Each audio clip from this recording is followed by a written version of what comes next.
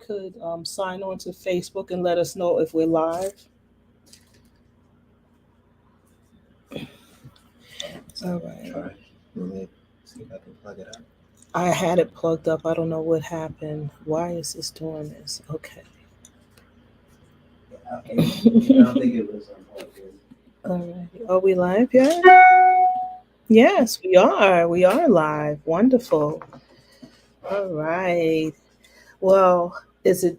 It's good afternoon, right? It is. Weekend Quack Wow, everybody. Welcome to our second day of festivals. This day is the Three Sisters, right? Mhm. Native American Festival and Summit. So we have wonderful things to share with you today, and I'm so excited about it. I really am. Um, we have panel discussions on the Three Sisters. I mean, a panel discussion on the Three Sisters, and then one on language revitalization. We have some guest panelists that will be joining us. One has already arrived, and we'll introduce you to her in a moment. But first, I want to just reintroduce you to the Vice President of the World Alliance of Indigenous Peoples. I'm the president, and she is my right hand for real, y'all. And this is Mrs. Tiffany Trueblood, and her indigenous name is Redtail Songbird, which is very befitting of who she is as a person and as a professional. And you guys will be blessed by her today. And so I think you'll agree that that is the name for her. Hi, Tiff. How are you? I'm good. How are you? I'm good. I'm very good. Yesterday was exciting, right? It We was, yes. had some really wonderful singers, and I'm so grateful to be back today. Yes. Um, so I think what I'm going to do is I'm going to bring, excuse me, guys, I'm going to bring Winter Song on Hmm. and introduce you to her. Okay. Okay.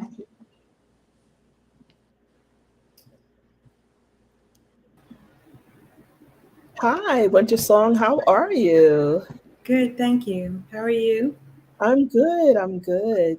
So it is truly a pleasure to see you here in your regalia. You look absolutely beautiful. Thank you.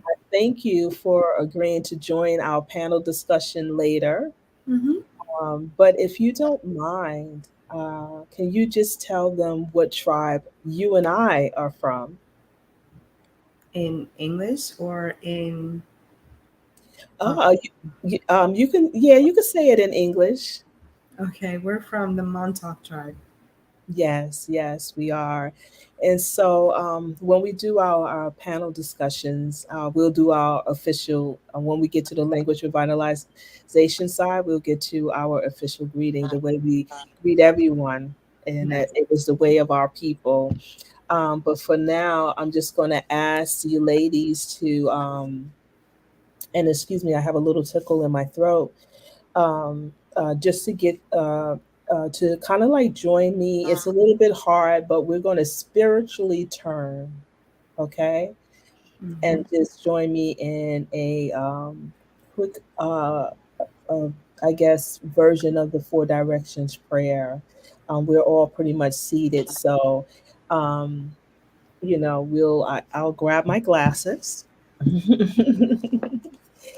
And oh, I don't even know where they are. But that's okay. I can blow it up on my phone. Thank God for technology, right? Yes, big time. Yeah. So just join me um, in just giving honor, right, to the Creator and to our tradition. We are a prayerful people. We are a respectful people. Um, we love Mother Earth. Yes. We love the four leggeds, hmm and we love mankind. No Yes, matter what your color is, we love you. We start off loving you. You exactly. know, it's one of those things that we have come a long way as a people, And so, yes, we are not looking to remain oppressed or anything. We want to love everyone, but if we have to speak up and to preserve our language, our ways, and our traditions, we are going to do that. Okay, so there is that aspect of who we are, meaning things they have to change. As everything in life changes, right? Yes. Okay. So, right, Kakwipamum Wampanayo. So we are spiritually turning to the east. And this we want to say to, the spirit of the east, uh, Kutonkusaman, Katapatamayaman, right? We want the spirit of the east to hear our prayers, and we give thanks to the spirit of the east. This is the direction from which the sun comes. Light dawns in the morning and spreads over the earth. This is the beginning of a new day. So Katapatamayaman, Yukis, we thank you for this day. It is also the beginning of understanding because light helps us, right, to see things the way they really are. And that's so important. On a deeper level, it stands for the wisdom helping people live good lives. Okay. So Kakuipaman Sowanayo, we turn southward and we turn into the spirit of the east and we give thanks and we pray. Okay. So the southern sky is when the sun is at its highest. The direction stands for warmth and growing. So when we're out there walking in the woods or in our backyards and we see all the plants that are growing, right? We know that it is the spirit of the South that is helping them to grow. And the sun's rays are powerful in drawing life from the earth. It is said that all of living things comes from the South. Also, warm and pleasant winds, which I love, warm and pleasant winds come from the south. So when people pass into the spirit world, they travel the Milky Way path back to the south, returning from where they came. So now we're going to turn westward. Makwamtanaya. And this is, we're going to turn to the spirit of the west, and our spiritual minds return. To the west, the sun sets and the day ends. For this reason, west signifies the end of life, and we all are going to have to experience that one day. But we thank God for this process, the process of being born, and then the process of returning to fellowship with our ancestors. As Black Elk says, towards the setting sun of his life. The great thunderbird lives in the west and sends thunder and rain from its direction. For this reason, the west is also the source of water, which is a part of my indigenous name, right? Sadanya Napi, right? Kasachawak, right? Sadanya, flowing water. Um, so it's a source of water, rain, lakes, streams, and rivers. Nothing can live without water. So the West is vital.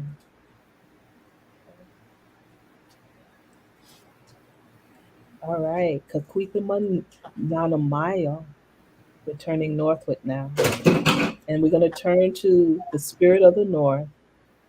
Spirit of the north brings cold, harsh winds of the winter season. These winds are cleansing. They cause the leaves to fall, right? And the earth to rest under a blanket of snow. If someone has the ability to face these winds, right, like a buffalo with his head into the storm, they have learned patience and endurance. And generally, The direction stands for hardships and discomfort. Therefore, north represents the trials people must endure and the cleansing they must undergo. So we all know that life gets its meaning because of our trials and tribulations. When we are able to get up, when we fall, when we are able to overcome things that are hard, when we are able to think through problems and resolve them, right? We become better people. Kaquipamun, right? Nana Maya. So that was the spirit of the North. So now we're going to face each other, ladies. Nakwa, watong, watata. Let us face each other, okay? And we're going to pray and we're going to give thanks to Mother Earth. We're going to ask her to help us and take care of us. And she's doing a great job. If anything, it's we who are falling short by not taking care of her properly. And we must remember to take care of Mother Earth in order that she always provides for us and helps to keep us alive. Okay? So we're still facing each other. Nakwal, Wathon, Wathatak. And so we're going to pray and give thanks to the Great Spirit. Hear us, help us, look after us, take care of us. And we hope that our prayers are answered in a good way. Thank you, ladies, for helping me to open up our festival and summit with our Four Directions prayer. And I look forward to this afternoon going into the evening. Mhm. Also, I'm going to give thanks to all of the people because, as we said yesterday, uh, when the pandemic struck, right, we were a live venue organization at the time. And so we had no idea how we were going to manage and get through. That's like for people who perform live, right, in parks, on stages, it was like, what do we do now? Somebody stepped on our brakes, and what are we going to do now? And then we said, well, you know what? Let's find a way to bring it to our people virtually. And so, for all of the indigenous men and women that showed up on this platform, like you are here today, Winter Song, to help us continue the Three Sisters Native American Festival and Summit, we say thank you. We say Tabatni, we say thank you. And so today I want to highlight and just say thank you to two drums that came on. And one is the Youngblood Singers. Many of them reside out on Shinnecock. I think one Mhm. member resides on the Puspatuck Reservation, but many of them live out on the Shinnecock Reservation in Long Island, New York. One member, Charles, he's Montauk too. He's not only Shinnecock, but he's also Montauk. So he's related to us. Okay. But I want to thank him, and I want to thank the Youngblood singers, and I also want to thank the Red Thunder Bear singers. And Tiffany can tell you, right? They were absolutely phenomenal, Yes, they and were. right. And so, what we're going to do, just to celebrate them and honor them, we're actually going to um, replay a portion of what they did for us on the days that they visited our platform. It was such a phenomenal day that we feel that is worth revisiting, doing a well, we have Throwback Thursday. We called yesterday Flashback Saturday, and I don't know what should we call Sunday. I don't know. celebrating our celebrating our last Sunday. I don't know. We have to come up with one for Sunday. Um, but we're going to bring them onto the platform and let you experience that because we know many people missed it, and they were both drums were such a powerful in what they do that we feel that it's important to just share it with you again as we say thank you to the Red Thunder Bear singers and the Youngblood singers for helping us get through these 3 years on this platform during this pandemic. And so, words cannot express our gratitude and our respect for what you do. And so, before I go to that, I'm just going to get a little feedback from our two ladies here. Um, as far as the powwows and things, what do you guys have a memory that when you've gone that just stuck out in your mind or caused a significant impact on your life? Because I definitely have one. And I was wondering, Winter Song, we could start with you before we bring the drums on, right?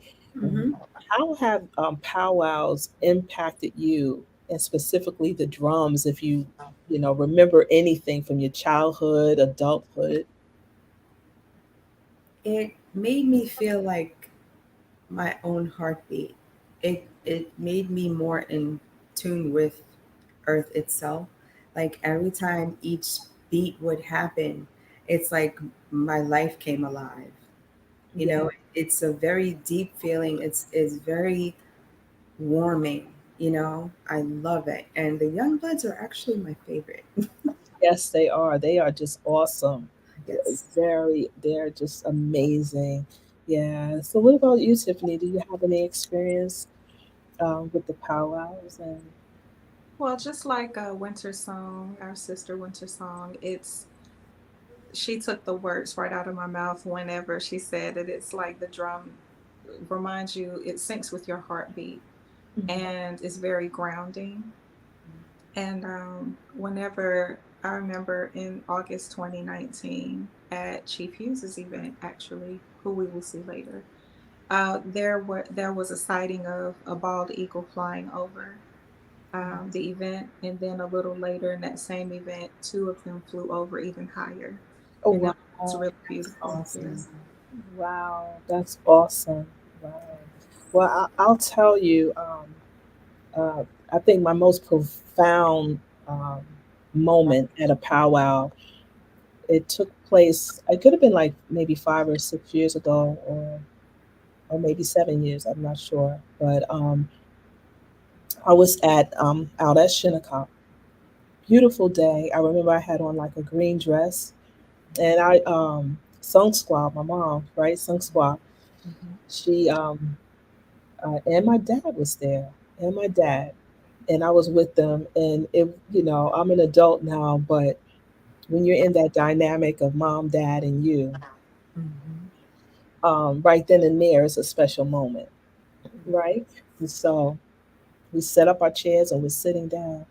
And I said, I could stay out here all day, no Mhm. problem.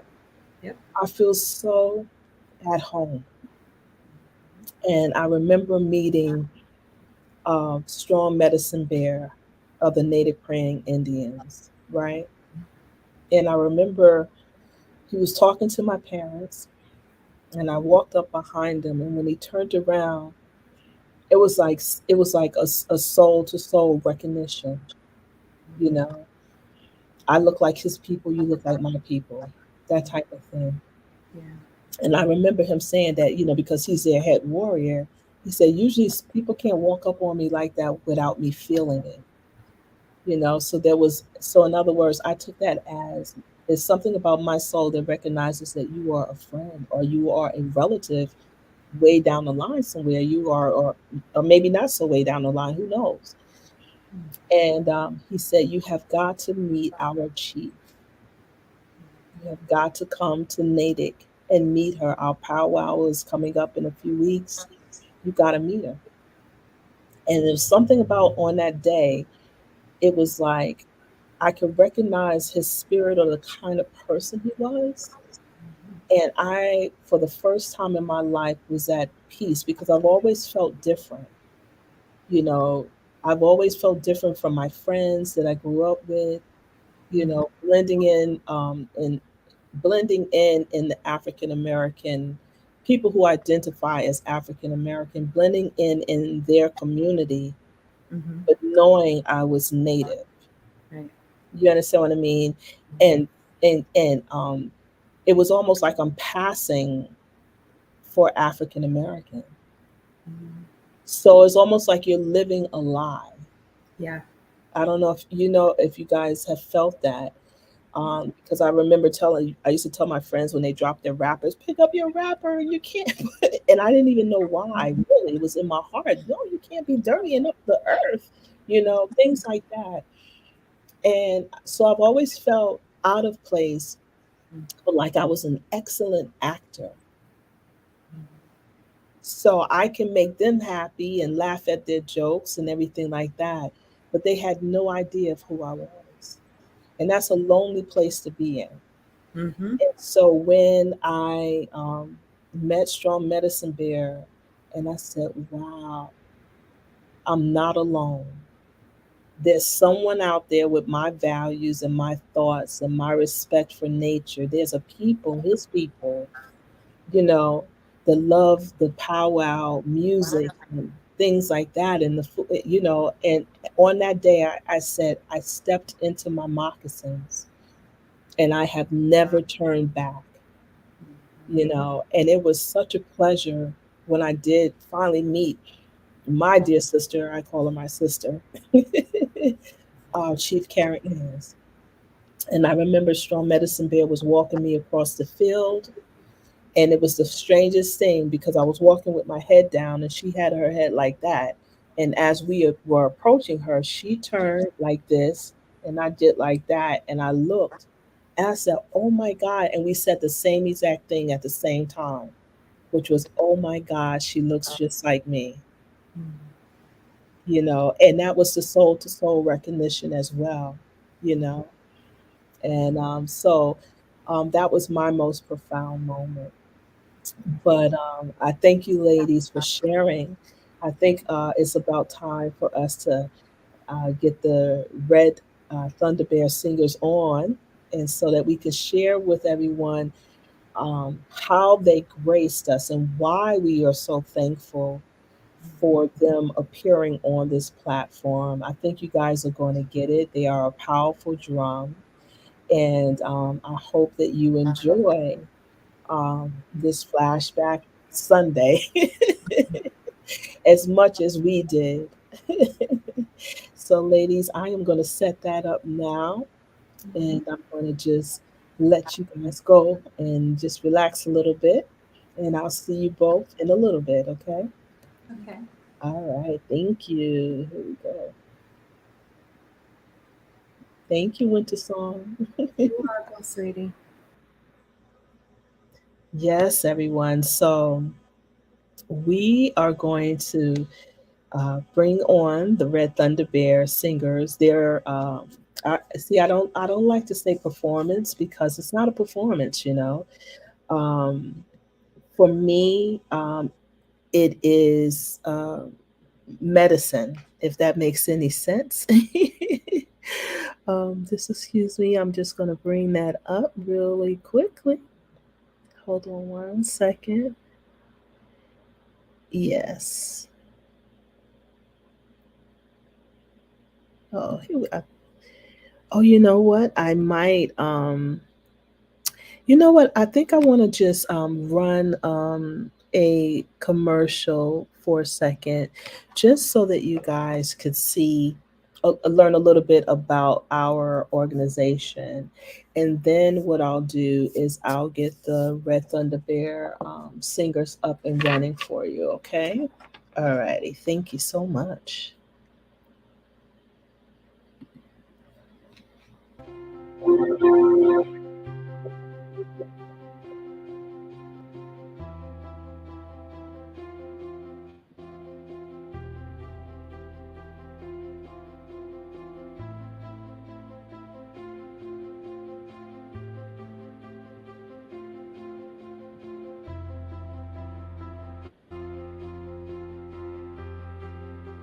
Akwe.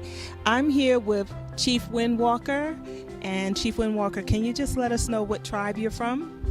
Oseo. I'm from Deep South Cherokee Kiowa, United Kiowa Band of Georgetown, Georgia. Why do you feel an event like this is important to the community? Well, this event is important because of what Akila laid down in terms of bringing people together and bringing some, especially a lot of the cultural attributes to this park. And Akila had stated to me like several times, she grew up during the riots down here in the 1960s, and she remembered where she could not swim in the pool. So she thought it was very important that the event took place in this park, and I can completely understand.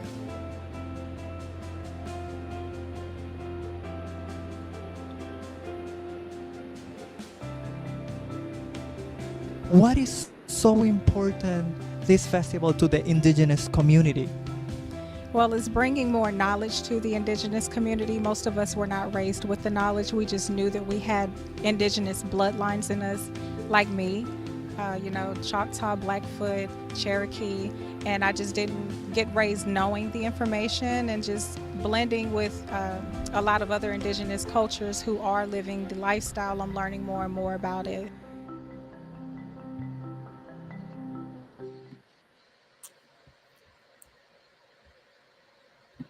All right, everyone. So that's a little bit about our organization. I didn't want to, forget to just give you a little bit of history on our organization, the World Alliance of Indigenous Peoples. We basically are a grassroots organization, and we took over South Chorus Festival, which we did yesterday for Dr. Akila Karima. But we already had our events and things, different venues that we would produce very high class productions at. And so we were doing a lot of work, and also just trying to raise awareness about Indigenous issues, also highlighting Indigenous success stories and artists. So this is a very big, I guess it's a very big part of our mission, and that is to raise awareness about our our people, the things that concern us, things that you may or may not know about us, right? And so we definitely hope that you enjoy today's production. And I think that, as far as, the different nations across the country, we all have so many things in common with one another. And so for us, it is just such an honor to do what it is that you do. Red Thunder.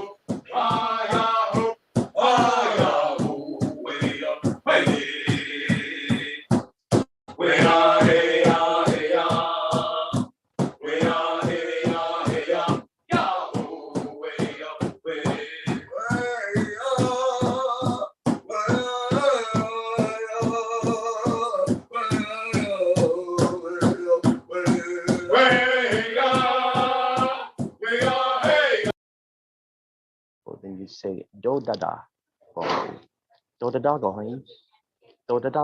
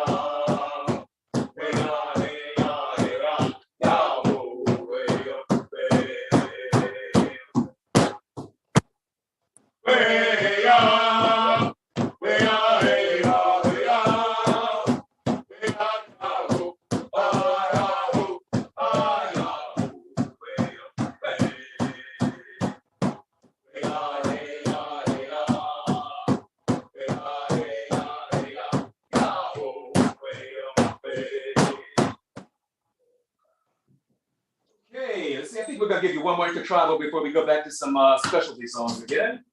Let's see, what can we pull out of the chamber here? Got you, yes, man.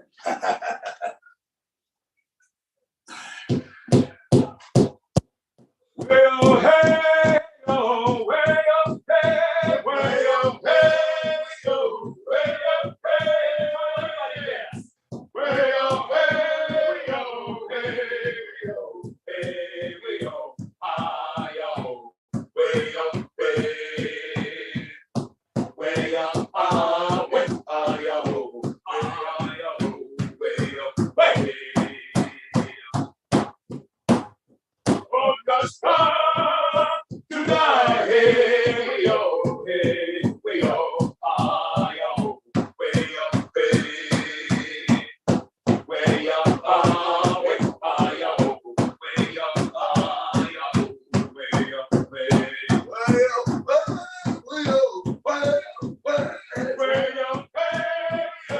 way up, way up, way up, way up, way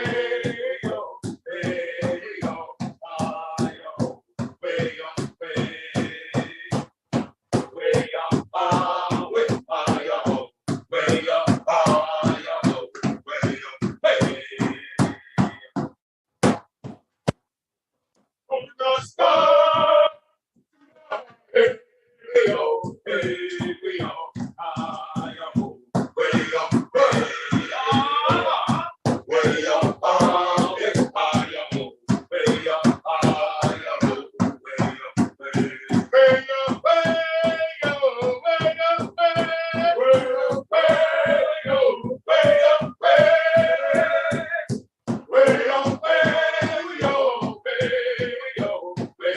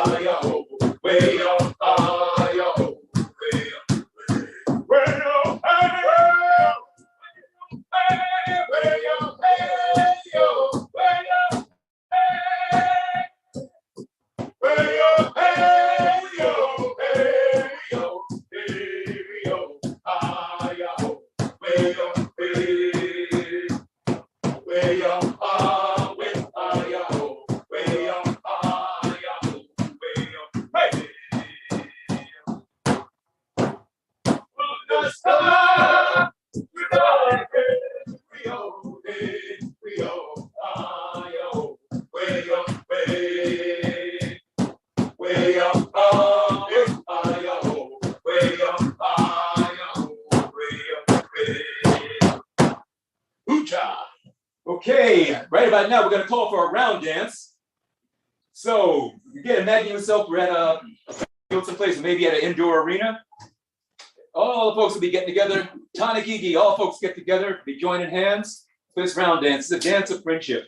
And you find these dances all over the place. I know that our relatives in the Caribbean have something similar. Our relatives down, oh goodness, what you now call Central and South America have something similar. So again, it's a dance of friendship.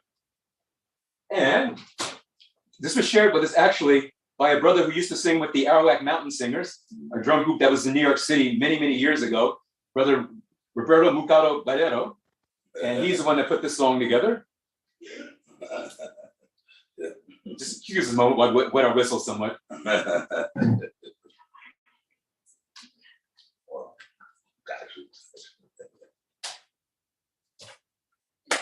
And when I mentioned intertribals before, for some of the other songs, that means everybody dance. When we have powwows, we have many different communities and nations and tribes that get together. So when we call for intertribal, that means everybody's welcome to come in the circle. But this is a dance of friendship. We're going to give you round dance.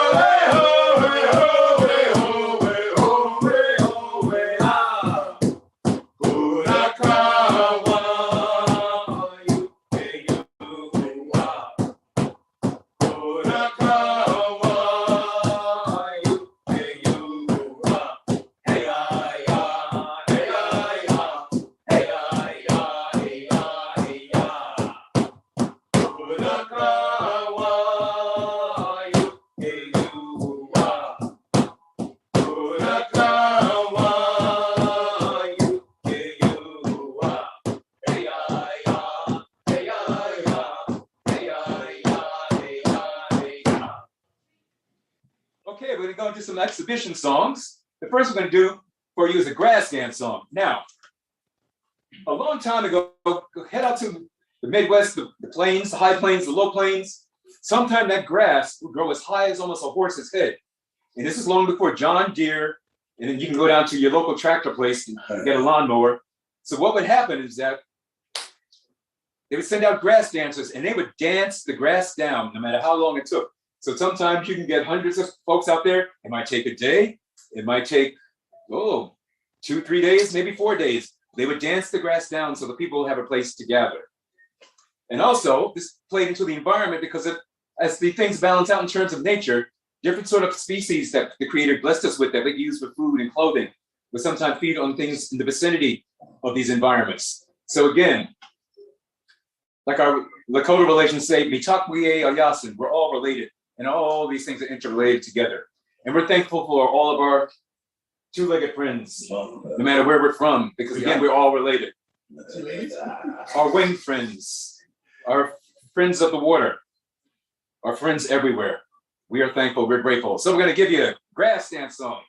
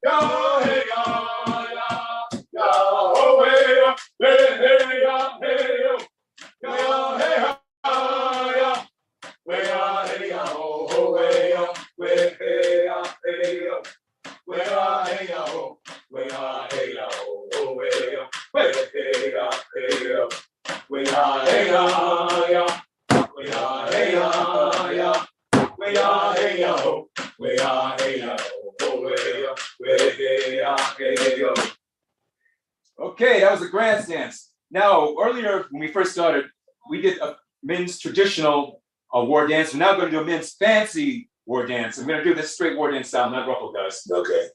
Now, it said that after World War II, it's not Chris Hello. It said that when some of the brethren and sisters, we're going to talk about the sisters in a moment. I can't leave the sisters out. You know that now.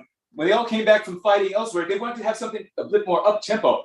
So they came up with the men's fancy dance. And what distinguished our men's fancy dancers, and they often compete like this, they have a double bustle on their back, as opposed to a single bustle of a traditional men's dancer, at least from the Northern Plains. Southern guys do something different, but we don't have time to get into that, dude.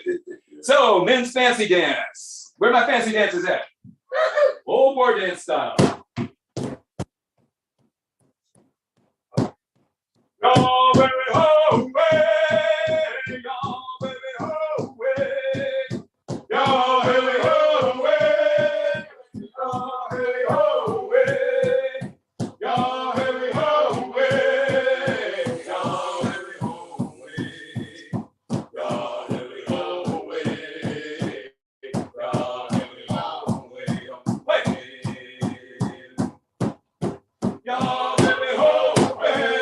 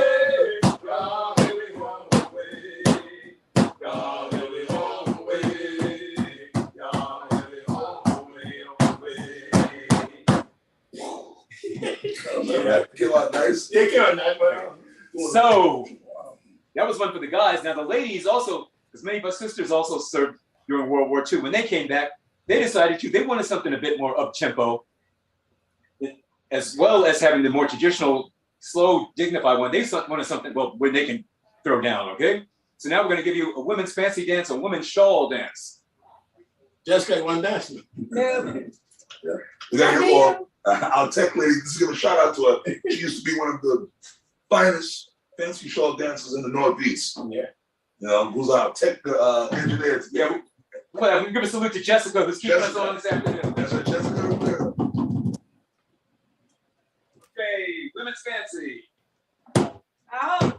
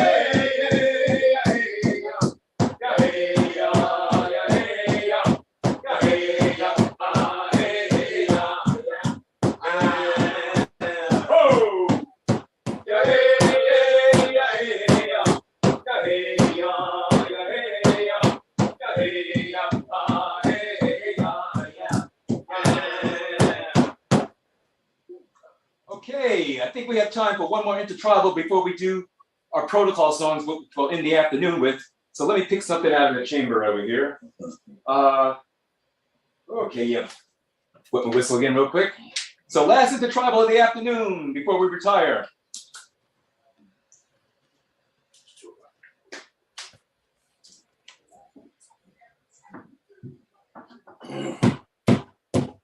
Last intertribal, everybody dance.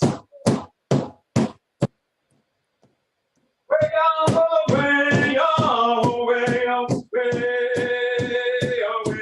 high up, way up, way on, way on, way on, way on, way up, way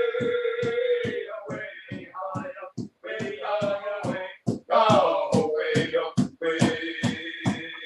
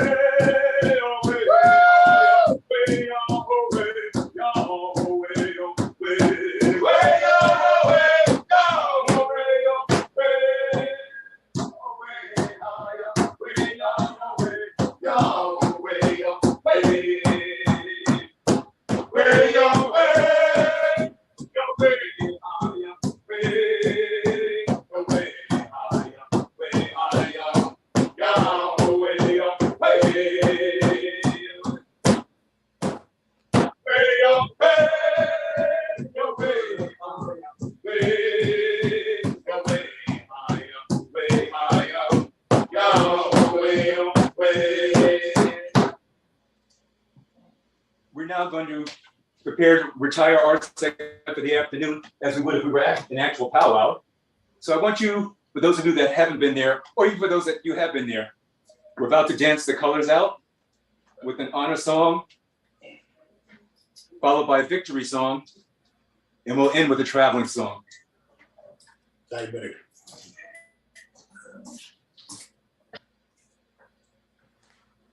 While we're having a bit of a technical issue, just one moment.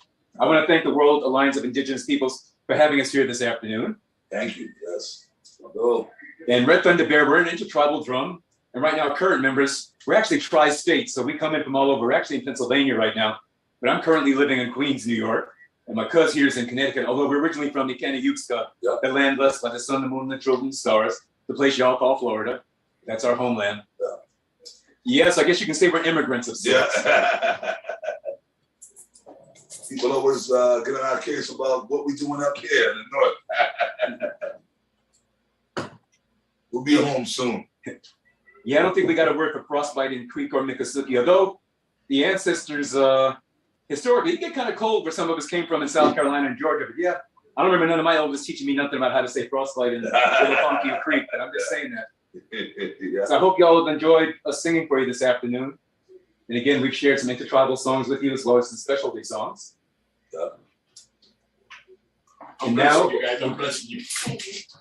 we're going to retire our colors and dance y'all out for the afternoon. Sorry about that. Ain't gotta go. Ya hey ya ho, ya hey ya ho, hey ya hey ya, hey ya hey ya hey ya, hey hey ya, hey ya hey ya ho, hey ya hey ya.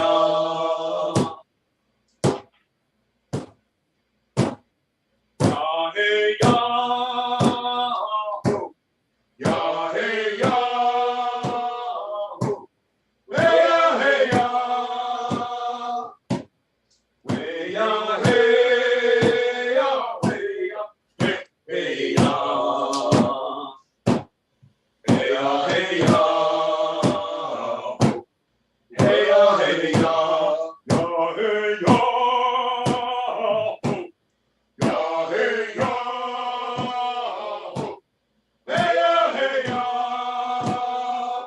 ya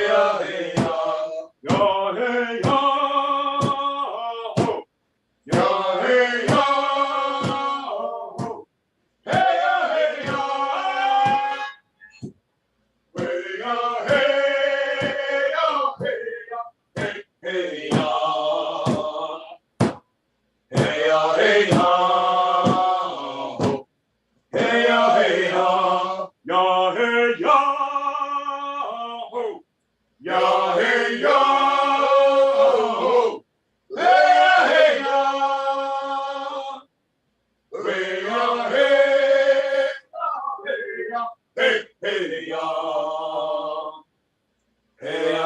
ya ho, hey ya hey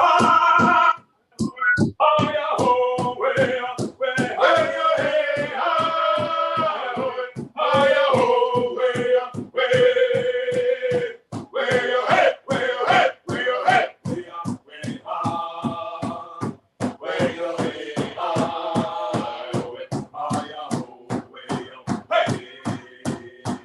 ya hey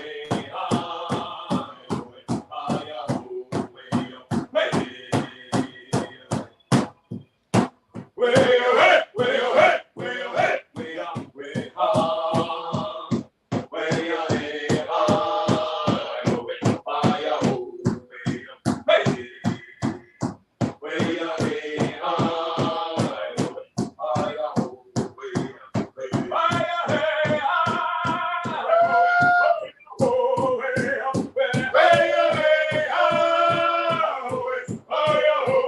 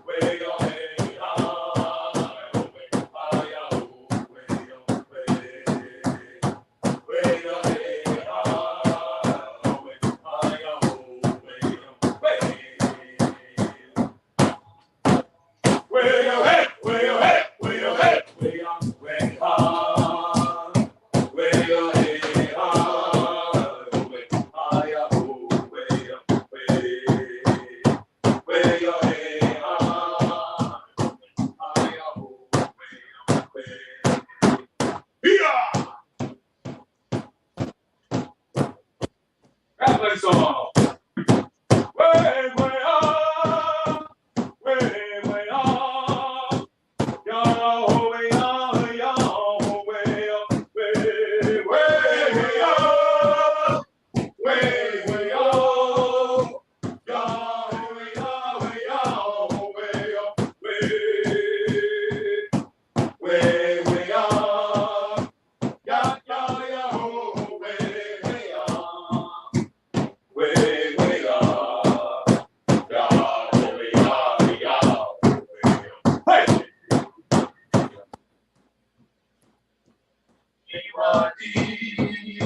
Ya, ya, yo, way, way up.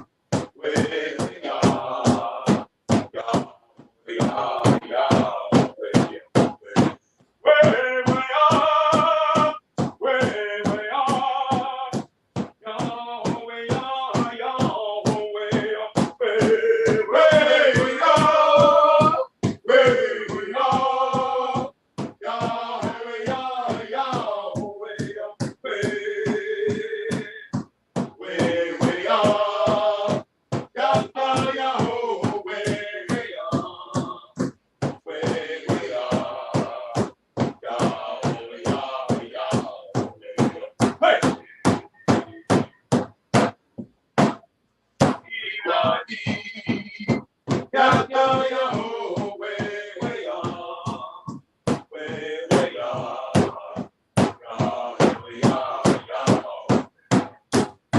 Way, way up. Way, way up.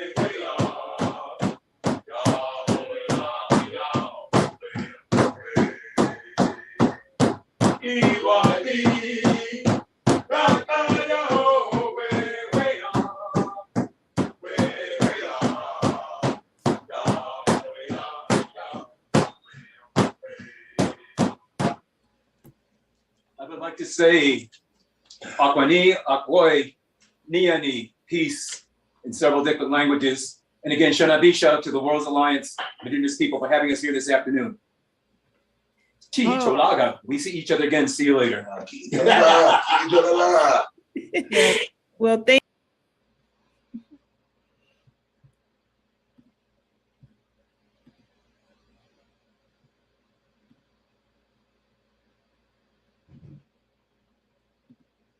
Wow. So everybody, that was the Red Thunder Bear Singers. And as we stated, you know, at the beginning of this program, we are so grateful to you, Red Thunder Bear Singers. That was an awesome, awesome, awesome day that we spent together. I just want to tell you from the bottom of my heart that we admire you guys, and we are grateful that you share your talents and gifts, and I guess your calling to sit around that drum and and the respect that you have for that drum and for each other is something that is so needed to for the youth to see, right? And we hope that they would follow in your footsteps.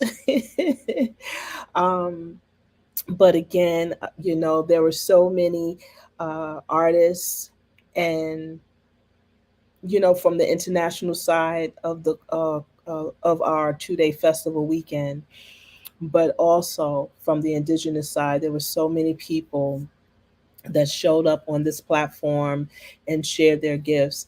And if it was not for you guys, we would not have been able to make it through the pandemic, but we have. And we are so grateful, and grateful for the friendships that we formed. So thank you, thank you, thank you. Tabadni, Tabadni, Tabadni, Red Thunder Bear Singers. So now we wanted to share one more, right? One more drum with you guys, and that is the Young Blood Singers, as we stated before, a phenomenal group of men. And and they have a woman there with them too. So Viola, yes. But I wanted to share, a, what they shared with us, right? Because it's so, I guess, medicinal. It's so medicinal. The message that they carry, the respect for that drum, and we want to thank the Young Blood Singers as well for showing up on this platform. I think they showed up the first year, right, of the pandemic, if I'm not mistaken. And they did not hesitate when we asked, and they said, "Don't worry, sis, I got you. We're going to be there. We're going to be on point." So, guys, this And, is the you Young know, Blood it's Singer. really good to see these young men here. It's not all the time in this modern age where, with the distractions in life, the computer games and whatnot, where our kids come around this too much anymore. And it's a really good thing when, my cousin here was saying, that when the kids come around, they're attracted to that, and it's something within our spirit, within our soul. And it goes back to the teachings of what this drum really means and what this is, as the voice of the people, the voice of our heart, the voice of our soul and our spirit. And when kids are attracted to that, and when the elders come around, you know that you're doing a good thing. And when people distance themselves from you, you know that something isn't good that's happening. And so, when, as Jeff was saying again, Dunk always taught us, Wayne Duncan always taught us, that however you treat this drum here, because it's a living, breathing being, the universe will give back to you tenfold. So when we treat this drum with respect, the way it should, this drum has taken us around the world, seen many places, met many people, experienced many cultures, because it was instilled into us to be able to live in that good way. And those people bring you to be an example in their community as well, of people who live traditionally. And that's one thing that we have to carry on, is that traditional way of life in this modern world that we live in. Because a lot of that, kind of, to quote Captain America, we need a little bit of old school in order to continue this life. So just with that appreciation, I want to say thank you very much for having me speak. Very well spoken. Thank you. We have a traditional woman in the room. Oh, don't put me up there, my brother. And she's my niece. This is my great nephew.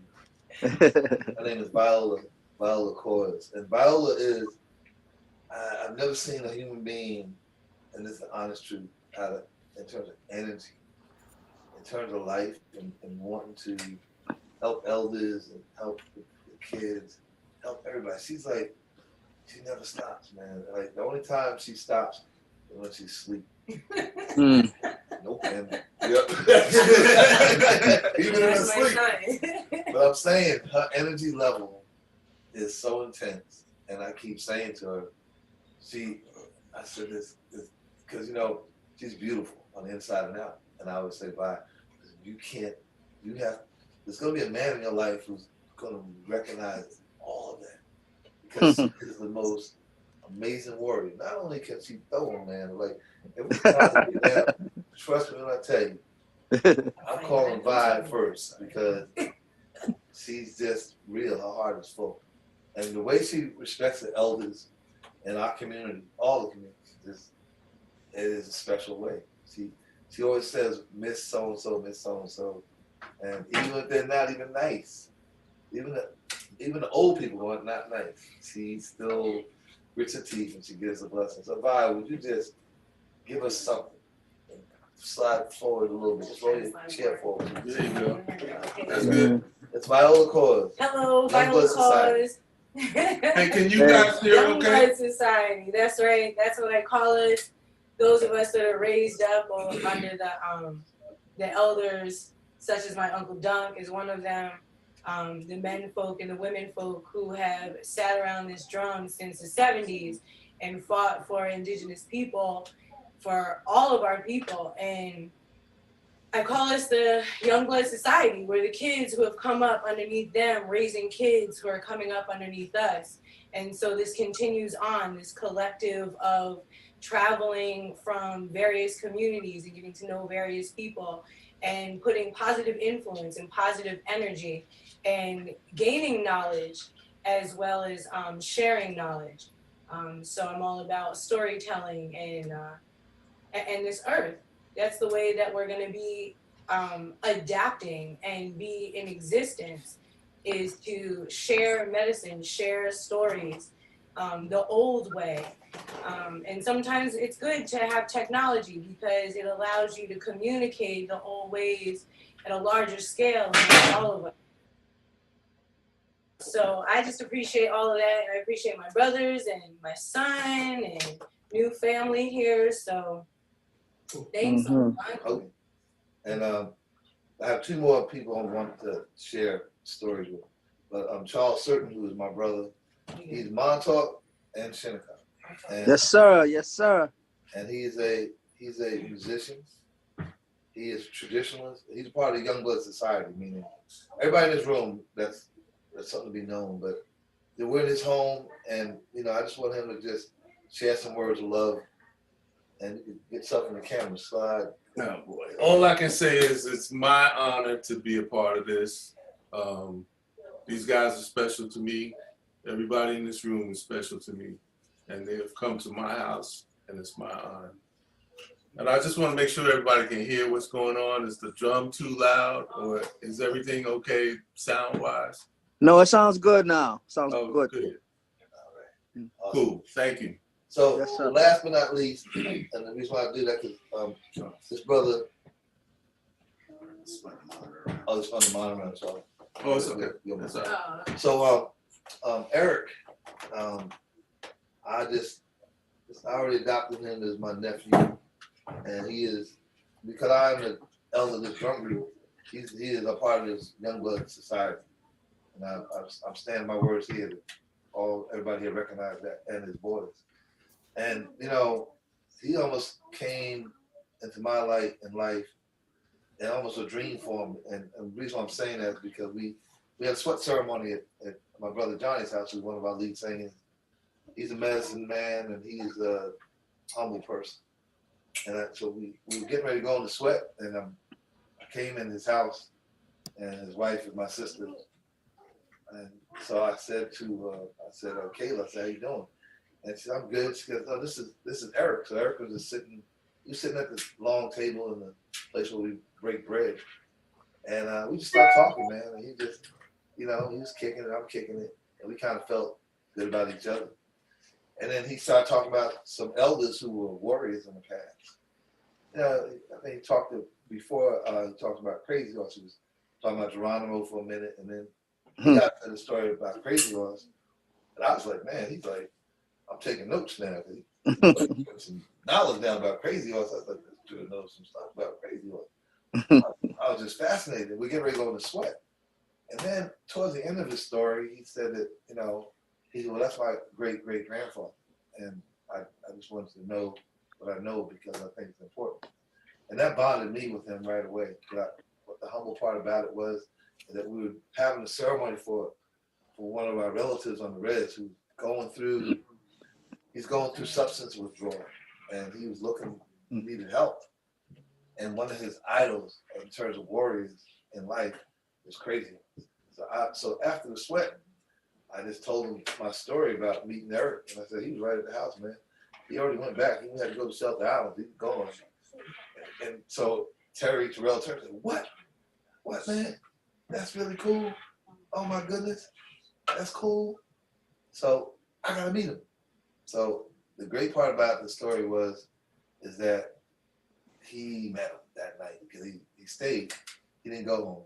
So they bonded. So the reason I'm saying all this is because everything that we do, the Creator puts all the little pieces in place to make things work, to bring love to the table. So if you have love coming to the table, then guess what? You take that love and put it into energy, and that's how things get right. So Eric, you are the last one in the room.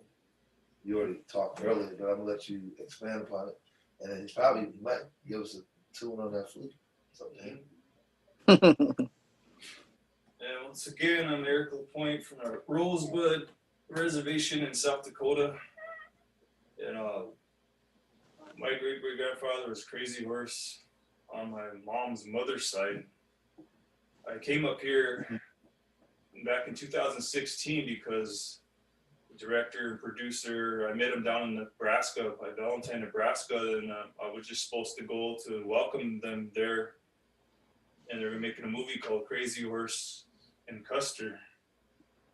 And I just went to go welcome there and play flute, and we sang for them. And the director and producer, they're looking for talent, and then they came down, and I just like that, they saw me and they said, we found our Crazy Horse. They went and they told them that that's my great-great-grandfather.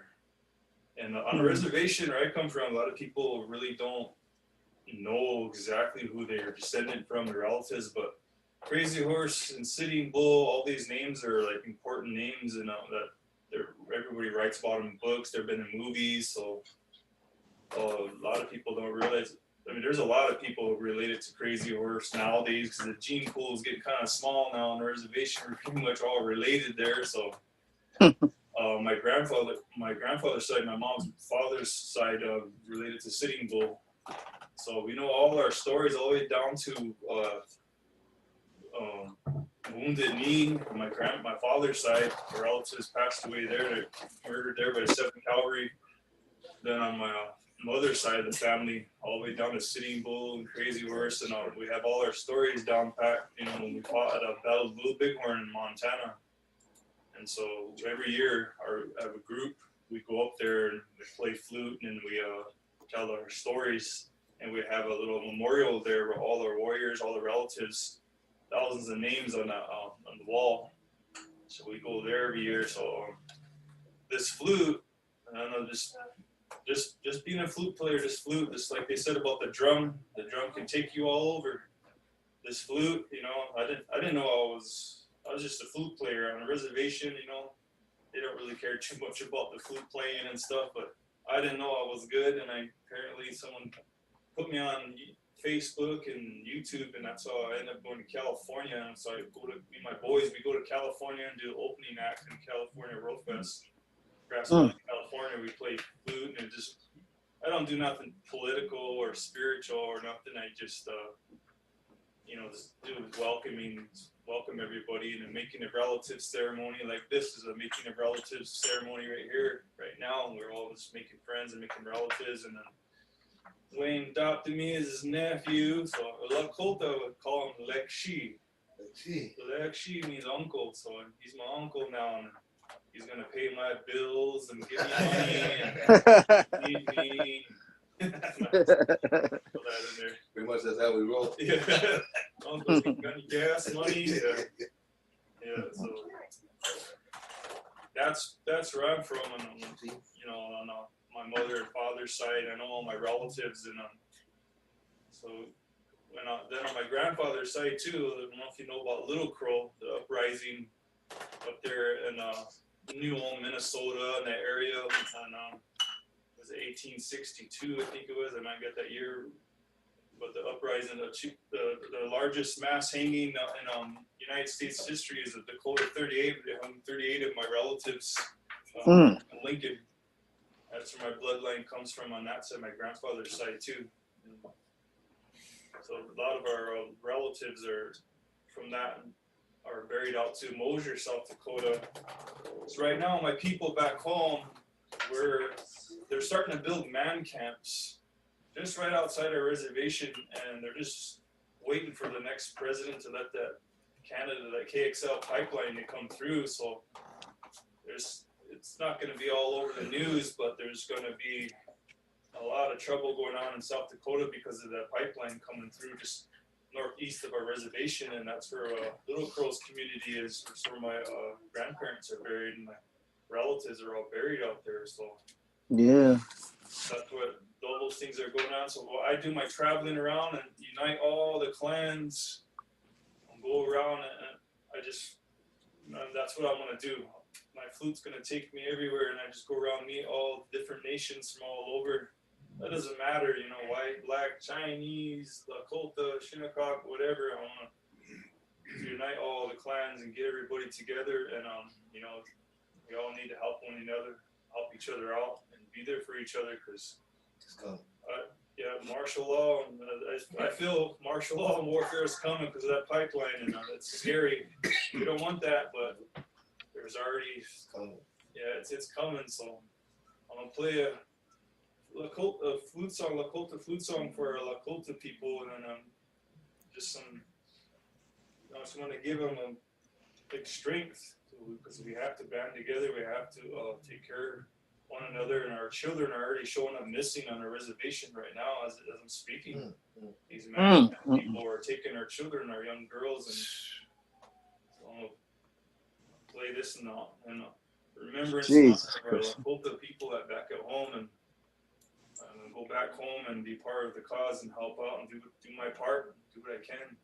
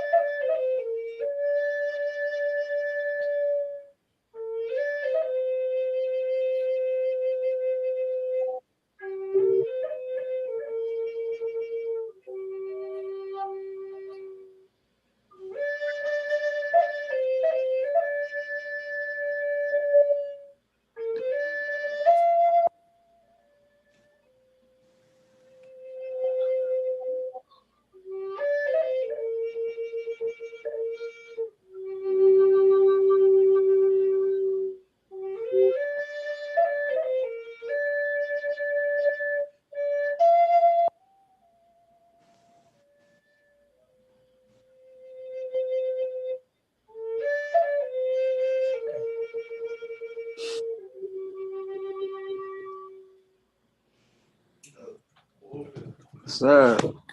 My nephew here, you know, what he's really talking about. He's talking about that AIM movement, and we all AIMsters in this room. This drum, Youngblood singers, Dennis Banks and Russell Means back in the 70s. When they would come to New York We bonded with them because of Becky Hill, Margot Thunderbird, and Tina Turner. They were in AIM, and they brought us in AIM back then in the 70s, like 74. And Russ and Dennis, they called me Duncan. They never called me Wayne. They said, Duncan, we want this young blood drum. You guys are good, and we come to New York. We just want y'all to be this AIM drum. Can you do that for us? I said, Dennis, are we there for you? We'll be there for you anytime. So our drum group ran for him in 1984. He ran from New York City to Onondaga. It was 357 miles, 58 miles, and we did it in 48 hours. We didn't stop at a hotel, didn't take no breaks. We ran straight through the night. And we got there. Dennis was there. I was carrying the staff. This happened to be me carrying the staff on up the hill into Onondaga, and he was right there. So because of what's going on right now, and because of what my nephew's talking about, we're gonna sing the Peltier song, because Leonard, right now, he's still alive. He's still incarcerated. They already got the DNA known he didn't make those shootings and all that. But they don't care because he's a native political prisoner. So we're gonna sing the Peltier song. I'll kick it up. Maybe I'll take the first lead. Older, but whatever. And this is for y'all because my nephew reminded me we're still in this movement. We're still in the struggle. We're still in the struggle. So everybody in the audience, recognize AIM for what it is. I don't know if you can see me or not, but recognize it. Yeah, we got you.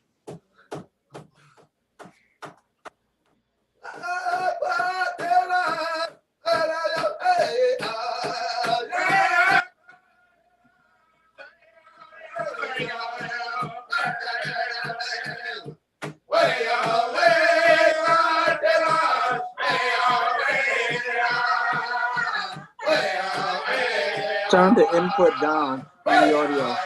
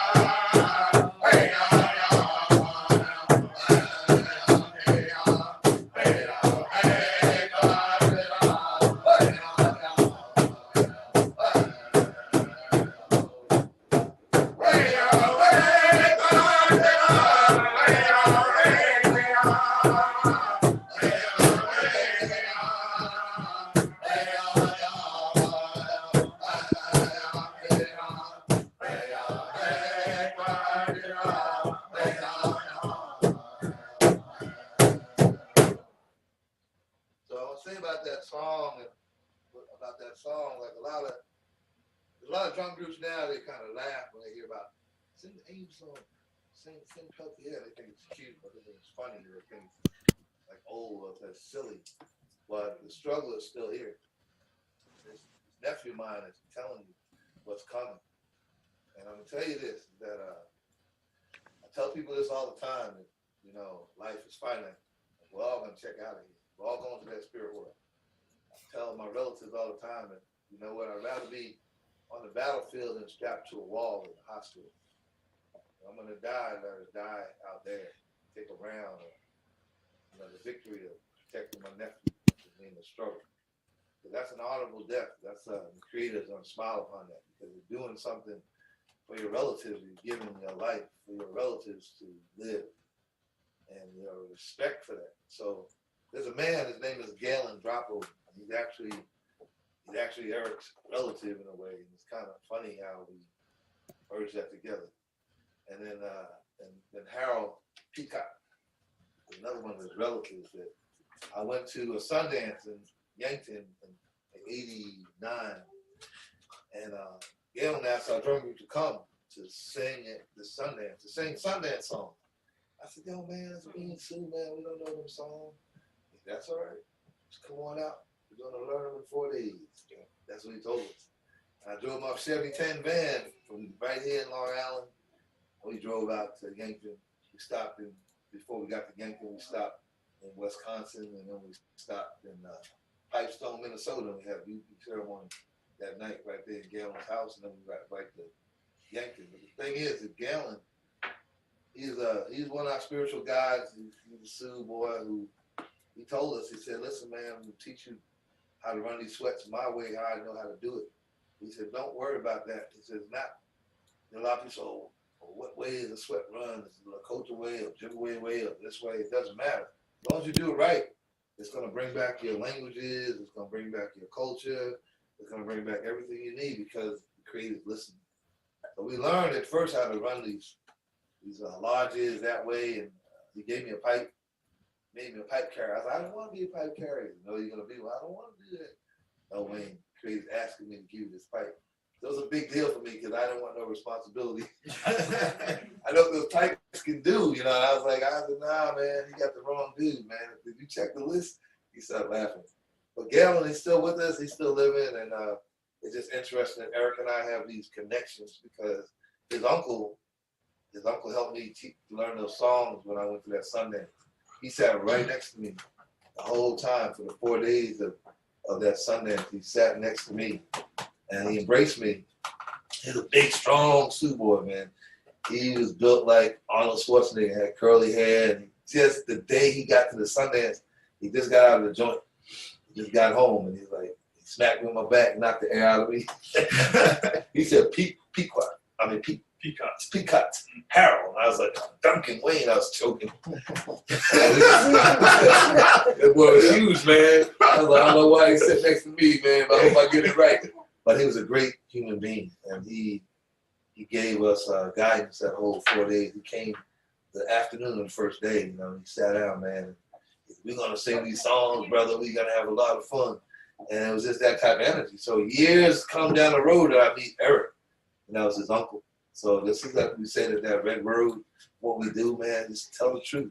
Be honest about your life, and God will smile upon you. So Galen, he has been a guidance for us. We gave him a leadership feather, and we picked his bumbles back up, start to doctor people again and all those things.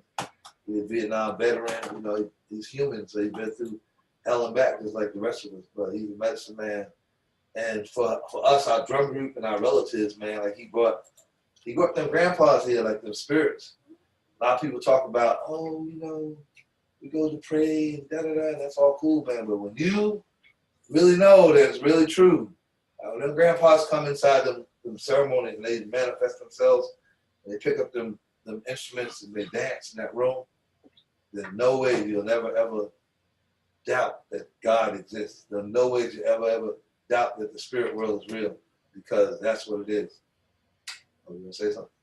Okay. Yeah, absolutely. Yeah, just want to say something. Yeah, just to segue what Wayne is talking about is that term they can see. Music is it's about feel, So basically, I'm not talking about American Idol music feel. I'm talking about music that moves you and moves you spiritually and emotionally. So just to talk about what Wayne was saying real quick, is a song that Galen shared with us about 40 years ago, I want to say. He shared it with us in ceremony. It's not a ceremony song, it's just a song. It has no words, it's just vocables. A lot of the music that we sing, some of them have vocables, some of them have words, but they all have meaning, whether they have words or not. It's about a feeling. So from what we were saying earlier, what we do, it's not just to do it.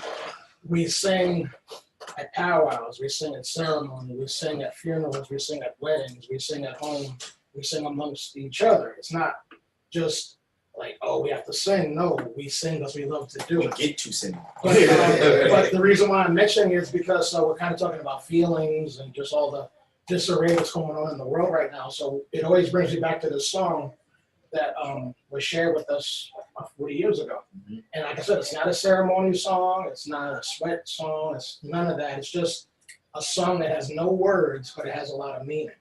And we sing it in sweat. So when we sing it, when we're not feeling good or when we want things to be better, it's just a straight song. You know that one.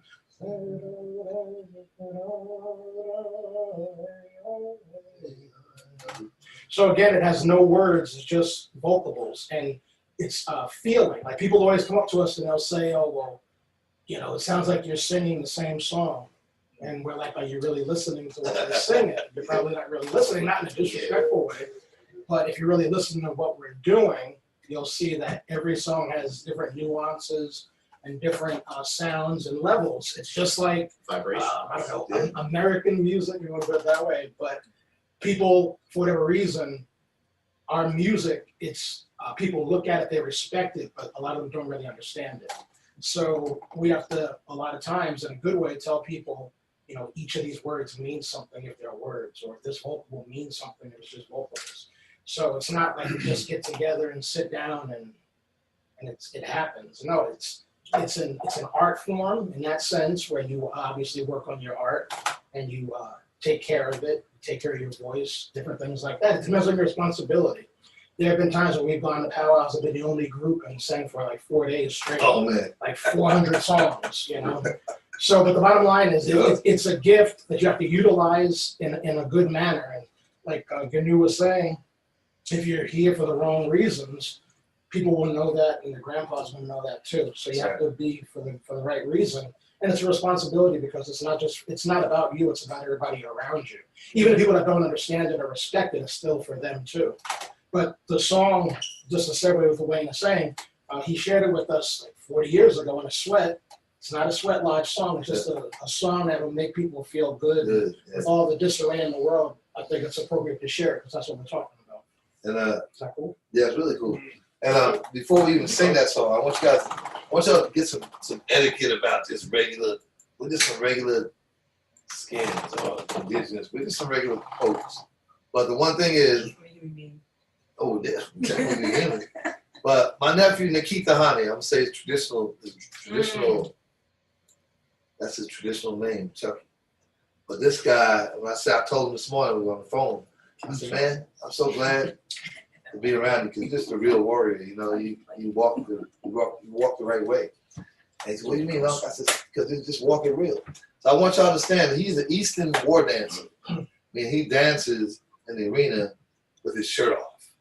Like so. And I love the fact that he'll come to the drum on a warm day and he has his shirt off, because he's showing how our relatives in the summertime, how our warriors would dress traditionally. So all the Eastern war dances, and we have a lot of them in the east of the Mississippi, like it's amazing. And the cool part about it is there's a lot of Sioux boys who are from the Dakotas. I got some boys who are they wear, you know, they're shirtless too, man. You know, like, yo, that's what's up. That's old school. So I just want you to know, he's a young dude with an old soul. Yeah. And it's an old soul. So I want y'all to know that I respect everything he does. I want y'all to understand that wearing no shirt at the drum is appropriate. and it's awesome because he's an Eastern Orleans. So just gonna bang this song out, and then Eric might have another rock and roll tune. I might have to go after this Yeah, song. This is a great send off. He actually got to go to work after this song, but we still here. We're gonna hang until 2. Yeah, he gotta go hit the job. Working for his brother. Yeah. Working in a lobster factory, but it's all good. He gets to eat lobster all day. You know? All right, so let's kick this one, Jeff. And then maybe Eric gives a great flute song at this one.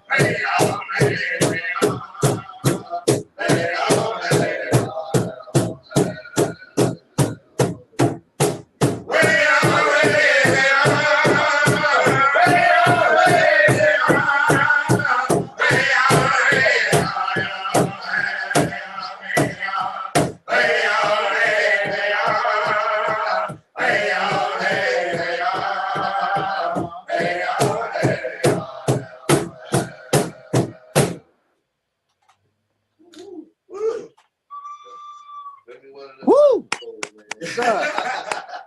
I'll try. Yeah, I might slide by there before I go out. He going to the lobster factory, y'all. Yeah, sorry for the harsh vocals. I was in the studio recording. Oh, man, it sounded good. I done burned out my voice on 4 tracks. Sounded good, man. You put it out. Tell them to keep it on. Don't stop. That was hot. That was hot. Yeah, man. Much love, much love. Yeah, so you Yeah. know. Yeah.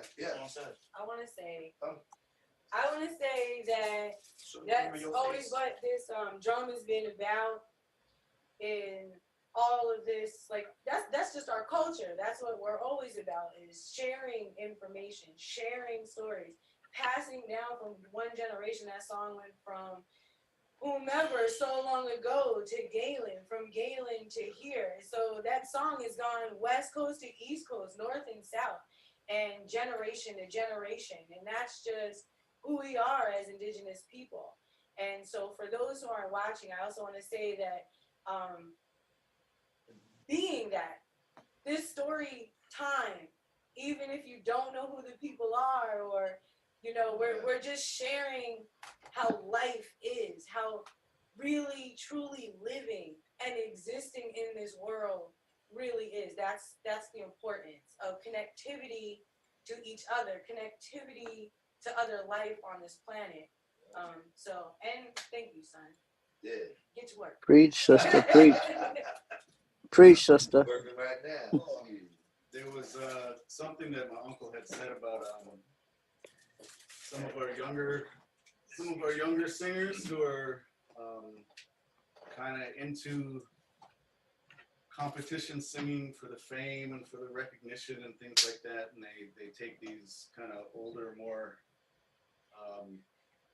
more meaningful songs. These aren't throwaway songs that people forget. They live generation after generation because they were born out of necessity. There was times of hardship where these songs came to life to give our people hope. And there was, the reason why some of our people laugh at these older songs is because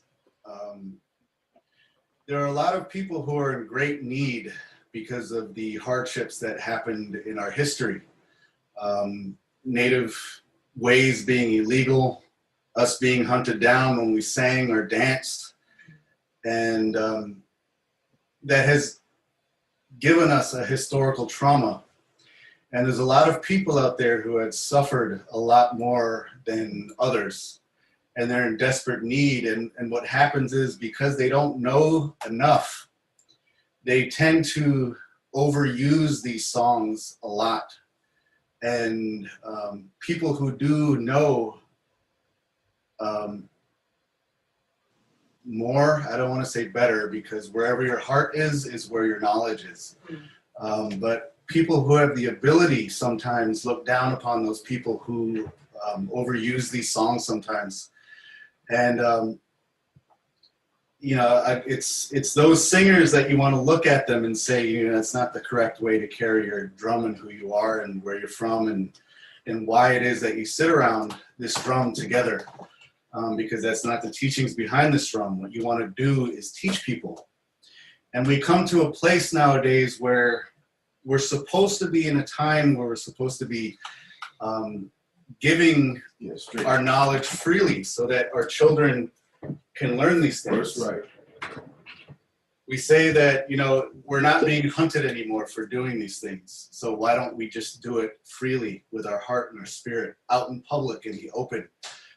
Because it's not illegal to do this anymore. And we have those older school people who are really protective of this way of life. And yes, for obvious reasons, there's people who take our way of life and they profit off of it. And they do things, they misuse it. They showboat, they charge money, things that they shouldn't be doing. People who claim to be medicine men, we say that Paying for sweats. Paying for sweats, yeah. If your heart is really in something, you don't do it in a Eurocentric capitalistic way. You do it out of the graciousness of who you are as a person who gives to other people. It's nice to get gas money and food money when you do things, but you don't ask for it, you don't charge for it. If the family and people decide to give you that, it's because they're thankful for you being there. We carry these songs because how my dad talks about it is that singing is one of the most spiritual things that you can do in this physical life. Because in the spirit realm, there is no language. There is no English, there is no Ojibwe, there is no Lakota, there is no Cherokee. The language of the spirit itself is song. And that's one of the spiritual things that we have in this life, to be able to share with other people of ourselves, is that power of singing. So when we sing, when we are projecting our voice, we are literally touching other people with our spirit. So we are embracing life itself. So when a lot of people get together, when a drum group gets together, when we play a flute, we are extending that spiritual life into other people. And that is why they feel good. That is why people feel good. So when you use this correctly and you are doing well, that is why people feel good around who you are and what it is that you do. Because if you come in a genuine way and you do your best, you will teach those people how to live life just by singing. They will learn how to treat other people because your power of voice is letting them know and teaching them. And when you teach with those songs, you allow people to be knowledgeable, so that, one, you teach people not to laugh at people with less, and then two, you're acknowledging and teaching those people with less to be able to do more. So, And the thing about it, before we may get a flute tune, the thing about what I'm admiring about my nephew and how he's speaking is that, Galen told us that, look, Wayne, he says, this lodge and what I've taught you, and he literally left me and my brother Riley Smith in charge of running these sweats when it came out. He said, you guys run these sweats. But he knew why, because he was priming Johnny to be under his umbrella to teach Johnny to get up on the hill and get these bundles and carry his medicine. We didn't know that, but that's what he had in store. So me and Roddy were like running sweats. We didn't know what we were doing. We just knew what he told us to do. We felt really bad because we didn't really know what we were doing. But Creator knew what we were doing, and we kept running them, and he came back and he gave us more. And the cool part about it is that now, down the road, my nephew became a part of the Daywin Society. And it was the most beautiful thing that he brought ceremonies back here, just like Galen said. And so now we know how to appropriately run sweats in the Algonquin way, or the Daywin way, the Algonquin way, and also in the Lakota way. So it's kind of like really cool. And I'm admiring that, because being a man of vision, I keep hoping that all my nephews and my son is 40 and he follows these ways, and we're all one family, but they're doing it.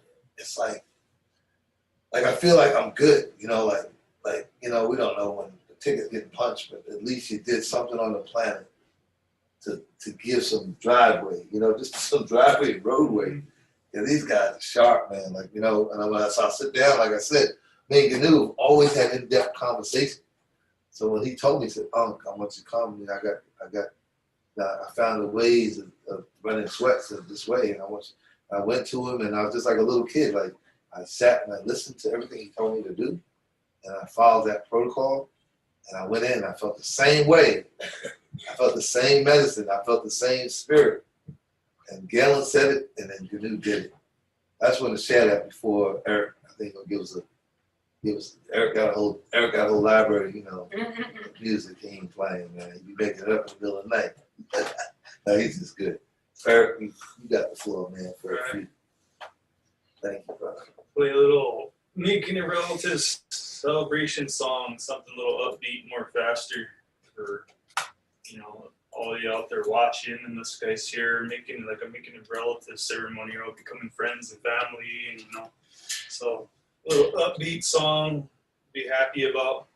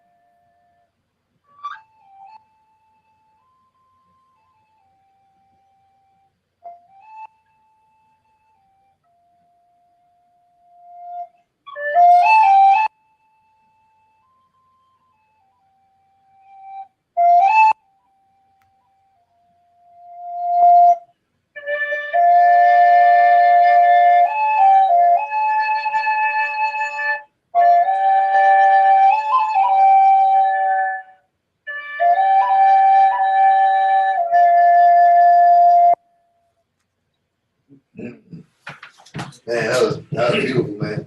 That was beautiful, back, man. I felt like I was on this cool horse, just riding, man, just riding on some field somewhere. The kids riding alongside me. That's how I felt. You have a really great tone. Show them a variation of like a duck and dive, go hop, Yeah, Just looking at some little, just 2-2-2, yeah, stuff like that. them fun songs. Yeah, let me go out. Duck and dive. All right. You know the interpretation. Tell them. Bring it out, man. Why not Got the knowledge. one of the Yahweh songs, the fun ones, just to give them a variation of like.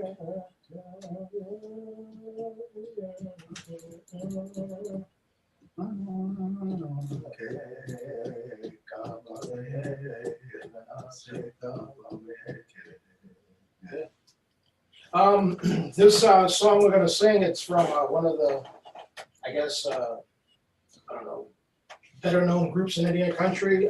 They're a lot of them are Ganu's uncles, a lot of them are brothers. They're called the Yahweh, and they're out of St. Paul, Minnesota. And they sing a lot of word songs that have lots of words. And depending on who you talk to, sometimes people put a lot of words in a song but don't have a lot of meaning. And then some people put a lot of words in a song and have a lot of meaning. But Gnu put in a request because this is in his language.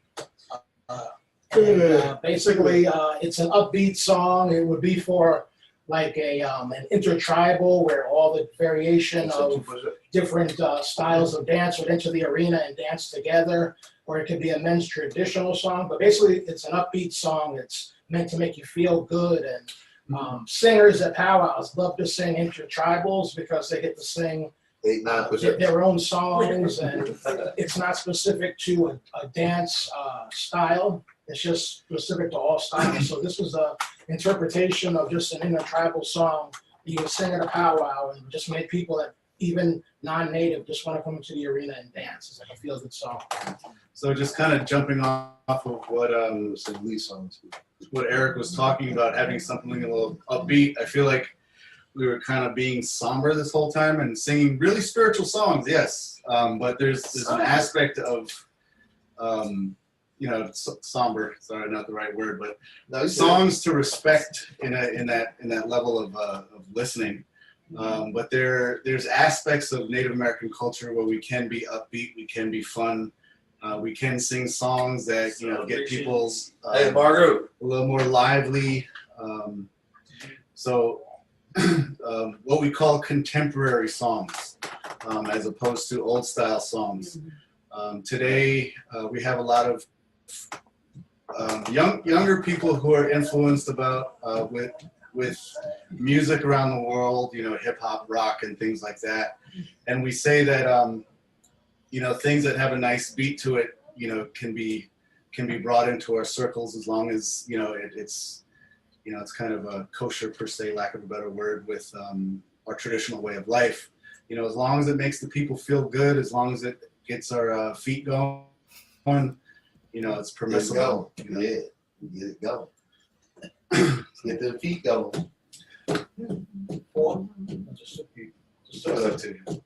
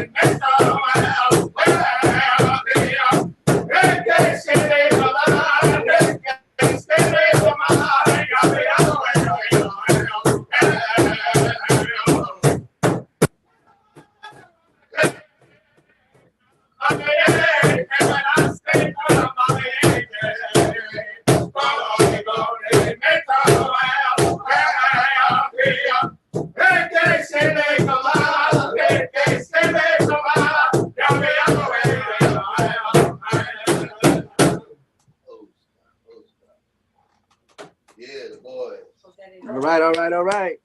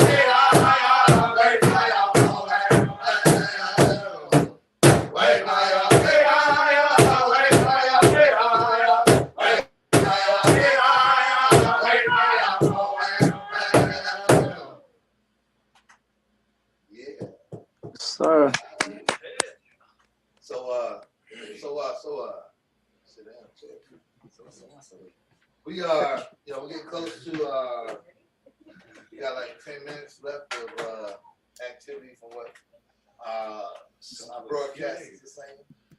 But hope y'all are getting some love out of this, and some kindness, because that's how we roll. We are real warriors. What I mean by real warriors, everybody talks about warriorship and what does a warrior do? How many fights you've been in? That's not what warriorship is about. We can get down. We can take the front line. We can lock and load M4s and any other weapon, arrows, whatever. But warriorship it's about helping the people. It's about giving your last to your relatives. It's about getting firewood to elders, or going to the grocery store for them, or making kids feel safe, protecting these babies. All these pedophiles, crazies out here doing weird things to our babies. I'll go to prison for all of that. I would take their life as a mother and child, because our children are sacred. They are our future. I don't understand these baby hunters and baby killers. I sue women walking from one race to another, being kidnapped by these Cherokee, we call them Yos, and meaning Europeans, and kidnap them, rape them, kill them, leave them on the side of the road. The thousands of women. This is not something small. And so Native women lives matter. And it's a sad thing that we're going through, that they're being kidnapped and murdered on the road. And nobody's talking about it. Just like the babies, relatives locked in these cages in this private prison. They took them from South America. They're indigenous, just like we are. They're indigenous to the Earth Mother. They're part of the Turtle Island. They incarcerated and been incarcerated for the past 3.5 years. Nobody's talking about it. So warriorship is reminding ourselves of these fights, the songs we sing and what we do. It's men and women on the front line, and our relatives are serious about it. I'm not trying to get all political. I'm just saying and trying to be natural. The natural aura of life and earth is that our children are babies, and they're precious to us, man. We got to take care of them. And we got to, look after them as they're our future. So they should never be abused. They should never be assaulted. They should never be raped. They should never be beaten. These things are not a part of who we are. But a lot of our relatives have lost their way, and they have adopted this evil. So, before we end this, I'm just going to tell you guys, you got to pick and choose the side of the warriorship that you're on. Everybody in this room, we're on that bright side. We're walking with the Creator. We're God's warriors. We ain't playing on the dark side of things. We ain't doing horrible things to our babies and raping our women and beating them and treating them horrible and vice versa. That's not who we are. This drum group, this society, we're sitting in a sacred home, not a house, but a sacred home on Shinnecock territory. We're inside this home, and we're giving y'all some time. And it was kind of like I felt weird at first when they were asked to do it, because I didn't really know what type of energy was going to be projected. And I thought about it, because the person asking was coming from my heart. So here we are. This is our ride. This is our little rodeo for the day. I don't know, Eric, you might have something. Look like you're getting ready to want to bang something out over there. So you got that. He's tapping on that flute over there. Amazing Grace on the flute. There you go, man. And I might put some Cherokee words on the side while you're rolling. Does that sound good? Rock it, bro. He's going to sing Amazing Grace, which is, it's like a Cherokee hymn, too, the Trail of Tears. This is used, so my super brother's going to rock it.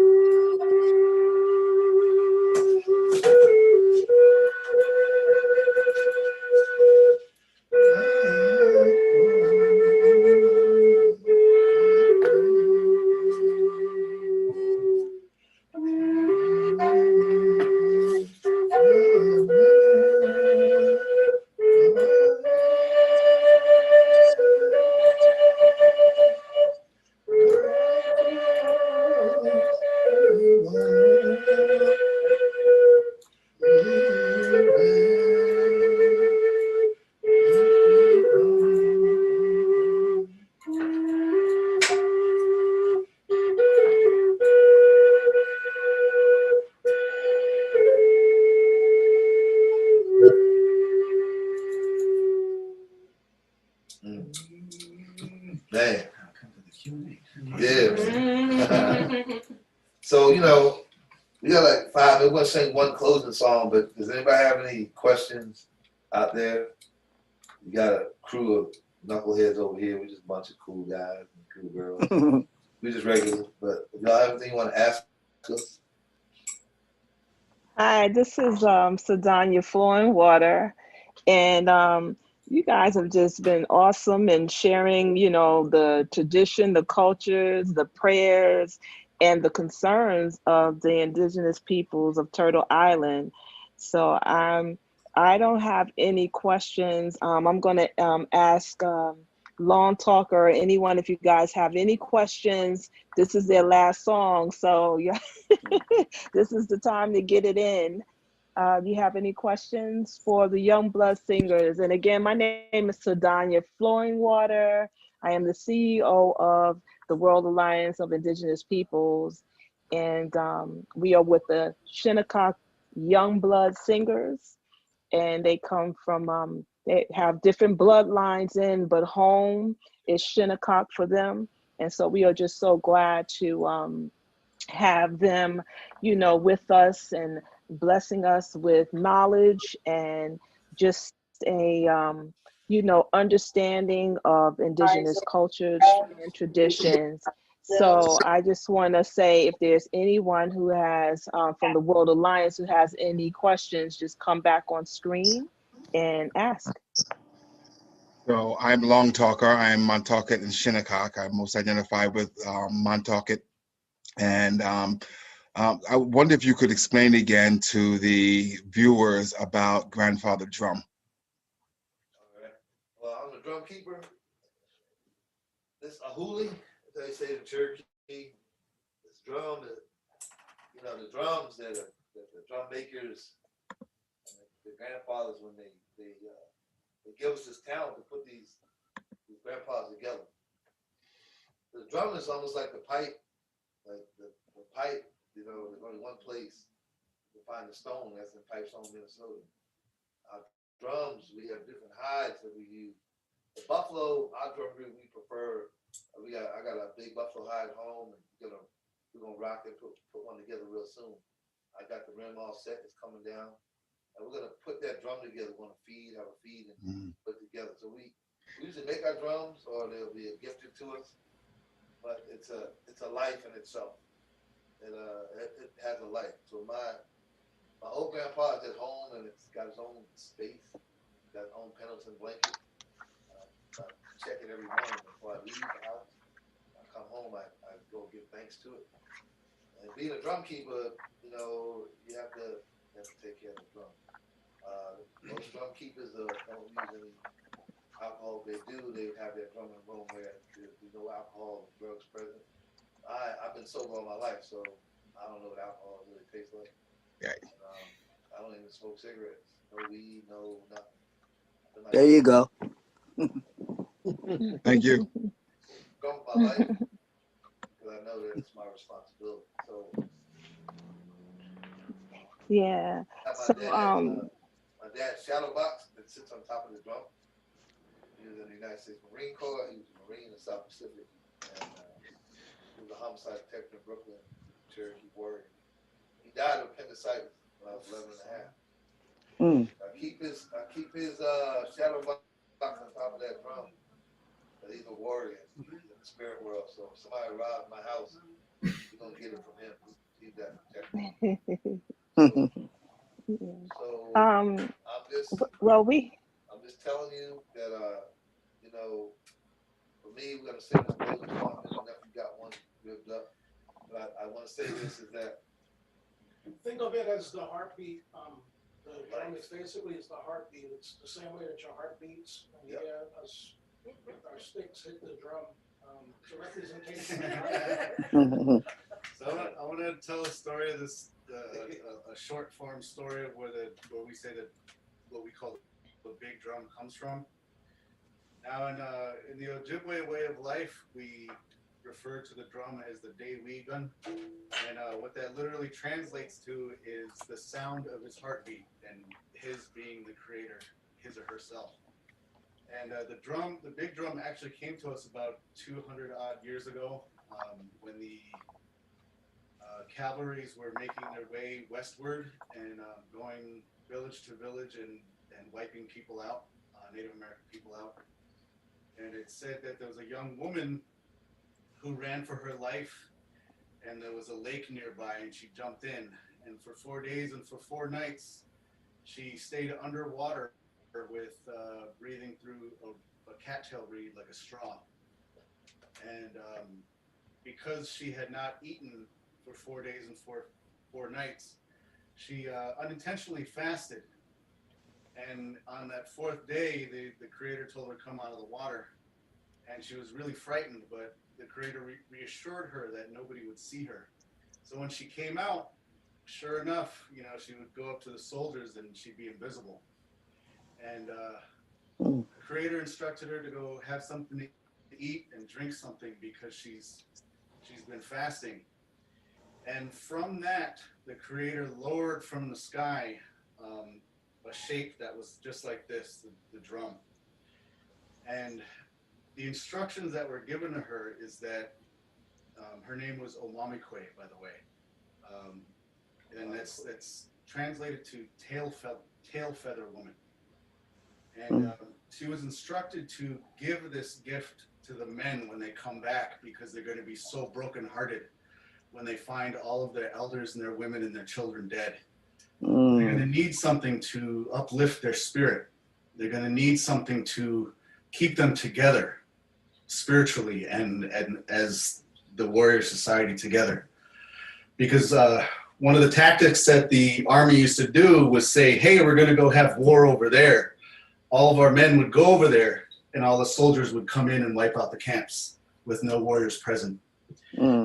So she did so. So when the men came back, she gave them this gift and said that the Creator said that this will unite our people one day. It'll bring tribes together in times of need and uplift the spirit the way that it uplifts yours right now. And when you sing that song, that sound is the sound of the Creator's heartbeat and voice itself. And also represents the thunder, the sound of the thunder, which is the connecting force between the spirit realm and the physical.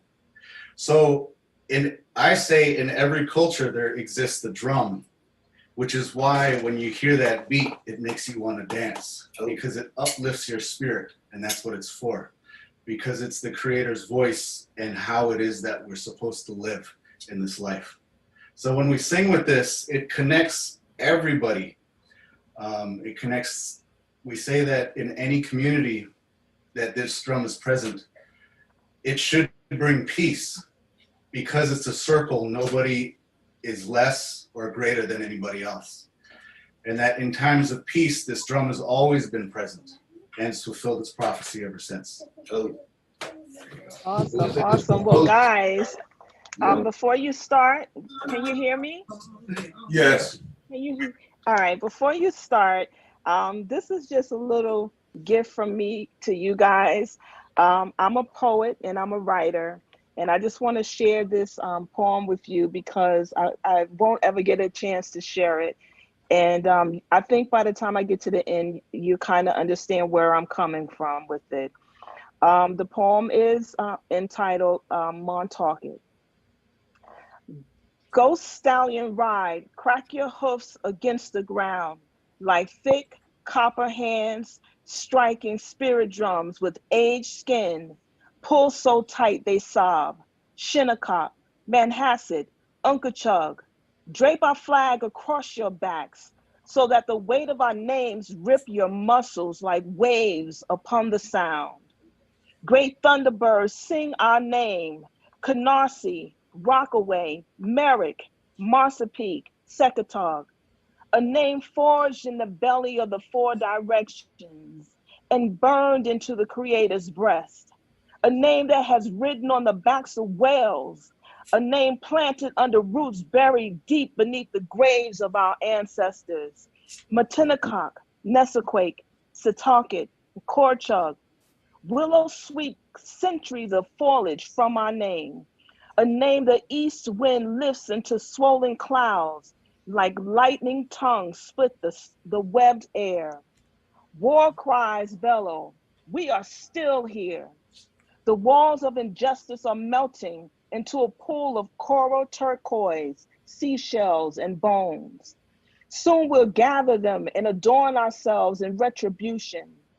So dance, chief, until the moon turns black and the sun blushes violet.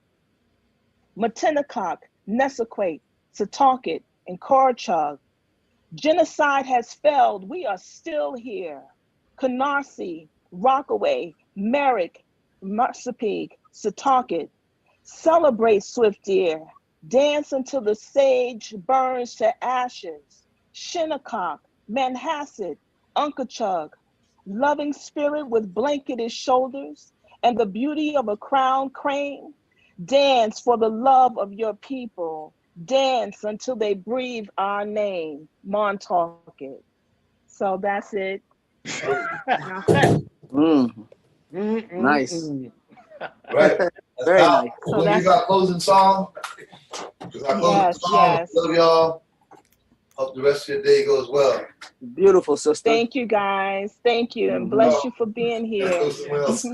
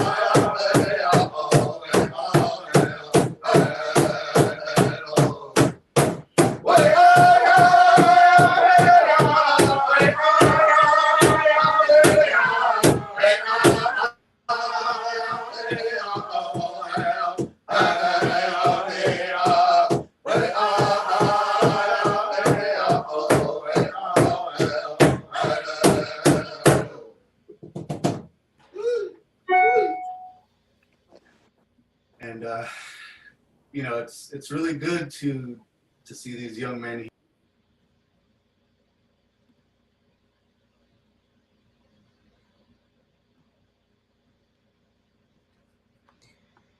Greetings, everyone. I hope you enjoyed the Native American drums today.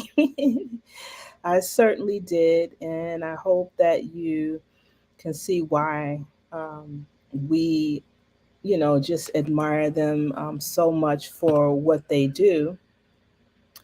Um, with that said, we have Miss Trueblood with us, and she's going to be, I believe, performing in a minute, right?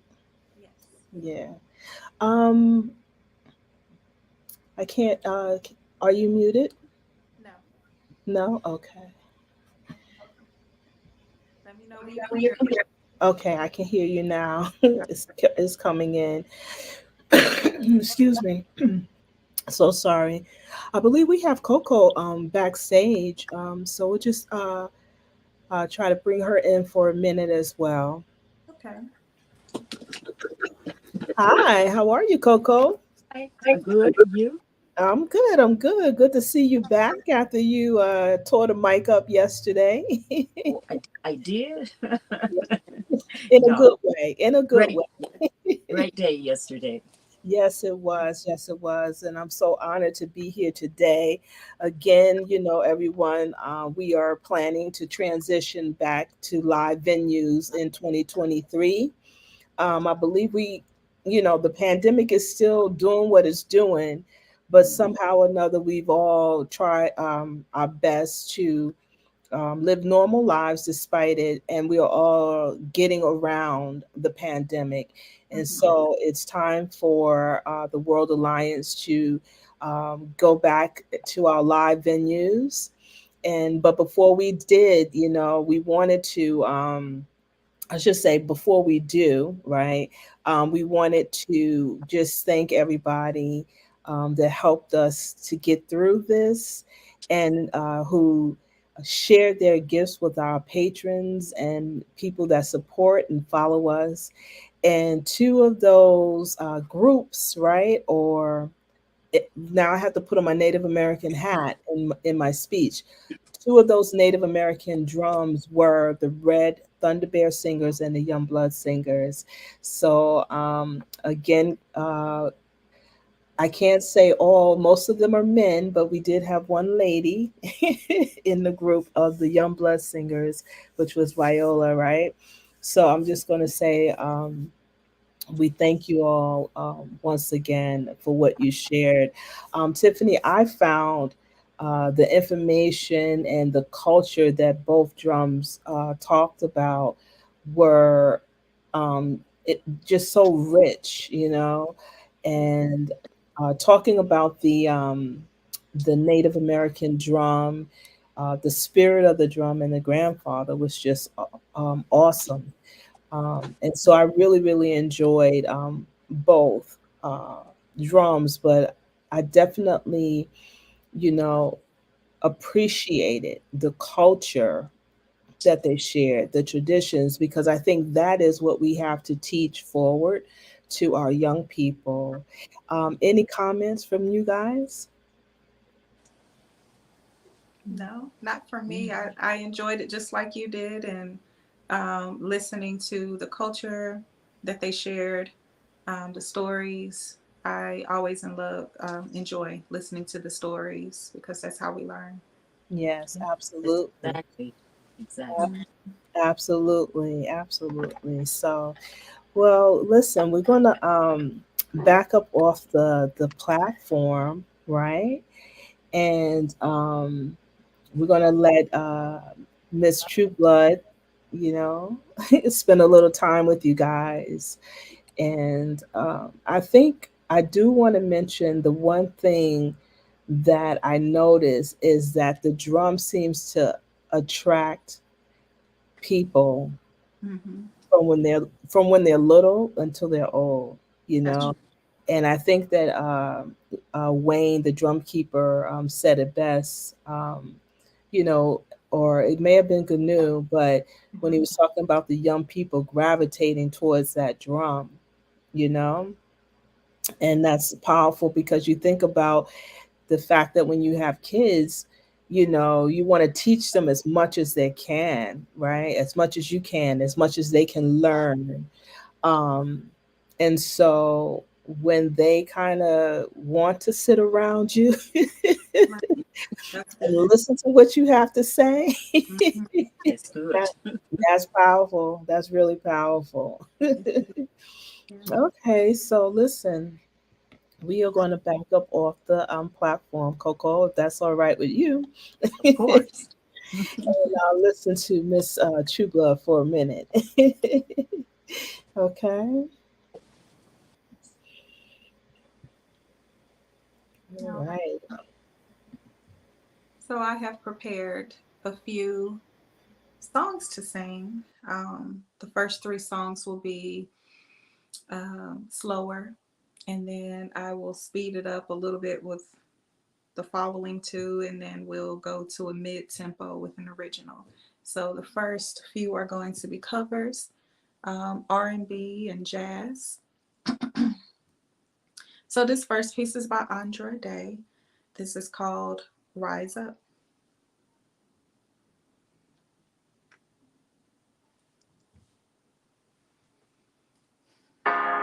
You're broken down and tired,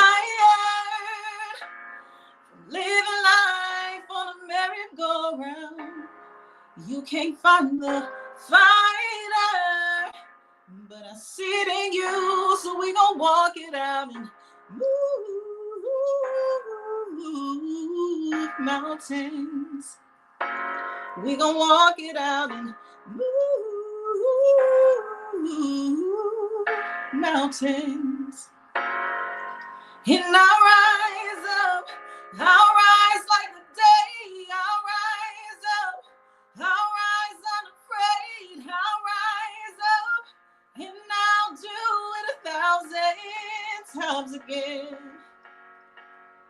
I'll rise up, higher like the waves, I'll rise up, I'll rise unafraid, I'll rise up, and I'll do it 1,000 times again. For you, for you, for you,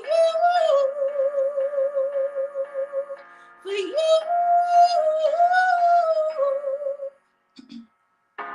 When the silence isn't quiet and it feels like it's getting hard to breathe, and I know you feel like crying, but I promise we'll take the world to its feet and move mountains. Bring it to his feet and move mountains. And I'll rise up, I'll rise like the day, I'll rise up, I'll rise unafraid, I'll rise up, and I'll do it 1,000 times again. For you, for you, for you, for you.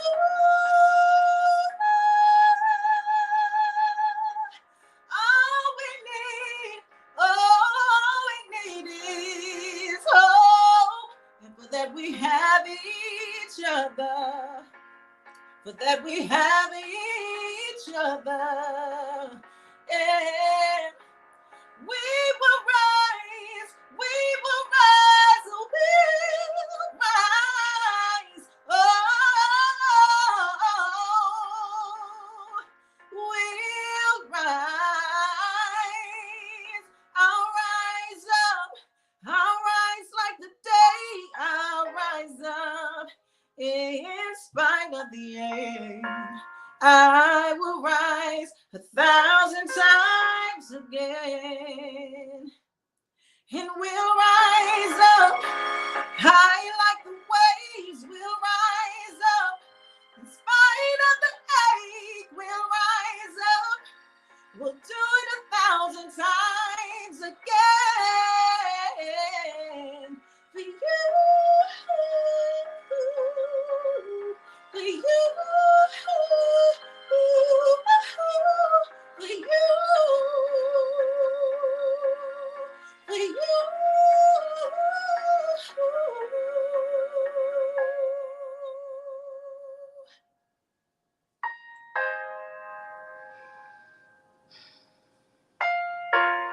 Oh.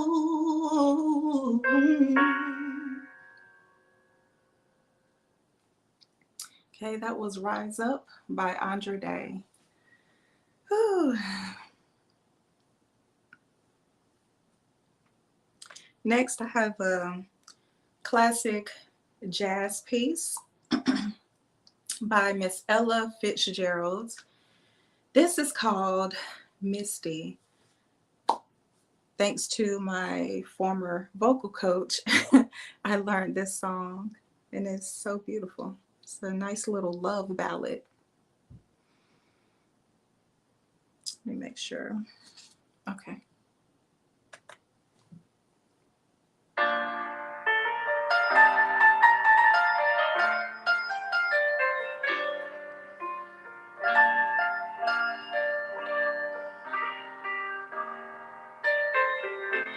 Look at me, I'm as helpless as a kitten up a tree, and I feel like I'm clinging to a cloud. I can't understand, I can see, just holding your hand. Walk my way, and 1,000 violins begin to play, or it might be the sound of your hello, that music I hear. I get misty the moments you're near. Can't you see that you're leading me on? And it's just what I want you to do. Don't you notice how hopelessly I'm lost? That's why I'm following you.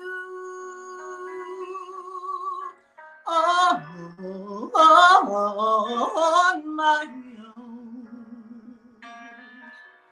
Will I wander through this wonderland alone?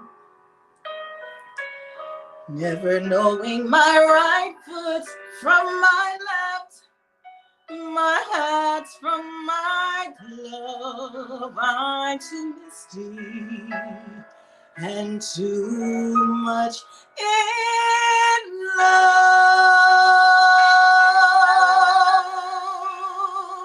too misty and too much in love.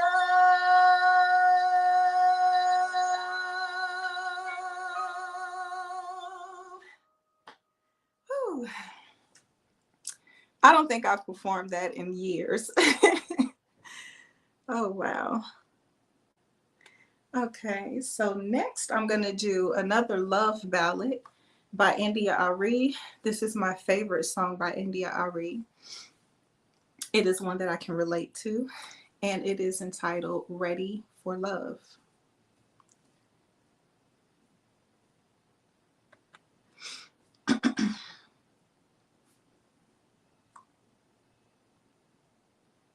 It takes a few seconds to come in, but it's coming.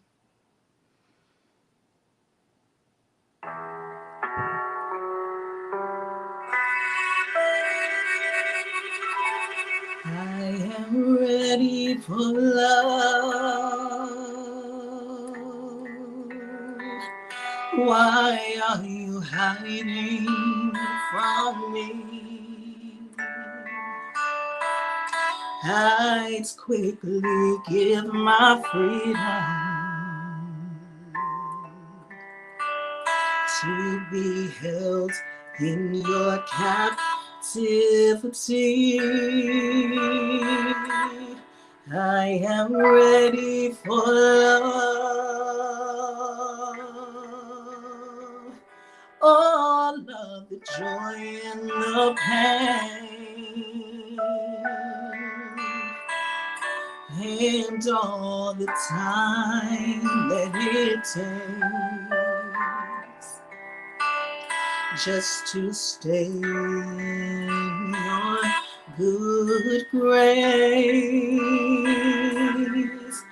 Lately I've been thinking maybe you're not ready for me. Maybe you think I need to learn maturity. You say watch what you ask for, 'cause you might receive. But if you ask me tomorrow, I'd say the same thing. I am ready for love. Will you please lend me your ear? I promise I won't complain.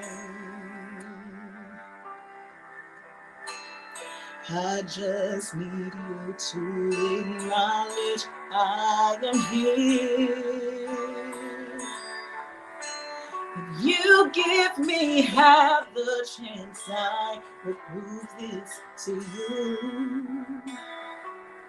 I will be patient, kind, faithful, and true to a man who loves music, a man who loves art, respects the spirit world, and thinks with his heart.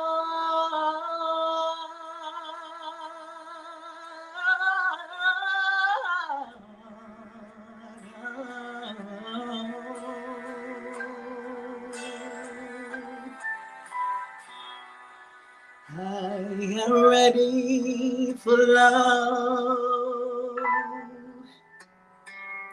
If you'll take me in your hands, I will learn what you teach and do the best that I can. I am ready for love. Here with an offering of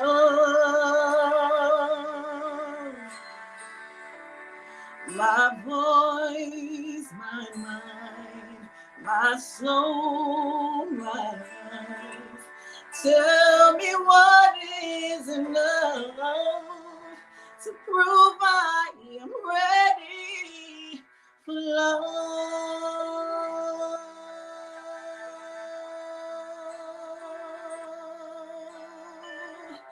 I'm ready.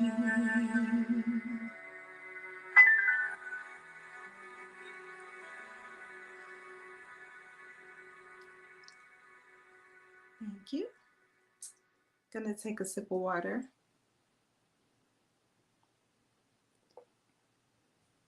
And we'll follow that up with more of an mid to up tempo by Rihanna. This is called Diamonds. Woo, yes, here we go.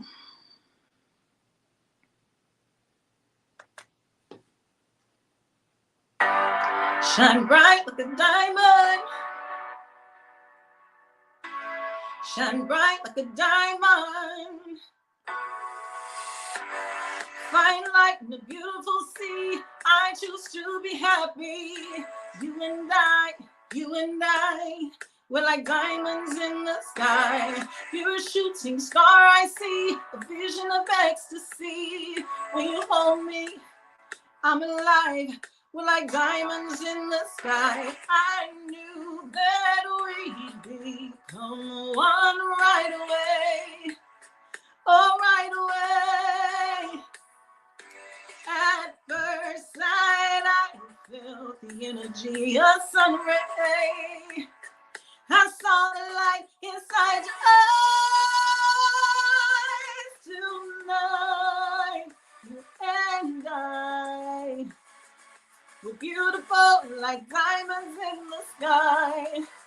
I too I so alive. We're beautiful like diamonds in the sky.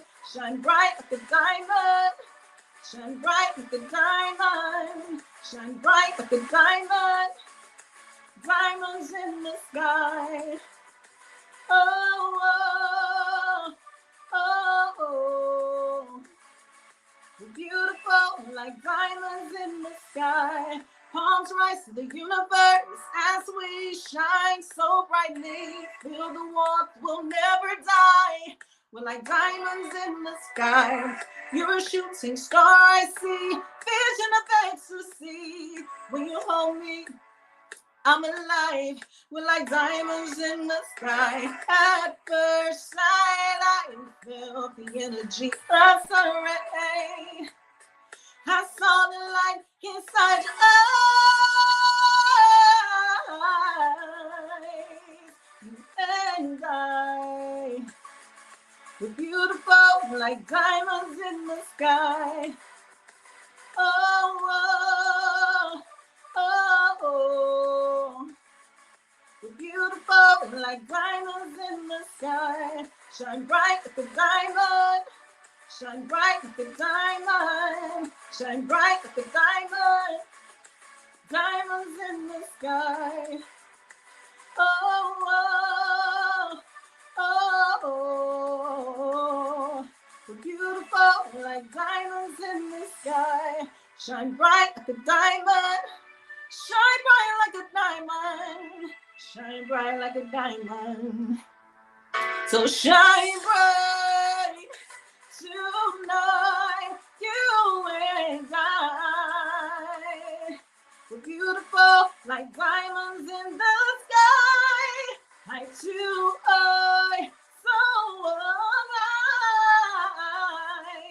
Beautiful like diamonds in the sky. Shine bright like a diamond. Shine bright like a diamond. Shine bright like a diamond.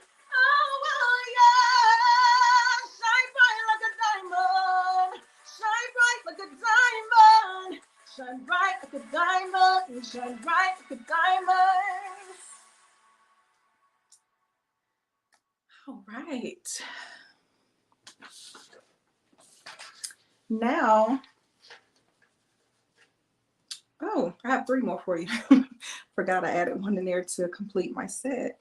So this next one is going to be Golden by Jill Scott.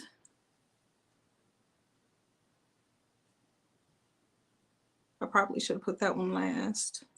Let's see. I think I'm going to do Halo first because that would make a little more sense.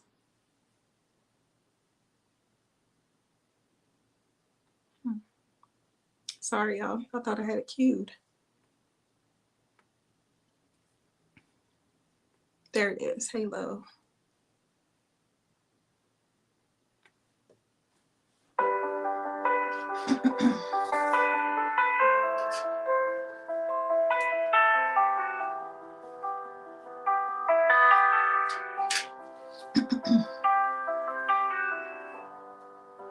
Remember those walls I built? Well, baby, they're tumbling down. They didn't even put up a fight. They didn't even make a sound. I found a way to let you in, but I never really had a doubt. Standing in the light of your halo, I got my angel now. It's like I've been awakened. Every rule I had you breaking. It's the risk that I'm taking. I'm never gonna shut you out. Everywhere I'm looking now, surrounded by your embrace. Baby, I can see your halo. You know you're my saving grace. You're everything I need and more. It's written all over your face. Baby, I can feel your halo. I pray you won't fade away. Halo, I can see your halo. Your halo, I can see your halo. Ooh, hit me like a ray of sun, burning through my darkest night. You're the only one that I want. Think I'm addicted to your light. I swore I'd never fall again, but this don't even feel like falling. Gravity can't forget. So pull me back to the ground again. It's like I've been awakened. Every risk that I'm taking, it's the risk that I'm taking. I'm never gonna shut you out. Everywhere I'm looking now, surrounded by your embrace. Baby, I can see your halo. You know you're my saving grace. You're everything I need and more. It's written all over your face. Baby, I can see your halo. I pray it won't fade away. Halo, I can see your halo. Your halo, I can see your halo. Halo, I can see your halo. Your halo, I can see your halo.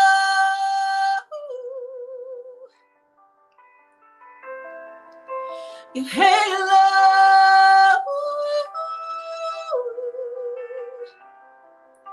Your halo.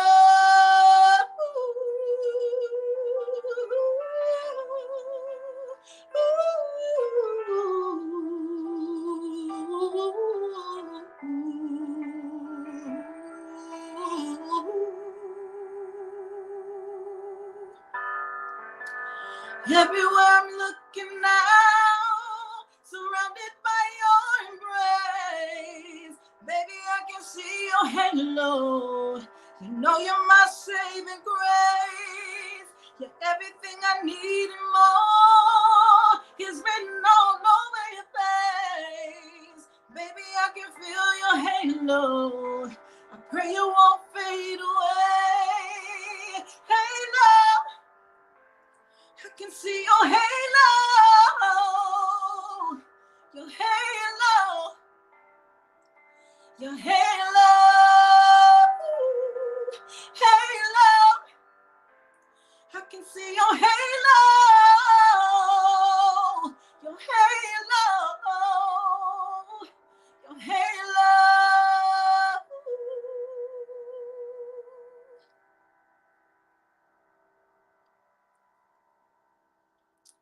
That is Halo, my dears. And now I can go back to a more upbeat. I'll finish with Golden by Jill Scott. I'm switching the order last minute, but these were all in my set, I promise. So I'm gonna do another mid-tempo song, and this is an original called Soul Grow. And then I will finish the party with an upbeat song by Jill Scott called Golden. Okay. Soul Grow is on all music platforms. It is on my album entitled Awakening. So please go and check that out either on my YouTube page or any music streaming platform.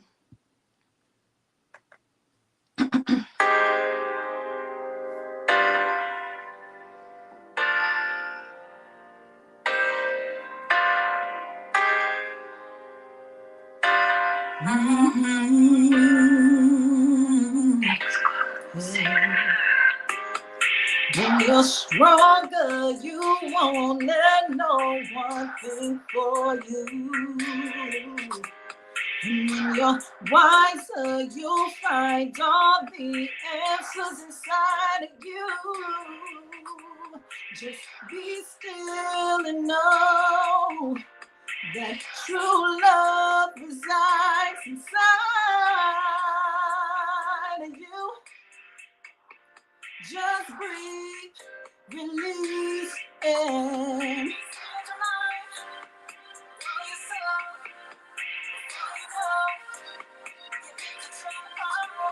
expand your mind, grow your soul.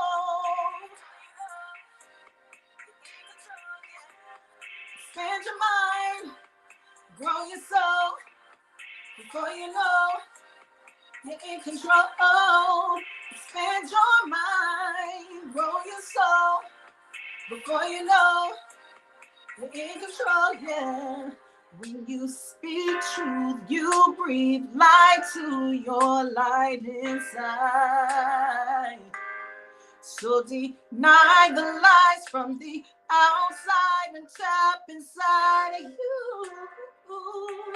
It seems hard, I know, but you can be the one to change everything. Yeah. Just speak it, then see it. Oh, expand your mind.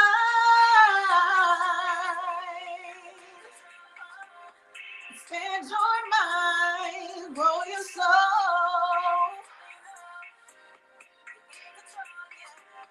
Expand your mind, grow your soul. Before you know, you're in control. Expand your mind, grow your soul.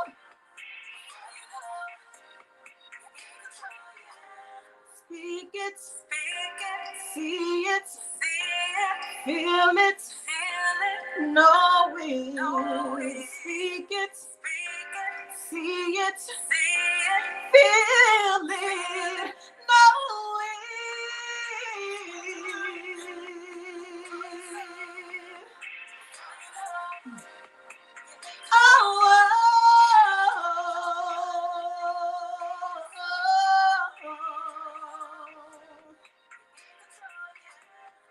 Expand your mind, grow your soul.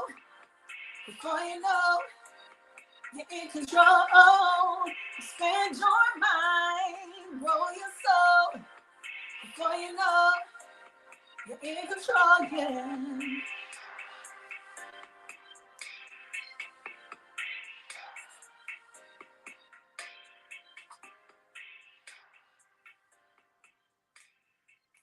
Y'all excuse me while I vibe to my track. Okay. Now this last one is definitely going to be upbeat. Jill Scott.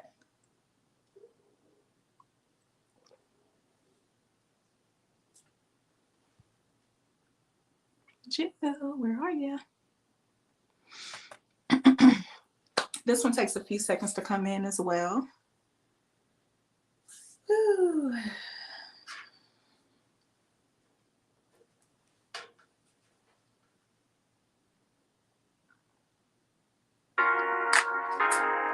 Hey, oh, hey, yeah. Oh, yeah, yeah, yeah, yeah, yeah, yeah, yeah. I'm taking my freedom, pulling it off the shelf, putting it on my chain, wearing it around my neck. I'm taking my freedom, putting it in my car. Wherever I choose to go, it will take me far. Living my life like it's golden. Living my life like it's golden. Living my life like it's golden. Living my life. I'm taking my own freedom, putting it in the song, singing loud and strong, grooving all day long. I'm taking my freedom, putting it in my stroll. I'll be high stepping out, letting the joy unfold. Living my life like it's golden. Living my life like it's golden. living my life like it's golden. Living my life like it's golden. Oh, I'm holding on to my freedom. Can't take it from me. I was born into it. It comes naturally. Strumming my own freedom. Playing the God in me. Representing His glory. I know He's proud of me. I know He's proud of me. Living my life like it's golden. Living my life like it's golden. Living my life. Living my life like it's golden. Living my life like it's golden.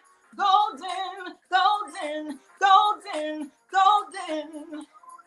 Living my life like it's golden, golden, golden, golden, golden.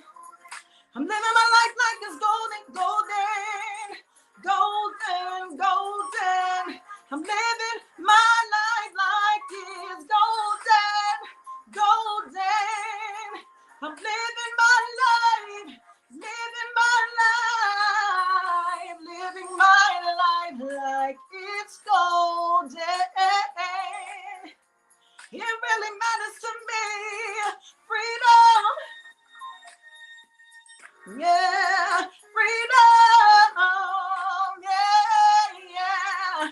Freedom in my mind. Freedom in my life. Yeah. I'm living my life like it's golden. Living my life like it's golden. Living my life like it's golden. Living my life. Living my life like it's golden. Golden, golden, golden. Golden, golden. That is my time. That is my set. Thank y'all so much for listening to me sing, something I've been doing since the age of 5 in front of an audience. I love it so much. And here we go. My sisters are back with me. Thank you. That's just, that was absolutely beautiful, Tiffany. But you know what? We didn't do that right. You know, this is the Three Sisters Native American Festival and Summit. And so I would like Tiffany to introduce herself in her native tongue, because it's important for us to bring the traditional music, like with the Young Blood singers and the Red Thunder Bear singers, right? But many of us, Coco, you know, down at the bottom of my screen, excuse me, guys, she's Cherokee, and Tiffany is Cherokee. And so, Tiffany, you can hold on for a second because, yeah, she has something special planned for you guys. So that's why she's kicking off. But yeah, so before she goes and sneaks off a little bit, I would like for her to introduce herself in her native tongue. Okay. Well, I've gotten a little rusty. Chief Hughes, don't get me because that is my instructor. But I will say OCO, that is the greeting in Cherokee. And let me see here. I have to grab my notes. So I think it's Gatote Tachoa, Red-tailed Songbird, or DeQueenie. DeQueenie is what they call me. DeQueenie is Tiffany in Cherokee. And of course, Red-tailed Songbird is my indigenous name when it comes to people saying English.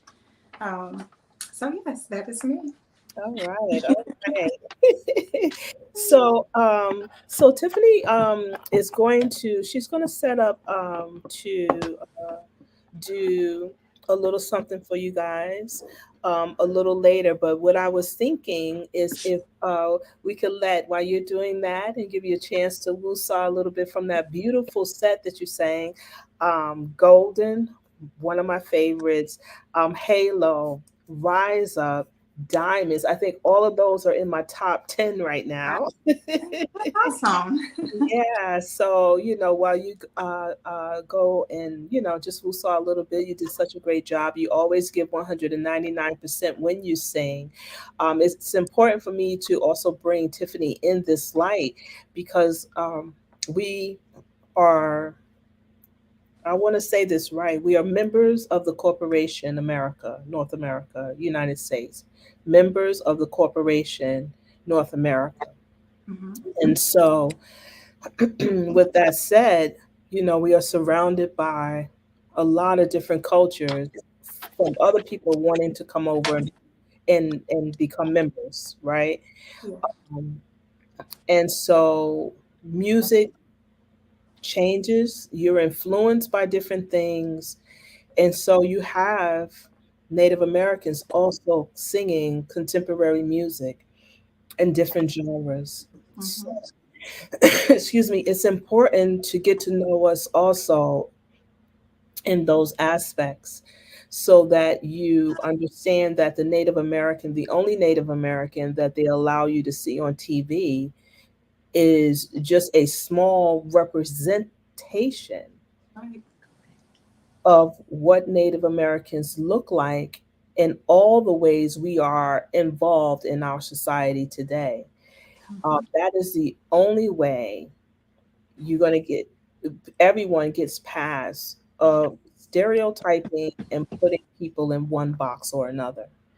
So Tiffany, thank you for opening up, I want to say, our R&B flow. And we're going to let Coco, if you don't mind, do her set. Okay. And I believe she may be bringing R&B as well. So I want to also say that with Andrew Day, that might be a little bit neo soul. Yeah. Right. And I think, I don't know if you did jazz today as well. Yes, Misty. Yeah, and jazz as well.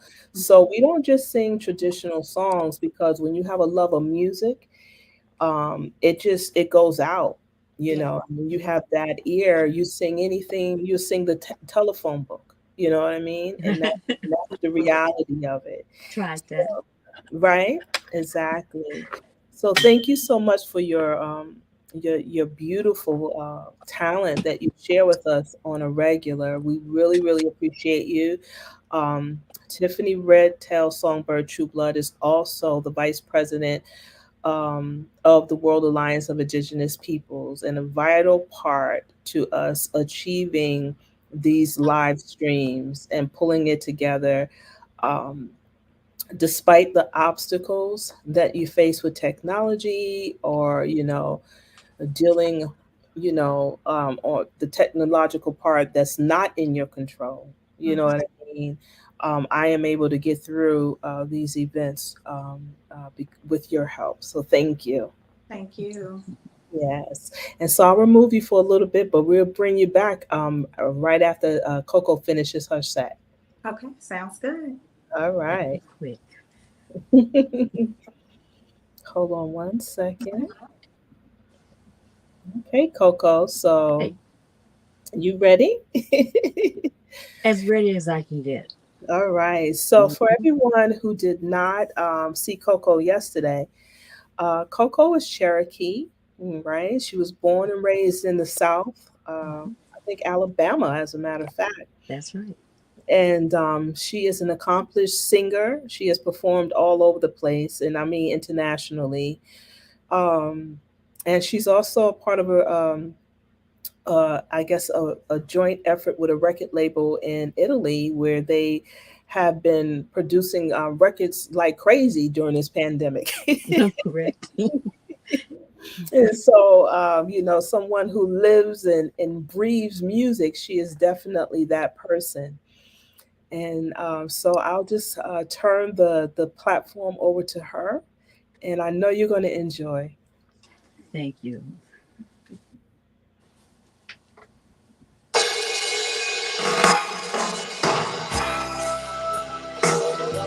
Thank you for listening, Warriors.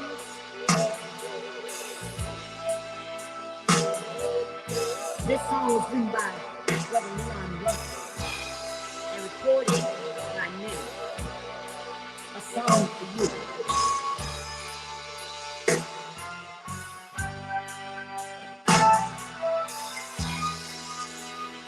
I've been so many places in my lifetime.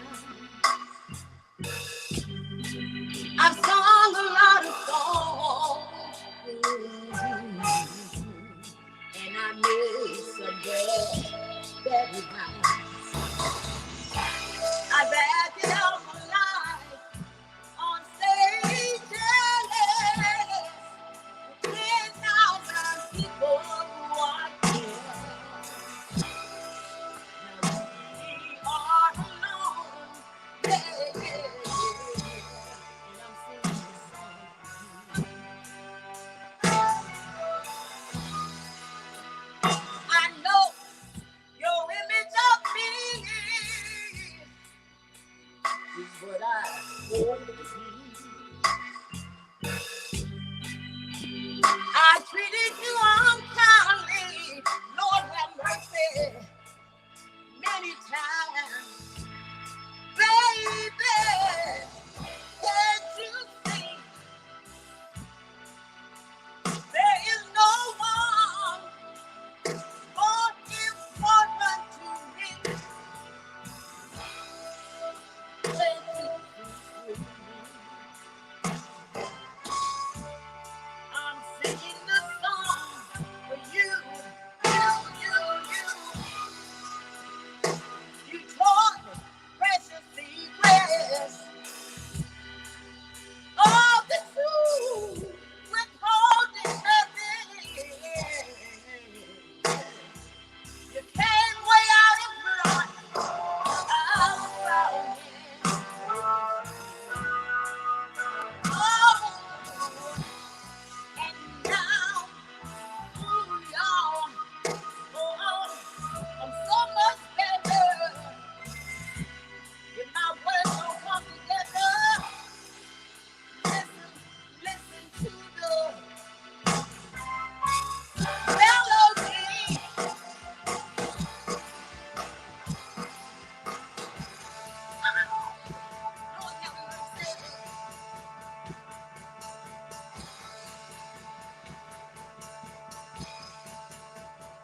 Cause my love, oh baby, cause my love, oh baby, oh, it's in the air.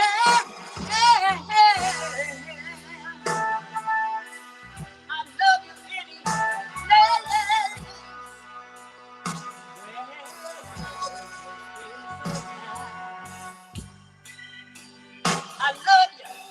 I love you for my life. You are free in your mind. And when you're tired like your mind, it's over.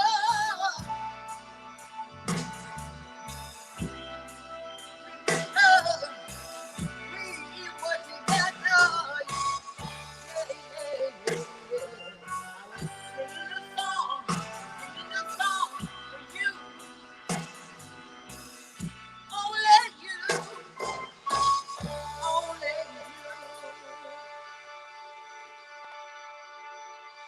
you.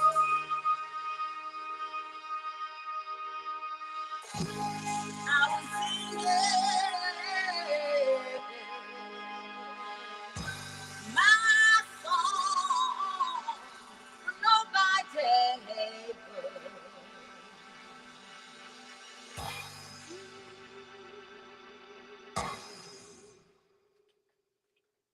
Okay, now I'm going to speed up the tempo a little bit into a little song by Tracy Spencer.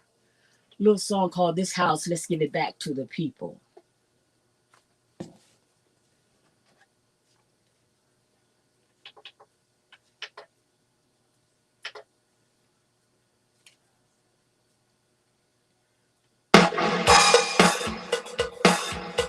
Come on, put your hands together.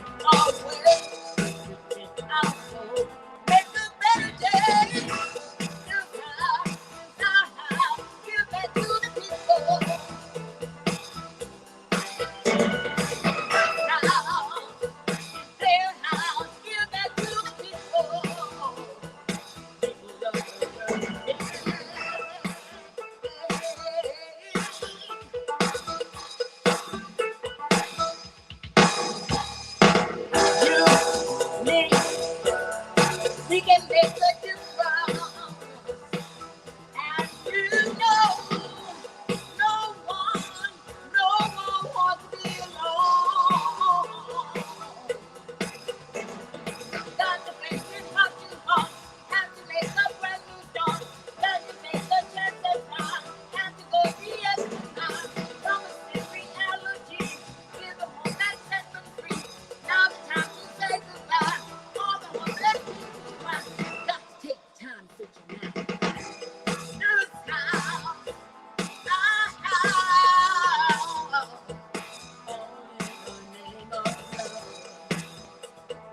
do it in the name of love. This time,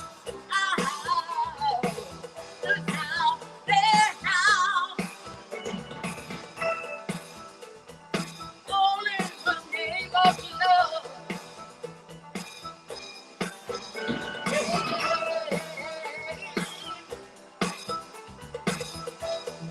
Give it all back. This time, do it in the name of love.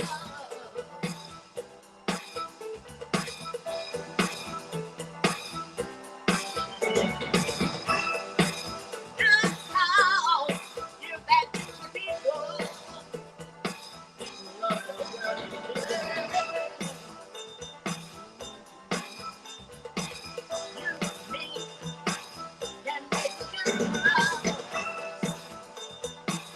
No one wants to be alone. This house is dedicated to the people.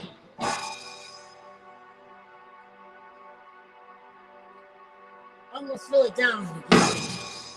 Do a little song. Some people call it blues, but it's a song that's dear to my heart because when you can relate to songs, as Sister Tiffany was saying, and Sister Sidonia, when you can relate to a song comes from your heart, you can really put yourself into it. This song was done by Sister Dorothy Moore, late Sister Dorothy Moore, and it's called Misty Blue.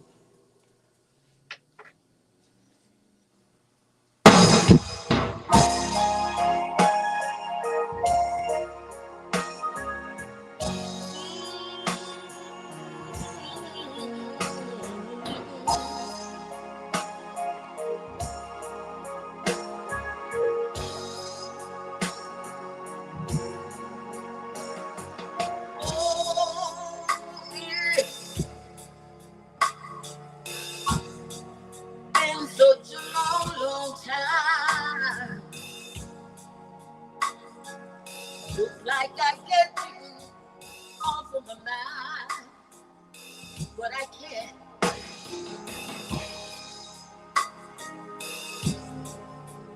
Just the thought of you.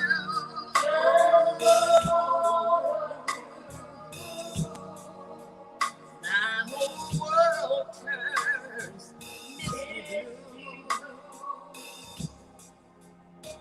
And oh, I just a mention of your name. Of your name turns a flicker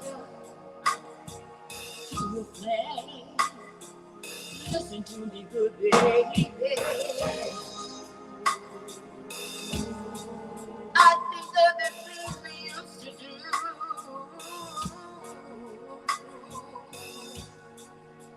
and my whole world turns misty blue.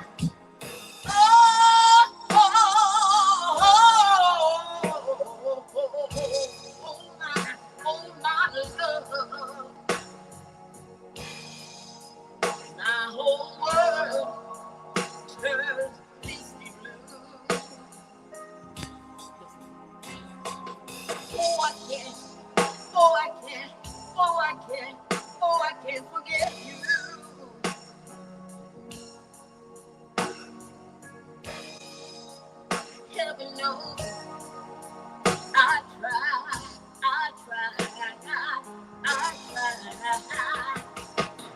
Oh, when I said it, I'm so glad we're through. Deep in my heart, you know I lie.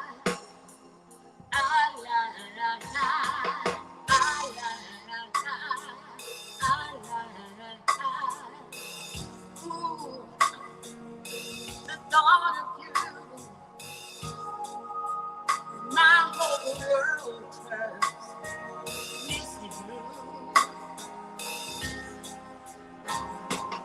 Oh,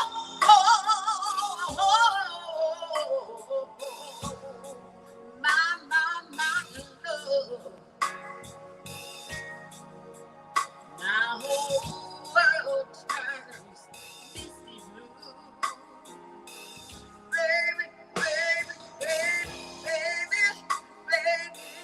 baby, baby, when I say that I'm glad we're through. My whole world turns misty blue.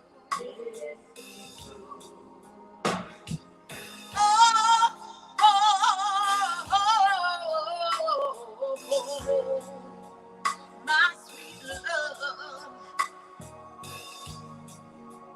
my whole world turns misty blue. Baby, baby, baby, baby, baby, baby, my love, my whole world turns misty blue. Oh, na na na na na na na na love. My whole world turns misty, blue.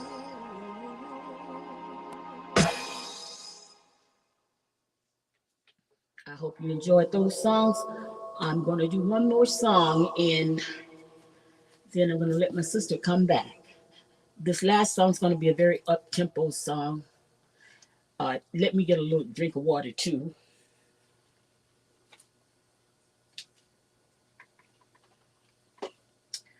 Yeah, every now and then you have to, you say, wet your whistle. I'm going to do a song by Side Effect. I believe Jocelyn Brown led the song, but Side Effects I know was the one who did the song. The song is called Always There. So come on and rock with me as I go out.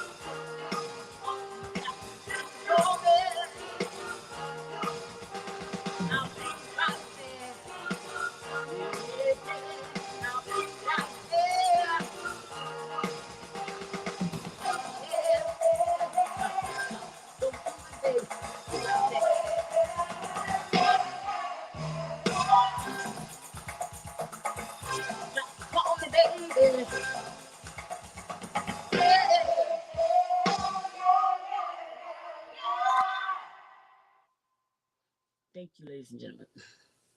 That is my set. Sister Sidonia. Hi, how are you? Well, that was wonderful. That was truly wonderful. And you're such a what do you call it? A hard singer, boy. Yeah. You put all your heart and soul into what you do, and that is just absolutely awesome. Thank you. Absolutely. That was beautiful. It's working. Yeah, no, it really, really is. Look at I see you breaking a sweat over there. I Cole. am. I am sweating. But I must admit that has to do with a cold too. Oh, I know everybody got gets caught out there sometimes when this weather starts getting ready to change. I know. Yeah. It's really something else. It's really something else. But we definitely thank you for sharing your gifts and talents. And so tell me, I recognize Misty Blue. I know yesterday we failed to mention that a lot of those songs that she sang, Tiffany, were original songs. Yeah. So They were all original except for the one I Won't Complain. yeah. Oh. And I recognize one today, of course, A Song for You. A Song for You, right? That goes way back. Leon Russell wrote that song, and so many people have recorded it. Yes, absolutely. Beautiful song. And it seems like, I mean, you put your own spin on it, so it made it different. Yes, I did. Yeah. So, and the tracks and things, were those created by your husband? All of the tracks to all of my songs were created by my husband, and all of the background scenes I did, and he did some. Everything was in-house produced and recorded. Beautiful. Nice. Yeah, husband and wife duo, right? That's it. Awesome. Yeah, like that's God's gift. Yes. Oh, yeah. It really is. Well, listen, we'll let you, you can definitely hang out. I should say definitely hang out. I was like, you to hang out. I will hang out. But I'm going to back you and I up off the platform so that Tiffany can do her presentation on the Great. Three Sisters Native American. Mm. I'm sorry, the Three Sisters. Our festival has that in our name, right? In its name, Three Yes. Sisters Native Three sisters. American Festival and Summit, because we honor the three sisters. We're grateful, I should say. We're thankful, and we honor the Creator for Yes. giving us the three sisters, which sustains so many of our ancestors, all of our ancestors. Mm. And so we'll just let her get started with that presentation, okay? Can't wait to hear it. All right.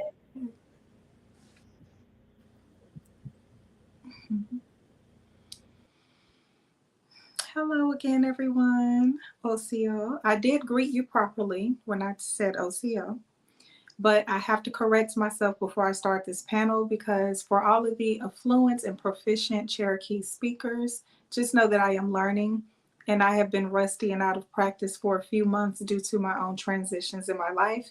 So what I did was I asked the question earlier, what is your name, in Cherokee, instead of introducing myself. So I had said, Gato Te Tachoa, which is, what is your name? So to say my name is in Cherokee, it is Red-tailed Songbird Dawatoa. That is how I say Red-tailed Songbird is what they call me. So I had to correct myself. I had the cheat sheet. I think I was just a little nervous. And I'm just going to admit it and be honest. I was nervous. So here we go. The Three Sisters. And I have my notes here so that I can get to the point and won't ramble, because sometimes I can do that. The Three Sisters are a planting system of three plants working together. And those plants are corn, beans, and squash. Now, I'll come back to the planting system momentarily, because I want to touch on nitrogen, bear energy, and the Tel Sante plant, and how they come around, circle back around to the Three Sisters coming about. All right. So let's talk about nitrogen first. Nitrogen is an elemental gas that forms about 78% of Earth's atmosphere and is important to the soil because it is a major component of chlorophyll, which is the compound that plants use along with the sunlight's energy to produce sugars from water and carbon dioxide in a process that we know as, drumroll, photosynthesis. Nitrite is a salt. Now, not nitrogen, but nitrite is a salt or an ester of nitrous acid containing the anion NO2 or the group NO2. NO2 is nitrogen dioxide, a group of highly reactive gases known as oxides of nitrogen or nitrogen oxides. Now, bringing science and spirituality together, the bear is a sacred animal to indigenous natives for a few reasons. And one of those reasons is that the bear is where we learned about fertilizing the ground. Now, how do we do that? We noticed that there was more growth seen in places where the bear would eat wild-caught salmon and leave their remains, leave the remains of the salmon, which acted as a fertilizer to the ground. Salmon remains provided nitrites and nitrogen that we just talked about to the ground, so that so we begin to mix the remains of salmon with the soil to fertilize the ground. We learned that from the bears. The Tel Sante plant now is the first corn. And if you look up the Tel Sante plant, you'll see it's a very small plant. It is also a form of grass, which makes the corn that we know today actually a form of grass. How do we get to the size corn that we know today? Ambrosias were eventually spliced with the Telsante plants to make the larger size corn that we are all familiar with seeing today. And that took about 10,000 years for the corn to become the size that we are familiar with today. So we've come a long way. When it comes to the Three Sisters planting system, the corn is planted first and grows up to about knee high before the other two sisters are planted. The corn acts as a support to the beans, and what's planted is either sweet corn, dense corn, or popcorn, or a mixture of all three. And I'll pause and show you my popcorn because I keep this on my altar, which I'm sitting next to, just as a representation of our indigenous culture, along with the sage. Now, the beans. Oh, by the way, I got that off of a farm in Lancaster, Pennsylvania when I lived up there. All right, so back to the corn. Well, we talked about the corn.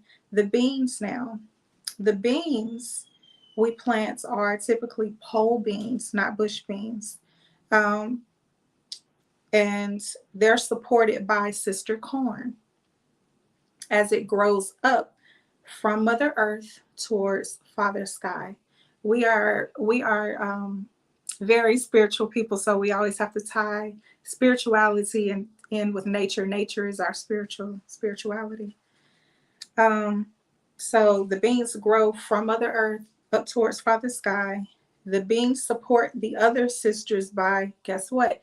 Depositing nitrogen. We just talked about nitrogen. That's why I had to go there first before and then circle back around to the three sisters. So the beans support the sisters by depositing nitrogen in the soil from the air in a form that the plants can use.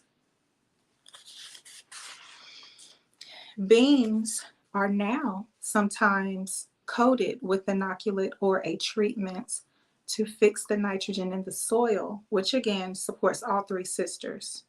They didn't used to have to treat it back then, but the ground was more nutrient rich back then as well.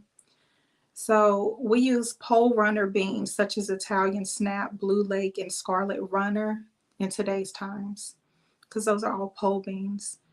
Now squash. Squash supports the sisters by shading the ground with its large leaves, which provides a good growing environment for all three sisters, shading the ground. There's winter squash, summer squash, or both can be planted as well.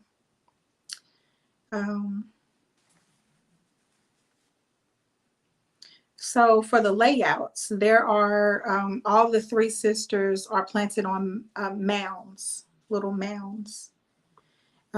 Mounds is definitely an indigenous practice. And I'll just stick to the three sisters. I won't get into what else we built mounds for, but smaller mounds were built for the layouts of growing the three sisters. There are three layouts that I'm familiar with. There's the Wampanoag method. This was taught by the Iroquois to the early colonial settlers. And the Wampanoag method is a circular pattern. The Hidatsa method is when each sister is planted in a cluster on its own separate mound. The Zuni method, also known as the waffle garden, because it's kind of like it resembles a waffle shape. This Zuni method is best for the arid regions or the dry regions that they have a severe lack of available water. So those are the three methods that are used to grow the three sisters, even in today's times. And I also learned last year that amaranth, which is a plant, amaranth is sometimes planted at the edge of a mound to help protect the three sisters from the birds. The birds don't like the seeds of the amaranth. So That's just planted there to steer away the birds, and that helps us to get a better harvest from the three sisters after putting in all that work to grow them.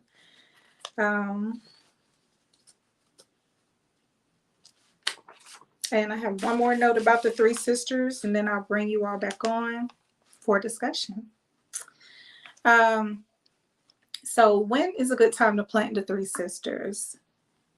From my research, no later than June 1st.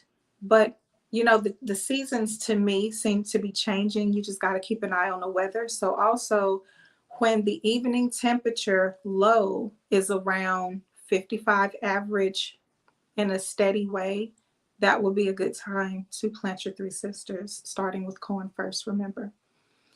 Be sure to also plant the three sisters in an open enough area that will receive at least 6 hours of full sunlight every day. Of course, except for cloudy days, right? That doesn't count. But, you know, on sunny, it needs to receive at least 6 hours of full sun daily in order to grow properly and give you the best harvest, the best yields. So, sisters, you can come back on now. That is my notes about the three sisters. Hope you all enjoyed that and learned something new. We did, actually. We actually did. Thank you so much for that. I'm always fascinated by, I can't explain it, like the earth, Mother Earth gives us food and medicine. It's crazy, you know? And so, but just how things come together, I'm going to take these glasses off for a minute, but just how things come together and how they sustain each other. So for me, it's almost symbolic sometimes of how we're supposed to be towards each other. Yes, yes. Right? Mm-hmm. Very true. You know, working together, everyone has a strong point, but and just yours is not the same as mine, and mine is not the same as Winter Songs, and Winter Songs is not the same as Coco's. Right. But if we can pull all of that together, you know, could you imagine what we all could achieve if we thought like the three sisters? Exactly. Oh my goodness. We're trying. Yeah. We are getting there. Yeah, absolutely, absolutely. And that is why the name Three Sisters is so representative of what the World Alliance wants to achieve.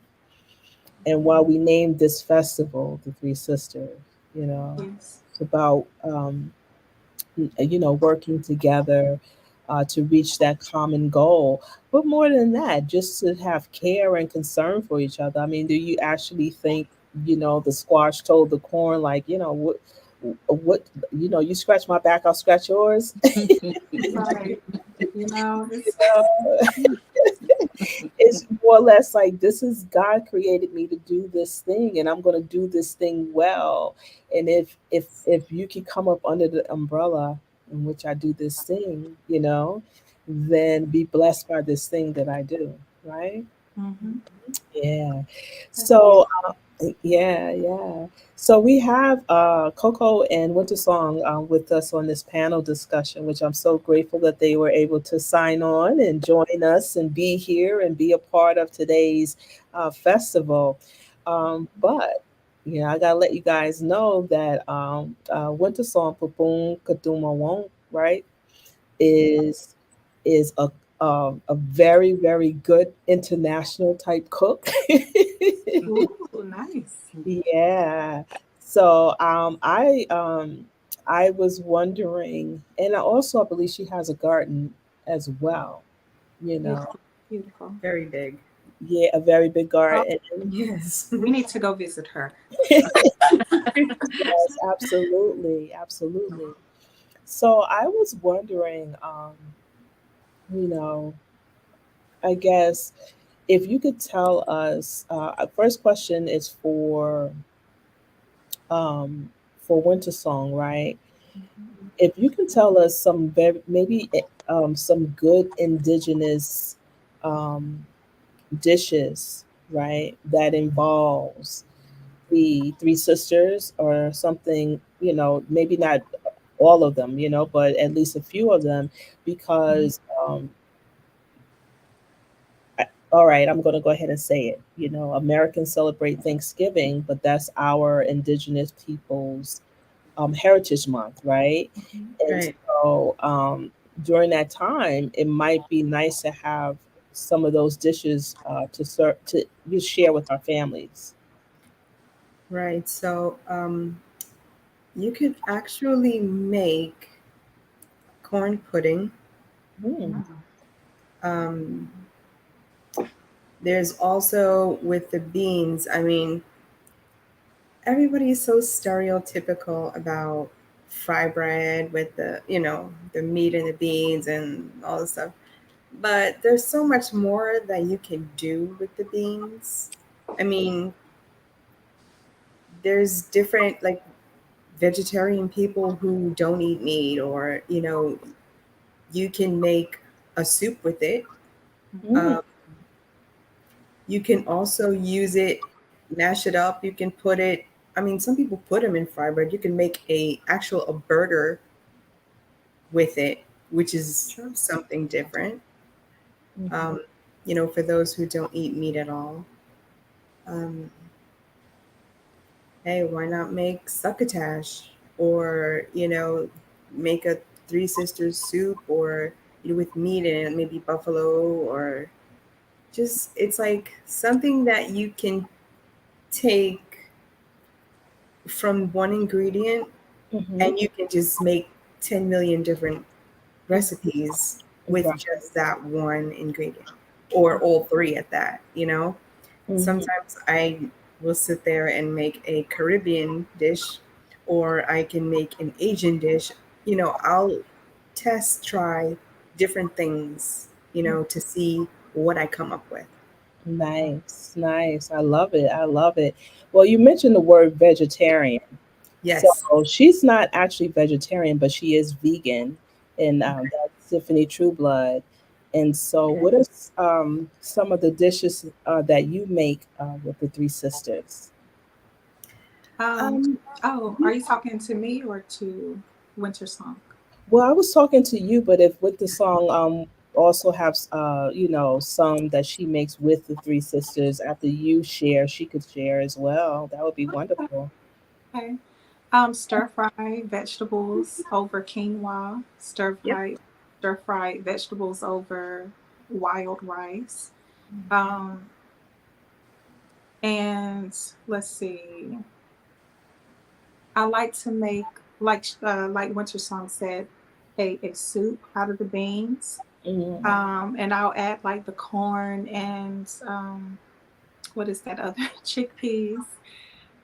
It's almost like a chickpea bowl, but not well. I have made the chickpea bowl before, but it's like a mixture of beans.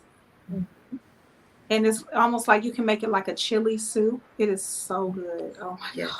It's so good. And so filling.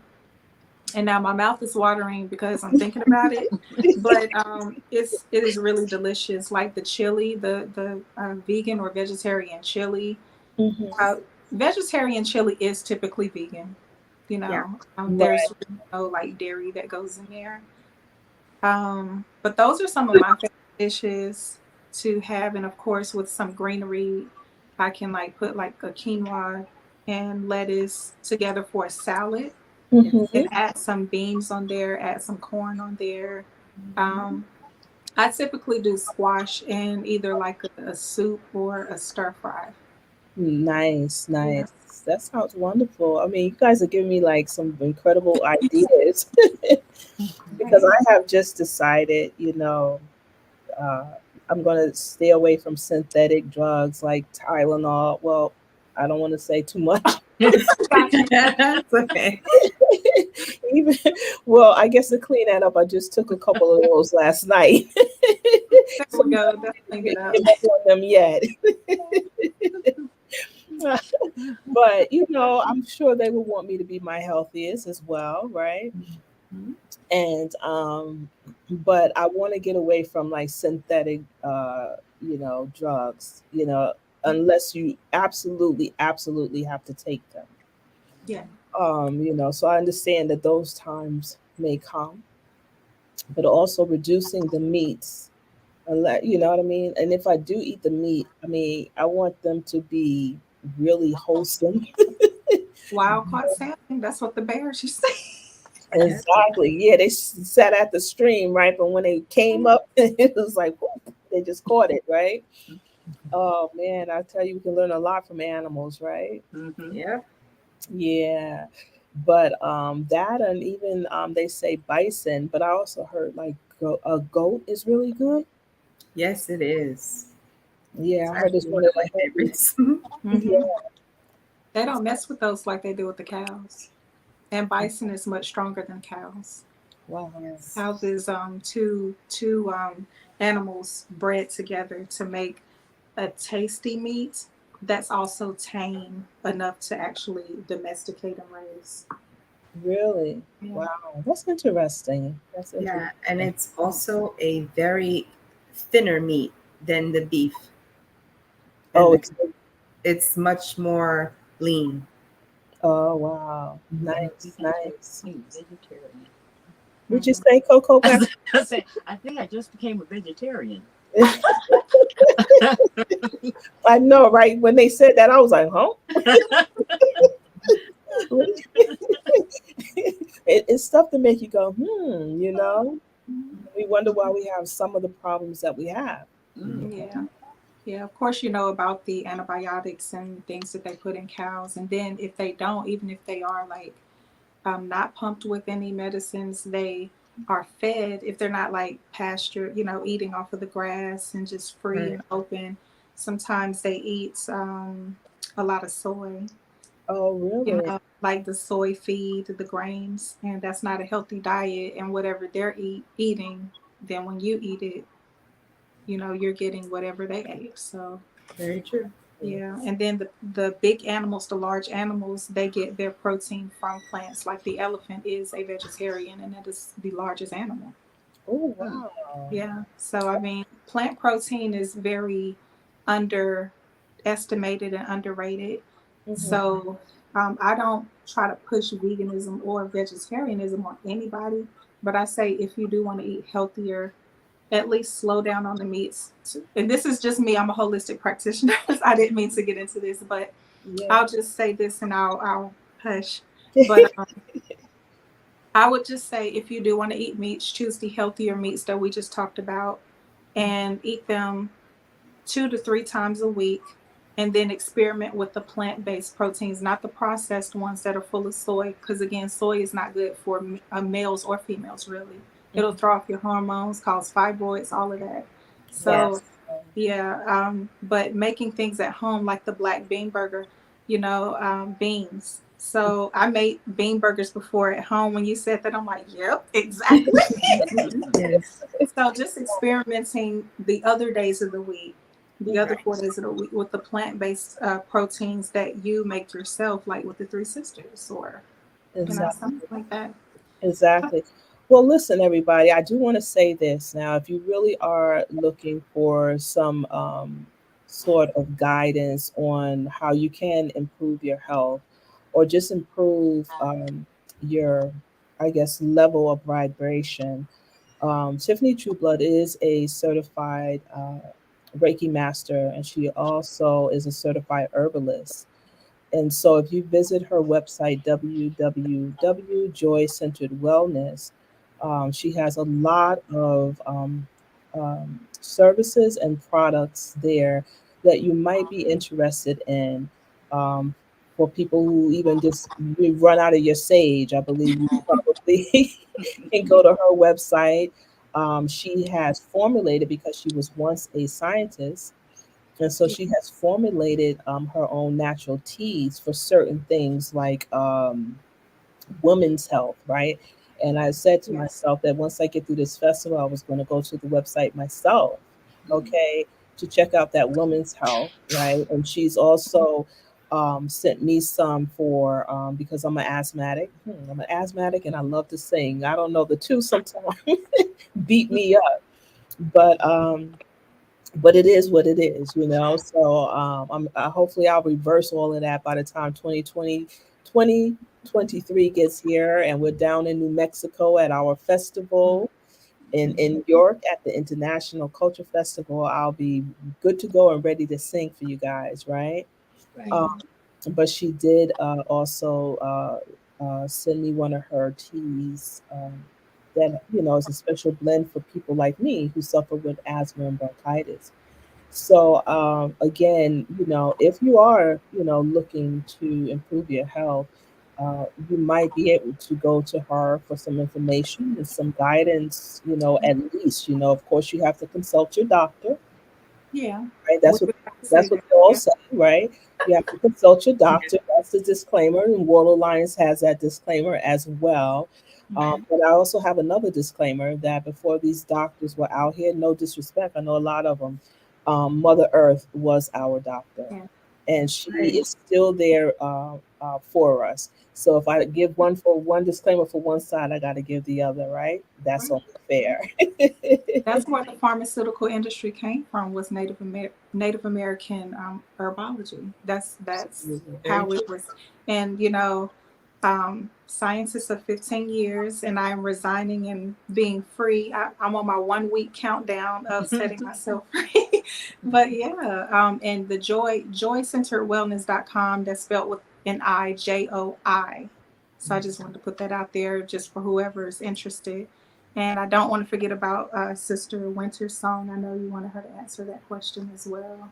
Absolutely. Did you? She probably forgot the question, right? I'm going on my. I'm sorry. No, I forgot. About vegetarian dishes using the Three Sisters, I believe. Yeah. There's a lot of different types of things, but they're not indigenous. Oh, I see what you're saying. I see what you're saying. That you can use the Three Sisters in, but it's kind of interesting. Yeah, well, you know, I think even if they're not necessarily Native American, well, you want traditional Native American dishes probably during Native American Heritage Month, right? Yes. But to be able to, if you sit down with your family, and even if it's not a Native American dish, to say, be able to say to them, well, the Three Sisters also are ingredients in such and such. Yes. You know, so you're still teaching the culture forward, you know, and just teaching people just how many different ways the Three Sisters, Yes, help how us. versatile it can be. Exactly. You can do stir fries. There's also a dish in the Caribbean. They call it like, oh my gosh, what is the name of it? Now I have a brain freeze. Stew peas. Ah. And instead of putting meats in it, you can put all vegetables in it. Nice. Nice. Yeah. It's really good. And you can do like stewed vegetables and beans, or you can just curry them. I've had curried vegetables before. Nice. It's interesting. Yeah, nice. And that's the one thing about it too. So it may be the Three Sisters may not, in other words, you know, are known to North America, right? But that curry using the Three Sisters, a lot of the Caribbean islands, Puerto Rico, Dominican Republic, I believe it got to be, because they're so close to Puerto Rico, right? Jamaica, I think it's you know, the Barbados and islands like that. They had the Arawak and the Taino Indians. Yes, Tainos, yeah. You know, and so it's, you know, it's still a lot of it is still indigenous foods, Mhm. how you look at it, right? Yep. Yeah. It's true. So Coco, you have any contributions to make on this? I just heard you say you thinking about becoming a vegetarian. Yeah. I listened to you talk, and I was just thinking that being from the South, you know, you didn't spend a lot of money on food, so most of your food, your crops, and things were raised by you. I lived on, wasn't called a farm, but it was similar to a farm. We had a large garden with everything in it. We had chickens. We didn't, and we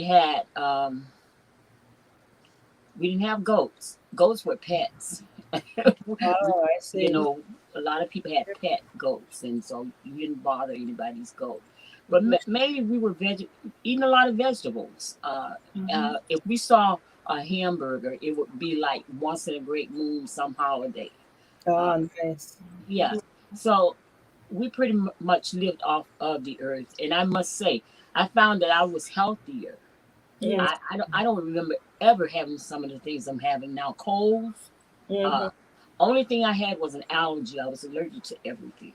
But Right. other than that, I was fine. And then, of course, you move north and you start finding out there are other things that's happening. And I think it has a lot to do with pharmaceuticals, trying to get that money. But we just need to stick to what we know works. Yeah, absolutely.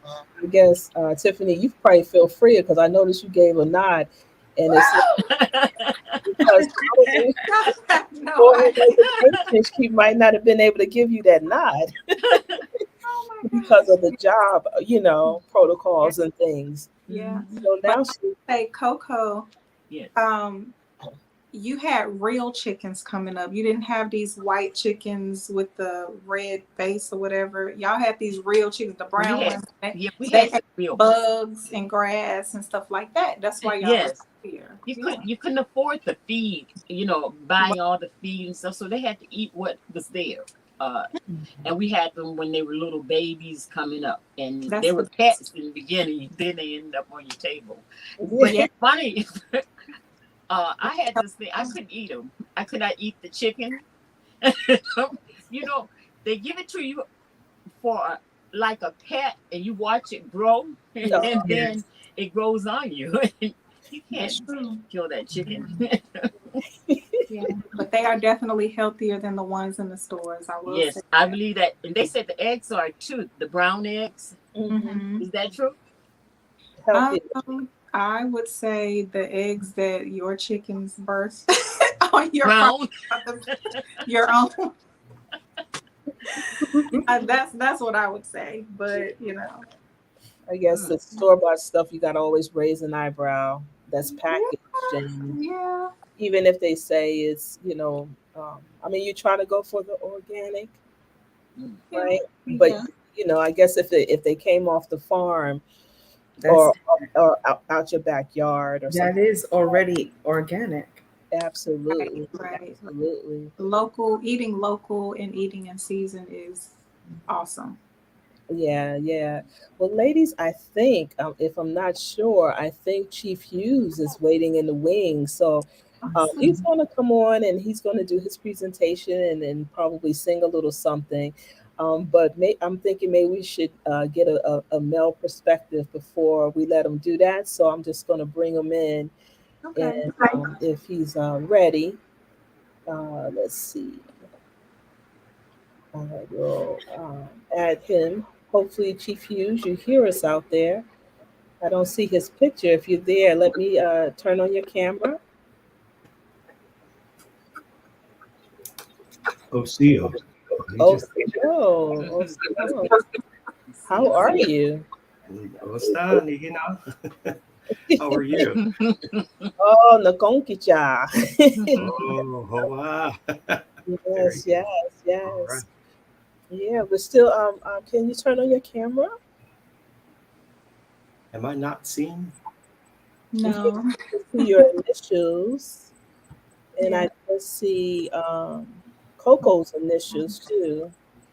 I see me. I don't see. I see me Chief too. Oh, really? That is so strange. Hold on for a second. I would try refreshing your browser, Chief Okay. Hughes. Sometimes that'll work. And you might have to let them back in, Sedania. Okay, that sounds good. All right. Let's see, how many of us here though? Let's see, 1, 2, 3, 4. Chief Hughes is 5. We should be good with that. Yeah. Oh, there he is. Yes. Yeah, it worked. That works. Yay, That's I'm glad that works. So I think, yeah, for whatever reason, I guess what we bring in on Chief Hughes. Coco, do you have 2 people in the room? No. Okay, because we have, well, maybe that's just how it sounds. We're going to go for it. That's okay. I can see everybody now. I'm happy. Okay. Hi, I mean, if somebody's in the room, let me know. Yeah. but no.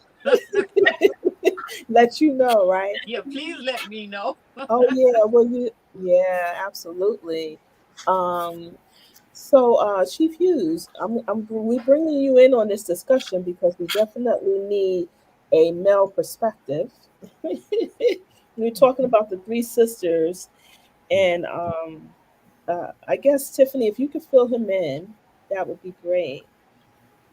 Oh, well, I did. I talked about the 3 sisters, corn, beans, and squash, how they complement each other.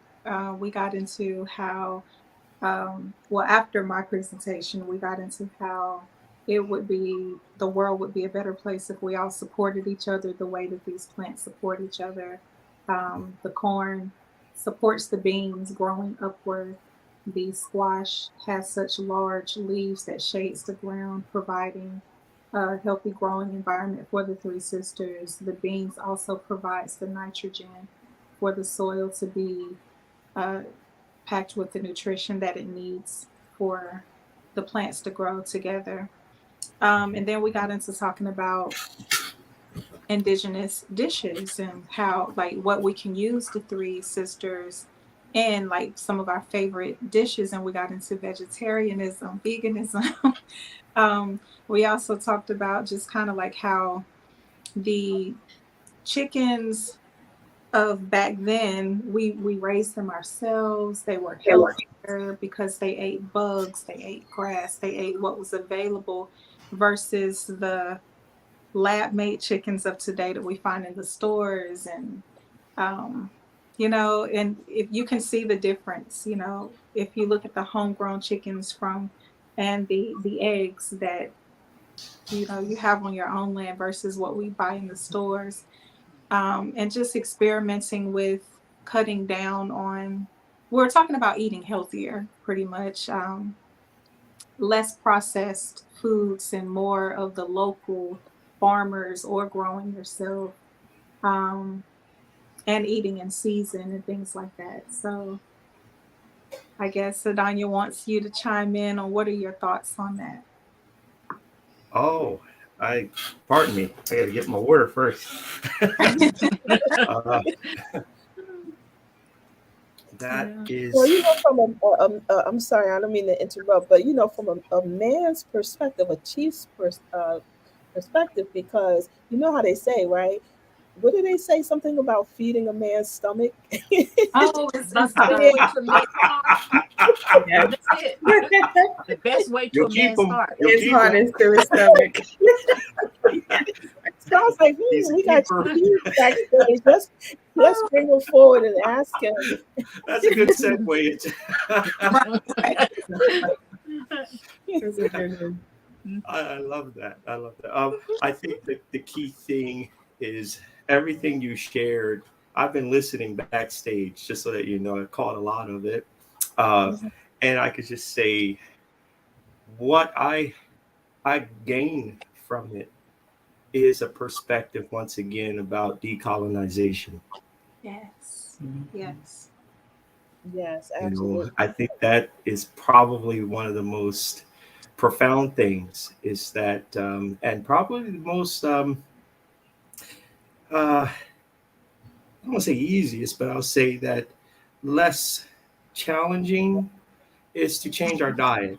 In that, many people don't know how to make their own regalias. Many people don't know the traditional songs or the language or things of that nature, those aspects of who we are. But to just eat indigenous today is a step in the right direction. And wow, that is so profound. So I gotta repeat it, because sometimes when someone says something profound, you gotta you gotta repeat it, because it's sinking in, right? What you're saying is that there are a lot of things that I'm adding to it. There are a lot of things we can't control. Like sometimes we can't control right away that we can't make regalia and things like that right away. We can work on it, but it's going to be a process. But one of the easiest things that we can work on is our diet, because it's just a matter of choosing, right, the right food sequence. That's right. And that's the easiest thing that you can do. And we make it so hard. Yeah. Some of us, I can't do without my burger on Fridays. What? I gotta have ketchup on my French fries, right?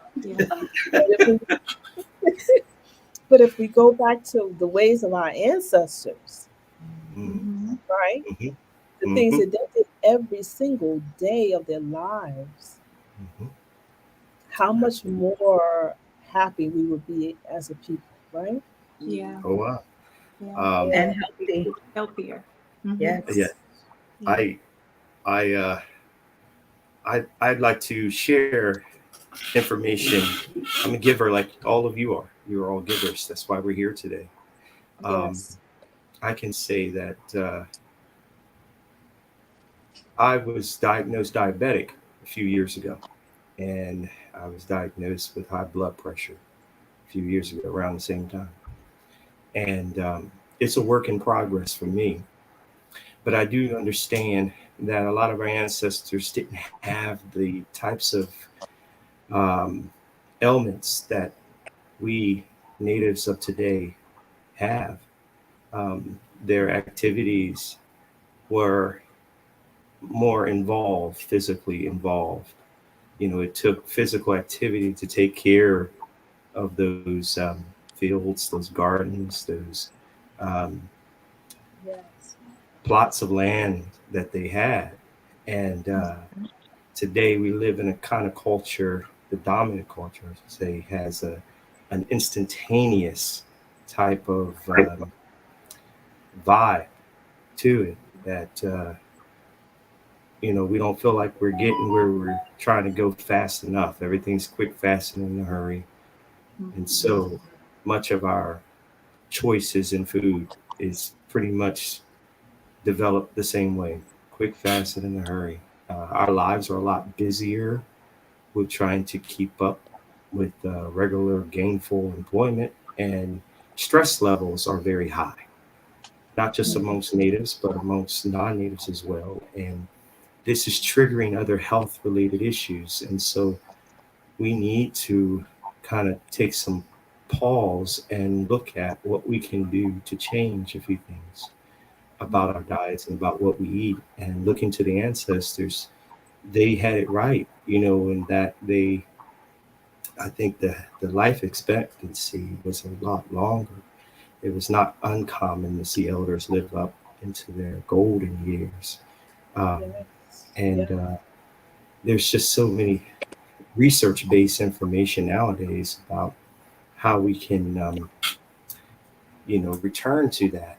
There have been in the urban parts of many countries, not just uniquely here in America, but in many places in the world, there have been community gardens that have started to come up. And people are starting to realize that they have to, or they're trying at least to make a concerted effort to change some things about what they eat. And our tribal communities, by and large, had a similar concept of shared experience amongst clans, amongst communities, where we shared responsibilities to keep our diet, everything in balance. And people were designated to hunt, and people were designated to grow squash, beans, and corn and other plants that we had regular access to. And this is what made us a thriving peoples of Turtle Island. And so we are very thankful today that we can sit back and kind of assess where we are now, where we were, and where we would like to go with the information we have now. I'm thankful for this panel. Absolutely. Thank you. Yes, and thank you, Tiffany, for doing this panel every year. I'm going to bring a Weepa Meek on just for a brief minute before we step off and let Chief Hughes, do what it is that he does best. Let's see if she's on. Hi, how are you? Yeah, she'll be joining us for the language revitalization segment that you're doing. But I brought her on. I felt like I had to bring her on in this panel as well, because I'm always saying, Shelly, you got to teach me how to make good fried bread. and, and good things that she knows how to do as well, because of her growing up on the Puspatuck Reservation. And so, I'm blessed to have, so many people around me with so much knowledge, and so much to share and to give, right? And so, Shelly, I got to take you up on some of those cooking lessons. Oh, no problem.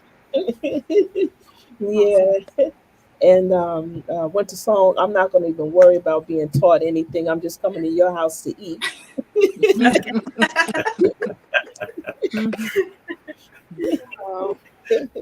Yeah, so, but with that said, we will, guys out there in Facebook land, Twitter land, YouTube land, I don't know, wherever you are, we're going to be coming back for Chief Hughes's panel discussion in a little bit. But first, we want to let him do what it is that he does best, okay? And that is share in his way some traditional things, contemporary things. I don't know what he has up his sleeve today, but I can guarantee you guys that it's going to be awesome. All right? All right, Chief Hughes, we're going to leave you alone for a little bit and let you do what it is that you do best. Wado. Yeah, I'm just going to remove everybody from the screen right now.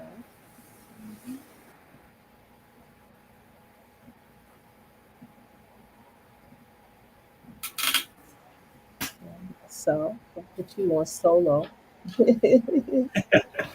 All right. Oceanica. Dohija. Ukudiwiton, Chitoka, Kontoti, Kanogisti, Toto. Chiluki Ahoni, Gohiga, Hia, Unatota, Waskoi. I want to thank you all for having me today out there. I'm very blessed and very happy to be here. I am representing the Eagle Medicine Band of Cherokee. We serve primarily in the Delaware Valley, which is Pennsylvania, New York, New Jersey. We have members in Delaware as well, and other places in the country that have been scattered about. Aniyawiya people have gone through so many different types of changes in over the, I guess, not just in this century, but in 20th century, 19th century, there were so many things that have happened to not just Aniyawiya people, but natives across the country. And so I just come today in a humble way to just share a little bit of music and some storytelling. I think that a lot of times when you think of the Cherokee, you don't think about places like Pennsylvania, New York, New Jersey, and other places outside of Oklahoma and Western North Carolina. I've been to both communities, all three actually, the United Ketua community, the Cherokee Nation of Oklahoma, and the Eastern Band. And I went there as a student. When I say student, I mean, even though I was a chief at the time, I always put myself in a situation where I'm learning more and more about how things played out in many different Cherokee communities across the nation, especially in those three areas of the country where the main body of Aniyawiya people are. And so I want to share a few songs with you that I think will be a blessing to you, and I hope they are. And so I feel really inspired today to start things off in the right way.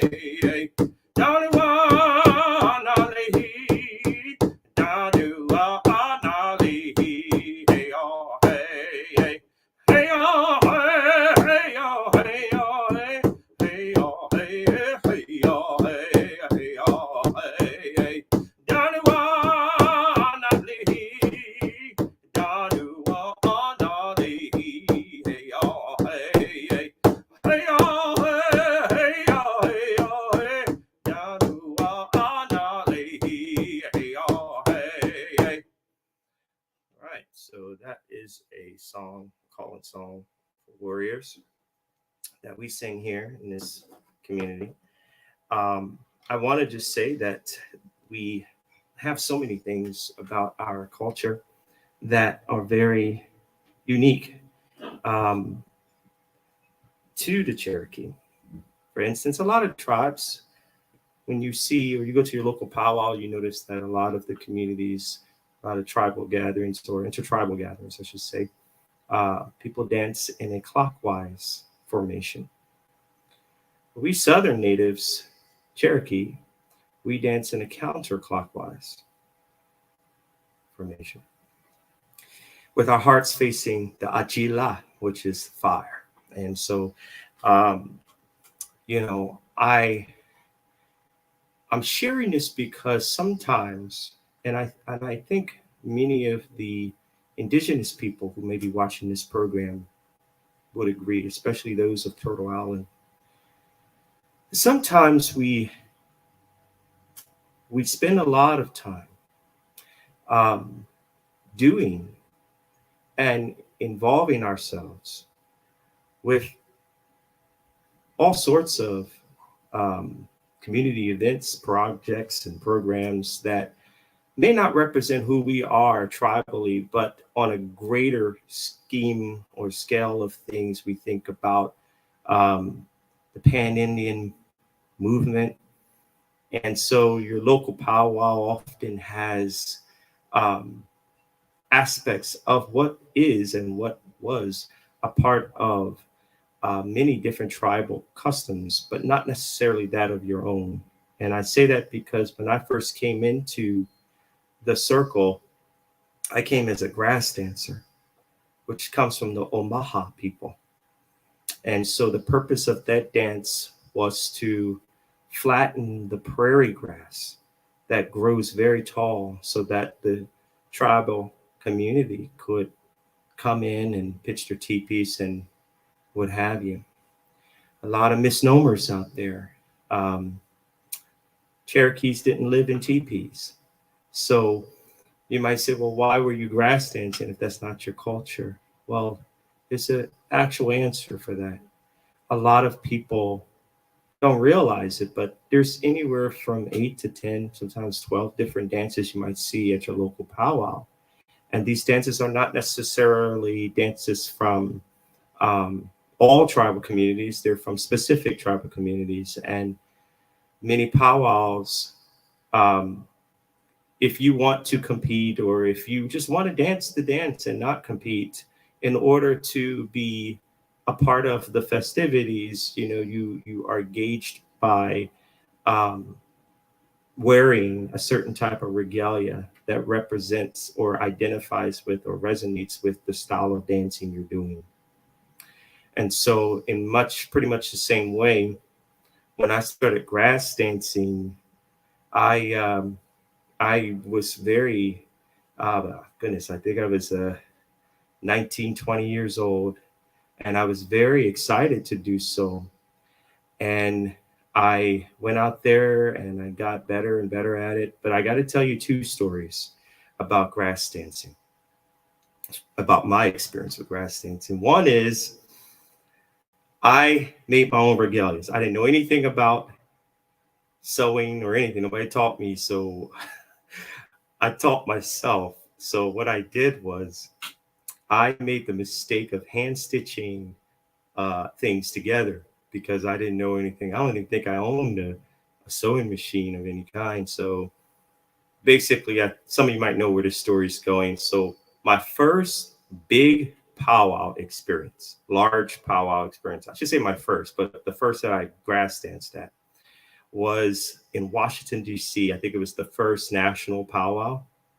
And this is around the time when we just marched through the parade and, the opening, I think the opening of the museum was either before or after that, but I can't remember. But anyway, I was there and I got the pictures to prove it. I think a little video somewhere.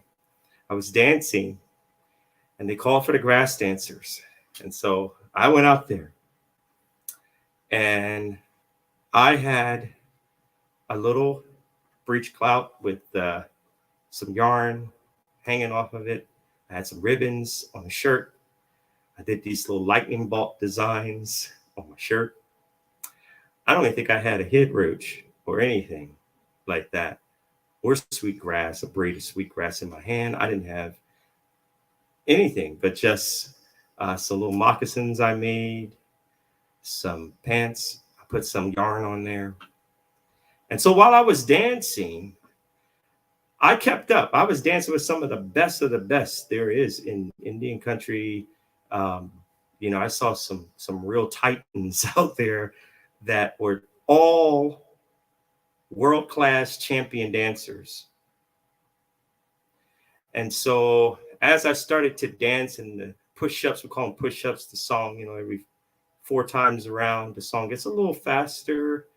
And so they were pushing the song up and we got around to about the 3rd push-up and my breech clout came off in front of everybody.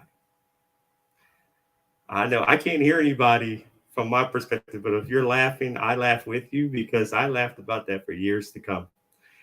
And thankfully, my pants were pulled up, but my breech clout came off. So that's basically a disqualifier, if you're there to compete, but I wasn't there to compete. I was there to participate.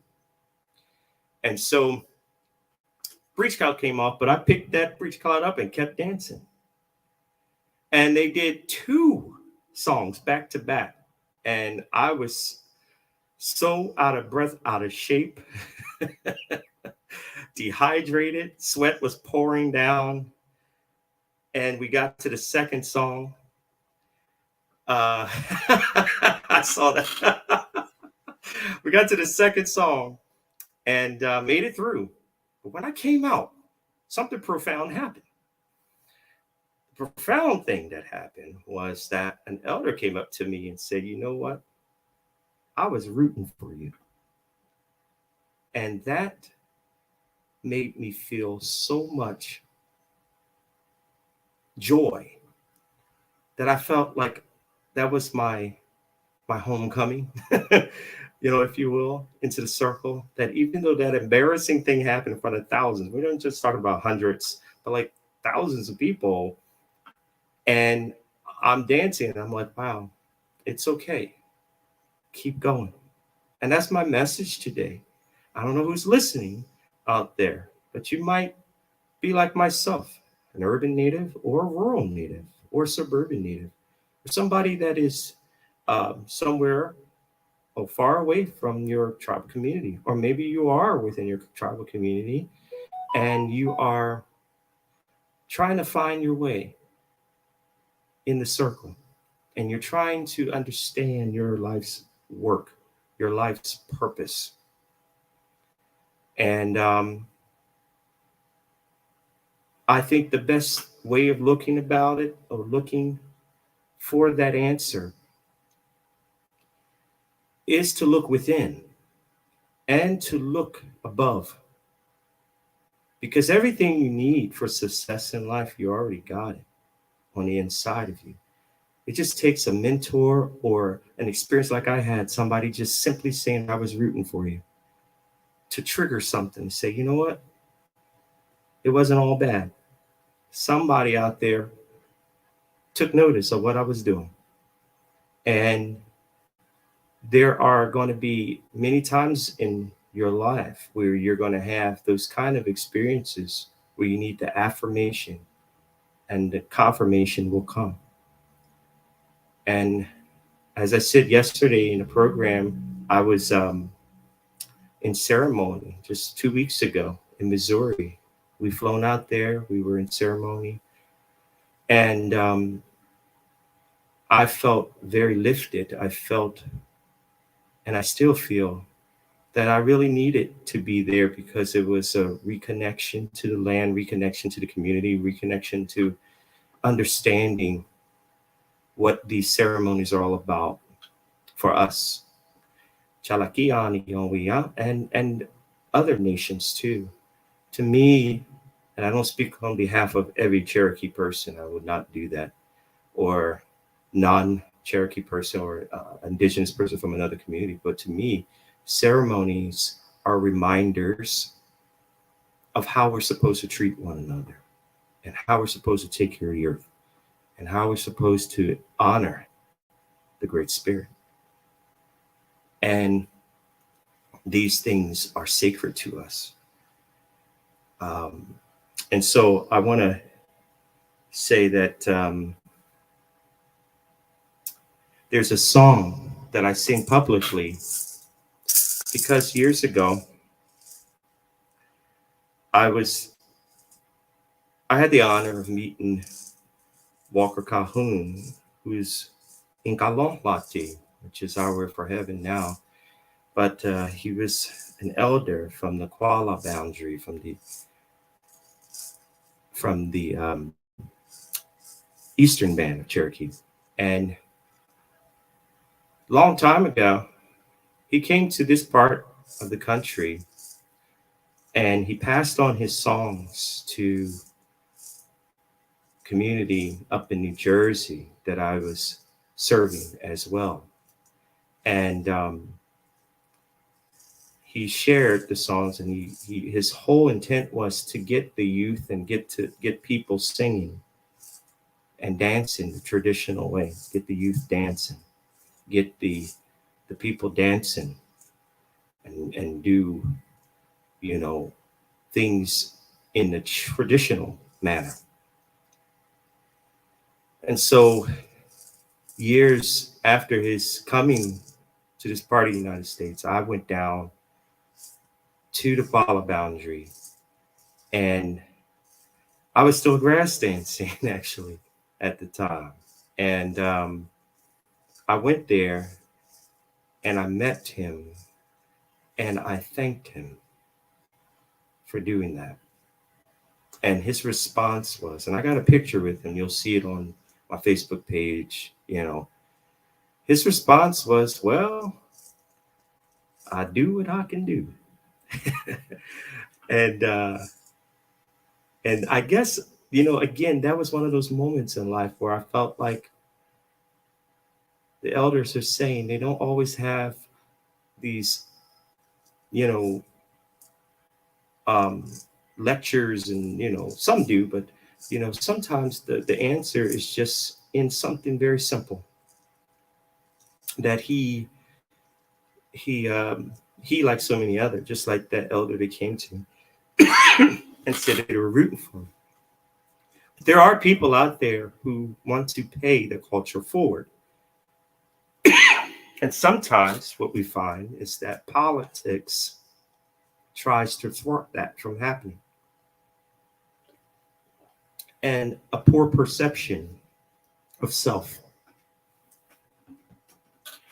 So my life's work has been about building bridges.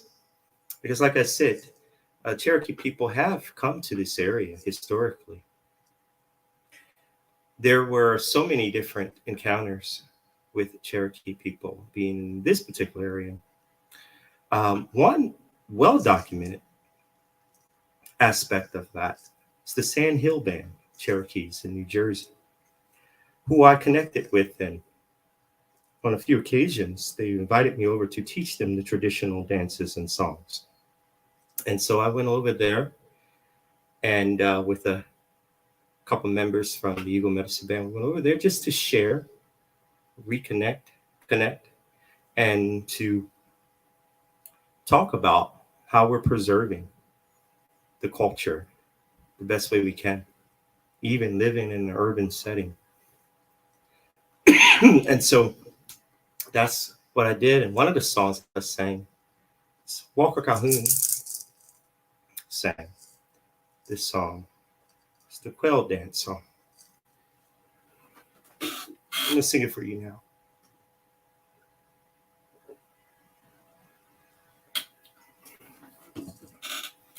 Oh yeah, oh yeah, oh yeah, oh yeah, yeah, oh yeah, oh yeah, oh yeah, yeah, oh yeah, oh yeah, oh yeah, yeah, oh yeah, oh yeah, oh yeah, yeah, oh yeah, oh yeah, oh yeah, yeah, oh yeah, oh yeah,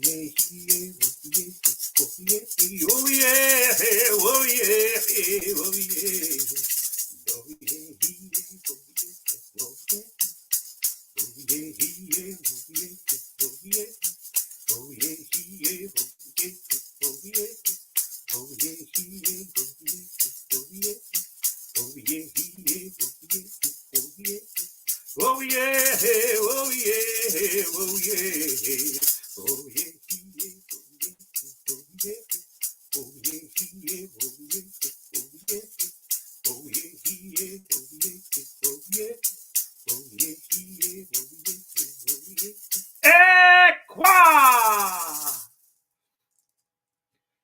So basically, as the story goes, that song comes from natives sitting out in the woods observing quail bird. The quail, before, as they travel in a procession, before going over something or something's in their way, they back up and they go around, you know. And so that's where the idea came to do this dance and song. This song is ancient. I mean, nobody really knows how far back it goes. That's how old it is. But it was passed down to Walker Calhoun. And there has been several stories and several songs and accounts of things that have happened that have been transmitted in an oral tradition. And some of these stories have been documented. And we are very grateful that we can still share these songs and share these dances. And so I'm very blessed to be here.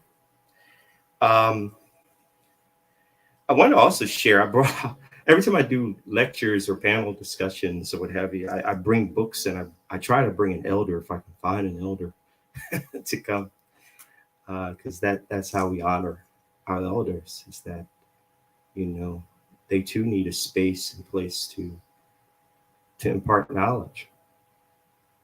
And so I brought some books out that I thought might be useful to many of you. I wanted to say, to add on to that story, a lot of people don't know, is that one of the, if not the first reservation in Turtle Island, in America, but we call it Turtle Island. The reason why I say America is because it was at the time that very shortly after the Battle for Independence and the Constitution was written, that the idea came to the Assembly in New Jersey to put the natives on a reserve. And this land belongs, Philadelphia, Pennsylvania belongs to the Lenape people and other nations that have been here in parts of Pennsylvania as well. Mingo, you know, 6 nations have come down into parts of Pennsylvania, and Erie, so many different communities. But in the immediate Cohoctonnock, which is Philadelphia, it was a major city for the Lenape people. Over in Jersey, on the Jersey side, which they call them the Delaware, because they crossed the Delaware River that's named after Lord Delaware of Virginia, the governor of Virginia at the time.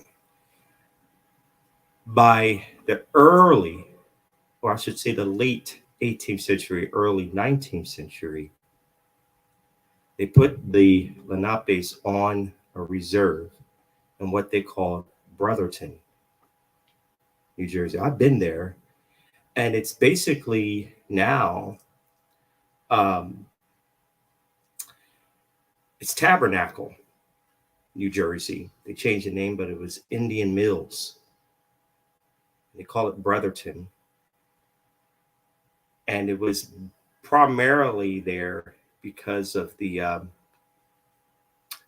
white society wanted to assimilate what was left of the Delawares in that area to white culture by teaching them skills in the mills that rhyme, skills in mills. and isolating them just so that they could become more a part of American society. Now, all of this can be backed up, you know, if you go down, if you ever get a chance, or if you do an online search, you can read about it more in depth, but I'm just giving you like little tidbits. Is that there were so many different problems with doing that to the people. And one of the problems, the main problems, is what we call the silent killer. The silent killer. And anybody who in the indigenous community been around long enough know what the silent killer is. A lot of people thought that Native people died primarily fighting for their lands, but I beg to differ.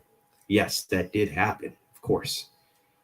But what really wiped out a lot of nations without even picking up a musket, Smith or Wesson, tomahawk, or anything of that nature was disease. Disease. The common flu, the common cold, started to take its toll on the Lenape who were there on Brotherton Reservation. And this we're talking about the early 1800s, late 1700s. And they got an invitation from the Six Nations to come on up to be joined with their brethren and to sip from the same gourd, as they said, as an invitation to bring them in, as their numbers started shrinking and shrinking, and people were dying because they were not immune to the Europeans' diseases. And so they wound up closing the reservation, realizing that it was not a sustainable idea. And many Delaware, Lenape people went up into New York and joined the Haudenosaunee people. And they, branched out. Some went into as far as Ontario and Canada, and other places. But it was very, very, very tragic time for that nation. And Cherokee people came, like I said earlier, Sand Hill Band has been documented. They've been recognized by the United Kituah Society, which is federal recognized aspect of Oklahoma.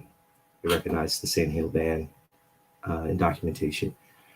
But also that during the first few years of American independence, the First Nations capital was here in my hometown, Philadelphia here. And so there were still issues going on down south that leadership from the Cherokee Nation had came here to Philadelphia to speak out about how the Americans were encroaching on Cherokee land, especially up and down the Tennessee River, in Halston area. And you can look that up too, Cherokees coming to Philadelphia and what have you. But the other thing that I want to talk about as well is that fast forward after the Trail of Tears, and when I'm not trying to gloss over that because that was tragic of itself. After the Civil War, there were a lot of displaced Native people, some enslaved, some just, not having anywhere to go after the Civil War. A lot of people of color were all mislabeled Negro in many states and in documentation by white society labeled Negroes or colored or mulattoes. And this continued on into, that's, my goodness, 1970s, 60s or 70s or what have you.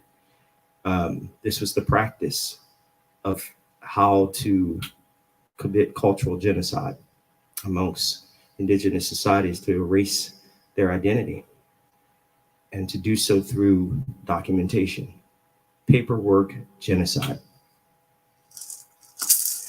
So that's a little history. I have a couple books I'm going to share as well, a couple more. Lies My Teacher Told Me, James Lowen.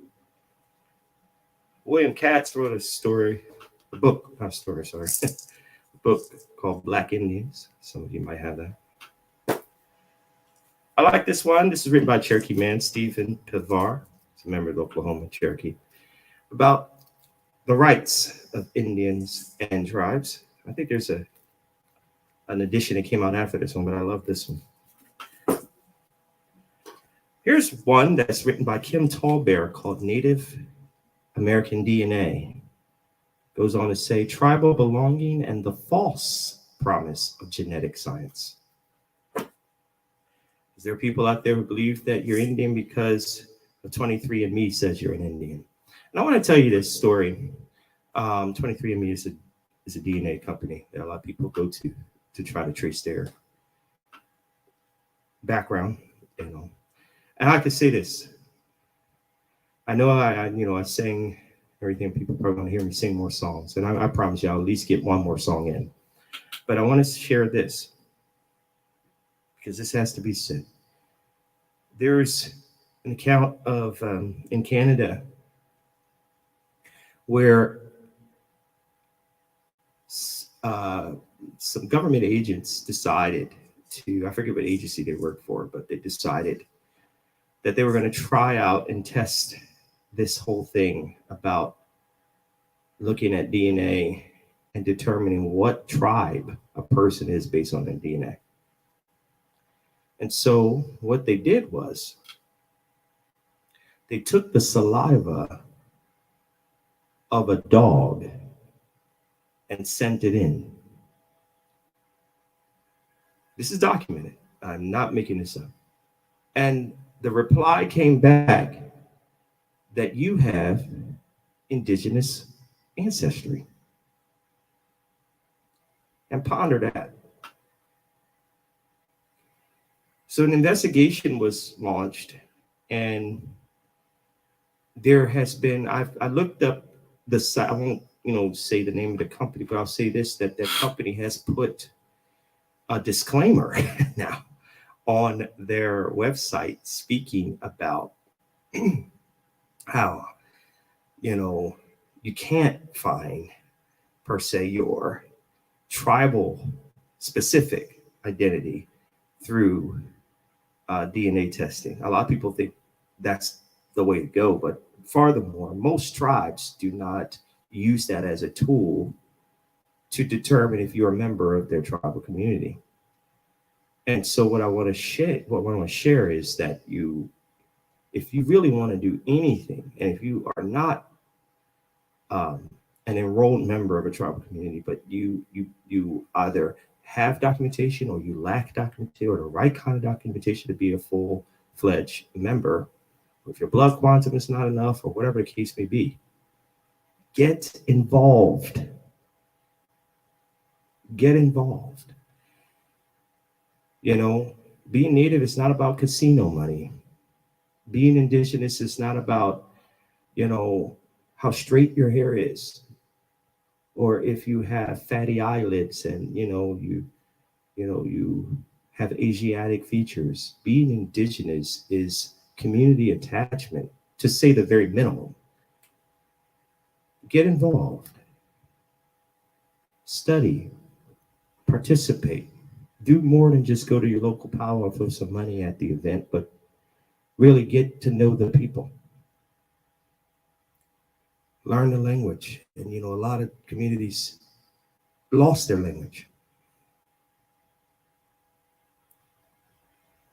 And so I say all this, I come this way because I think a lot of times people think that if you're not on a reservation, what can you say about indigenous culture? And I think that is a poor perspective to have. We all are a part of this narrative. Colonization impacted us all, and many indigenous people are displaced and disenfranchised. And many especially those that I know, are not looking for government approval per se. What they're looking for is togetherness. That's what they're looking for. They're looking for togetherness. They're looking for togetherness, solidarity. They're looking for solidarity, togetherness, and to understand who they are. So there's one more song that I want to share, and I really want to get into the panel discussion, but I'm going to need a little help from Tiffany. This song was written by John Newton. He was a slave trader in his earlier years, but in the latter part of his years, he became a minister. There's a lot of controversy about this song, but I want to say this. The controversy comes from the fact that It took many years for him to denounce slavery. And so when this song was written, it was a time of conversion. It was a time of coming into a deeper understanding. And people all over the world have heard this song or sing this song or know of it or know somebody who knows of it. It's called Amazing Grace. And the reason why I bring this song to the platform is because this was a song that was sang on the Trail of Tears by Aniyahuia, Cherokee people. And this song, Amazing Grace, this song has resonated with generations of Cherokee people, and not just Cherokee, but non-Cherokee people as well. And we still sing this song today as a reminder that the Creator's graces are amazing to us, to all creation. And no matter what you think about the composer, we still embrace this song because it got us through some very turbulent and tough times. So without further ado, I'm gonna ask Tiffany. Tiffany, you're out there? Yeah, I'm right. I'm here. Oh, I see you. All right. I can see you. I just want to know if I can hear you. Oh, okay. But this is impromptu. I'm gonna sing it in Salaki. Okay. Tiffany's gonna sing it in Yone, which is English. And we're doing it especially for you, Flowing Water, because we wanted you to hear us sing together.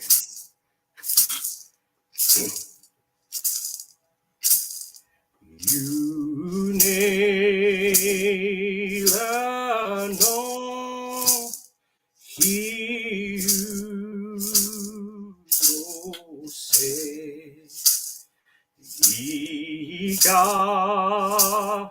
guya oh no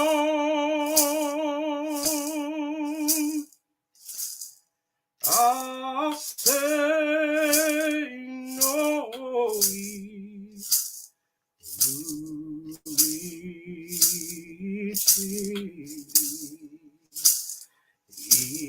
iga guya oh no.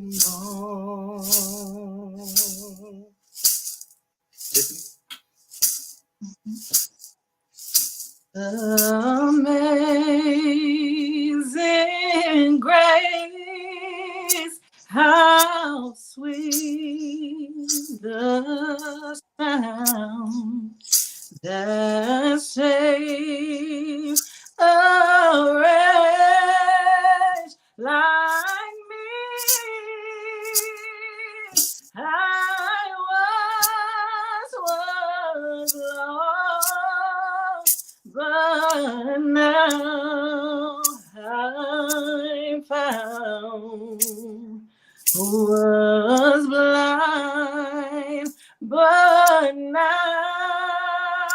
I see. Let's sing it together. Let's sing it again. Everybody join in. Amazing grace. Yes. How sweet the sound that saved a wretch like me. I was lost, but now I'm found. Was blind, but now I see. Let the Cherokee say amen all. Oh, wow, Wado. That's my presentation today. Beautiful, beautiful. Wado, thank you. You made my day. You made mine. Wado. Wado sleep. Oh, we can't hear you, Sister Flowing Water. So sorry. And I said, I'm over here in tears. Y'all knew y'all were gonna do it for me, do it to me. I'm like, oh my Lord, how beautiful. And I'm so mad because if I were seeing you guys in person and wasn't on Zoom, I would just hit the floor, I'm sure. Aw. Absolutely, absolutely beautiful. Oh my gosh. We have one more guest that's joining us. And so I am going to add him to the stream, Mr. Jeff Myers. Hi, Uh, Jeff. yeah, hold on. Let me see if I can get his mic unmuted. Mm-hmm. Can you unmute your mic, Jeff? There you go. Thank you. So now I got everybody on. We are family. Look at this. What the creator has brought together today. Thank you, everybody. Thank you, Chief Hughes, for that presentation. Yes. So informative, so very informative. And so, to do this properly, but first, I want to say to everybody in Facebook land that we are dedicating this panel discussion, right? Because we also want to get into the topic of language revitalization to the memory of Karen Moscow. Did I pronounce that right, Jeff? Yes. Oh, he's still muted. Still muted. Karen Sasha Stone, Moscow Dolson. Thank you. Thank you. Chief Hughes, she was the language keeper of her people. She lived up in Canada and she just died, I believe, this week, actually, of double pneumonia. And so she was a warrior when it came down to sharing the Muncie language, correct, Jeff? Yes. And so she literally would travel to Manhattan to teach, to Delaware. She taught up in her own area. And she had been, since the pandemic, like the rest of us, had to, get to know, these virtual platforms. She had begun also teaching the language virtually. And it's going to be a great loss to our community and to hers, of course. She not only taught her language, but she began to then join us every Saturday for our language revitalization project that's over that Chief Harry Wallace of the Unkachug Nation. So that's Rochelle Weepa Meekwin in the screen over here. That's her chief's, her chief is Chief Harry Wallace of the Unkachug Nation. That's her nation. And they're from, again, the Puspatuck Reservation. But he has a language revitalization project that he oversees. It is in conjunction with Stony Brook University. And so Karen Moscow began also studying with us, studying our language. And when she came into the class, she always had this energy and this presence that to me brought balance, right? Um, I believe they say that the Lenape Muncie language is like like a grandfather language to our language, and so there are so many similarities to the language, just when you compare them, right? And I think her presence was needed for me in the class, because sometimes like she brought the balance of the origin of the language or the older language, you know what I mean, to, you know, the language that our people had for years, right? And also to how the language is being revitalized today. She brought the balance. And I can't explain it. It was just something that I felt. And I was so grateful to have her there. So I wanted to definitely start off by saying to Karen, I thank you, I thank you, I thank you. Tabat ni, tabat ni, tabat ni. I thank you. I thank you, and I'm going to miss you. And I know that you are with the ancestors now. And as they say, let the winged ones carry your spirit home. I know that you'll be watching over us. And, we're going to miss you and we'll always love you and respect you. And so, Jeff, are you able to recite that prayer for us in Muncie? He's outside, guys. Next. And it's called Macyville, Pennsylvania, but he's up on a mountain to me. And so, thank you so much. Yeah. Anishik. Can you greet the people first, and Yes. and I'll switch. Anishik Napi Kasachwak Tabune.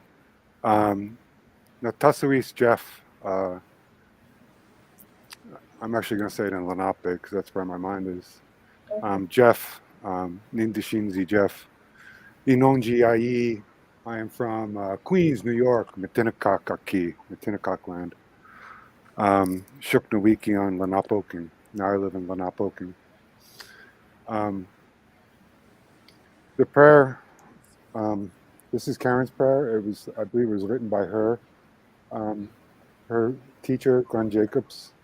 And it's the prayer that we read at the beginning of the class. And during the pandemic, she was generous enough to teach us twice a week. We had gatherings, Mawawak. So it was really nice to have something to look forward to in a difficult time, and to be honored and humbled to begin to learn the language that came from the vibrations of this land right here. This is Muncie territory. This is Lenapoking. And I'm very sad that she's not with us anymore, but I know she's with her family and her ancestors, and they're hugging her, and they're all speaking the language of the land that came from the vibrations of the earth. So Inishik Kishalamoklang, Elamiliang, Yong Kwai Kishkwik Wak Michwakin, Walama Liswakin, Wak Nialango Mati, Wak Miwiki. Thank you, Creator, for giving us this day and food, good health, and my relations, and my home. Anishik Kishalamoklang, Elamiliang, Kukana Aki, Wak Kishoch, Wak Mipahum, Wak a long way Wak Papa Talk Week. Thank you, Creator, for giving us our Mother Earth, Kukana Aki, and sun, and moon, and stars, and thunders. Anishi Kishalamakwang, Elamiliang, Tindo, Wak Mbi, Asino, Wak Kashhang, Michwak, Wak Papachwalashak, Mihaswal, Wak Wicha Pico. Thank you, Creator, for giving us fire and water, stones and wind, trees and flowers, grasses and medicines. Anishiki Shalamokwang, Elamilian, Weaisak, Wak, Awela Shoshak, Wak Namasak, Wak Akhochsak. Thank you, Creator, for giving us animals and birds and fish and insects. Anishik Kishalamakwang, Elamilian, Kohimino, Wak Mohomsino, Kokino, Wak Kochwino. Thank you, Creator, for giving us our grandmothers and our grandfathers, our mothers and our fathers. Michanino, our children, Wak Kachosinimo, our friends. Lopi Anishik Elamilian, thank you again for giving me this day. Yom Kwai Kishkwik, Wak, my life. Nin Bumausa Wakanum. Anishik, Anishik, Anishik, Anishik, Anishik, Anishik, Anishik, Anishik. Thank you, Jeff. Dabani, Yo. absolutely beautiful. And I appreciate you coming on to our platform today to share that beautiful prayer that Karen wrote. Um, it's hard because Jeff and I are in a place after learning about her death. He was closer to her than I was, so he talked to her a lot more, right? But she was a person that was always on my mind because of her being the language keeper, Chief Hughes, and now I bring you into that circle because you are the language keeper of your language, meaning you're passing it on, you're teaching it forward. And I am doing that also. I teach for the Montauk tribe of Indians under Sun Squaw Ramosa. And so there was just always this respect that I had for her that she never knew I had. There was always a love for her that she never knew I had because I never called her on the phone, I never emailed her, and I never told her just how important she was to me, you know. And so there is a lesson in that, you know.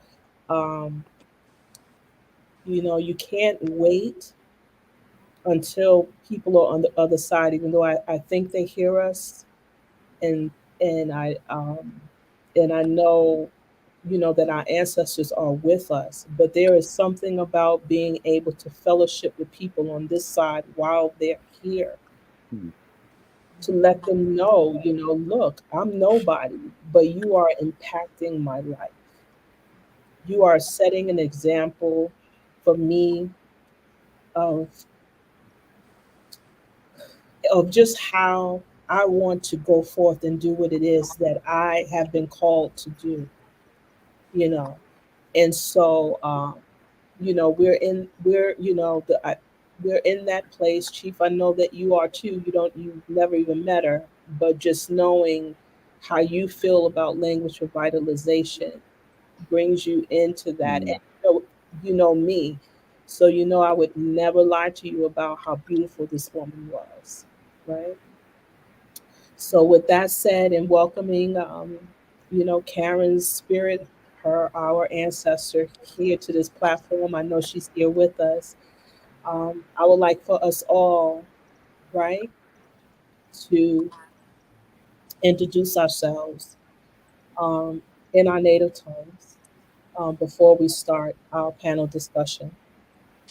Jeff already did it, so he's off the hook. Sadanya na pika suchawak na tasawis, Mux na ja shayawan, Montauk na chabayawan, Mingo territory and Delaware territory na that. Okay. Winter song. Mm-hmm. Kupong, Kutong, Kutumawang, sorry. Natasuis, Machik, Nacha Shayawank, Montauk, Nachapayawank, Florida Nita. Thank you. Awipamikwan. Okwai, itompak, kwa. Awipamikwan na tasuis. Treadwell, na chashai. Unguchug, na chapaya wonk. North Carolina, Nadap, Lumbee territory. Thank you, Tabani. Let's see, Coco, do you remember? I remember my husband's native language. Okay, I'm Cherokee, but in his language, Uncle Charles, Corrine Natusui, Collier, Mishashayuan, Cherokee, Mishapayuan, and Hartford, Connecticut, Natone. All right. So I know you've probably been introducing all evening, Red Tail Songbird. Yeah. But one more time for us. One more again. And I will do my best, Chief Hughes. I'm a little rusty, but I'm gonna do my best. I have my cheat sheet here. She fuses her and I don't have one of those. See? So again, OCO, red-tailed songbird, also known as Diquini Dawatoa, Gohueli Diginesti, China Grove, North Carolina. So Awesome. they call me red-tailed songbird or Tiffany, and I live in China Grove, North Carolina. Thank you. Davatni. And so Tiffany has always been moonlighting though, because she's been learning a little bit about Algonquian language with me. But that was before she started studying. But I still can't help but to like teach her some things. So she's going to be trilingual in a minute. All right, Chief. If you we saved you for last. OCO, Alessio, Davidon, Chidoga Contote, Kangisti, Dodo. Chiluge Ale Dadolisti, Nihi, no, Yahweh, Ahani. I'm very happy to be here. And I'm David. You just call me David or Chief David. Awesome. Awesome. Thank you. Thank you. So this panel discussion is about language revitalization. And I'm going to start with a person that I call bro, which is Jeff at the bottom of the screen. I do know that, he is, he helps his mom out a lot. And I call her Nakas. I know she's somewhere around the house there. But I do know that usually she's eating his delicious meals right about now. So this way we can talk to him for a little bit. And when he's ready to, just check out, he can check out quietly while we continue the discussion if he has to leave. Nakas, I do have to tell you a little bit about Nakas though, because she is like my hero. A lot of times she's out in the garden with him, speaking about Three Sisters, right? She's out there with him amongst the Three Sisters and the strawberries and, picking food from the garden. And she has her dog and she rides around the garden with the dog and with me sometimes when I'm there. But she is, I'm not, she's 80 something, but she is not, she's just so young at heart and so, I don't know, just amazing and talented. She knits and can cook. Guys, talking about another family that can cook. It's Nakas and her son Jeff here, Jeff Myers, who I call bro. So the reason why I had him on is because I knew, I wanted him to say that prayer in Muncie. I don't know the language.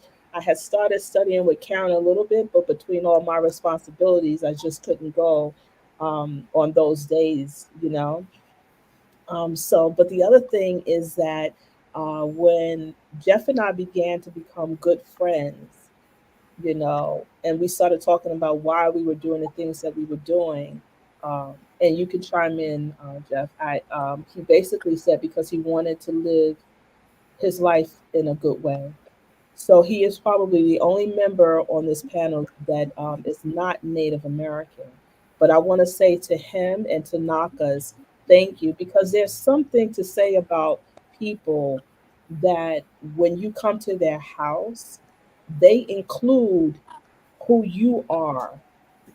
So when you sit at the table, they often include who me and my son and I, who we are. Meaning that, we celebrated Indigenous Peoples Day with them. I drove to Pennsylvania and celebrated Indigenous Peoples Day with them. And they could have put anything on that table, but they didn't. They did traditional Native American food. And they celebrated that day with me and my son and with our friends Jack and Stacy. Stacy is of the Wolf Clan like I am. She's Mohawk. And I get confused between Cree and Creek with Jack. He's Kafuski Creek. Okay. But he grew up in Lenape, so he has a lot of Lenape knowledge and traditions. Exactly. Wow. Yes, and he knows a lot. So one day we're hoping to get him on to one of our panel discussions as well. you will be blessed just by how he speaks. Uh, he just has that Native American tone and cadence. Mhm.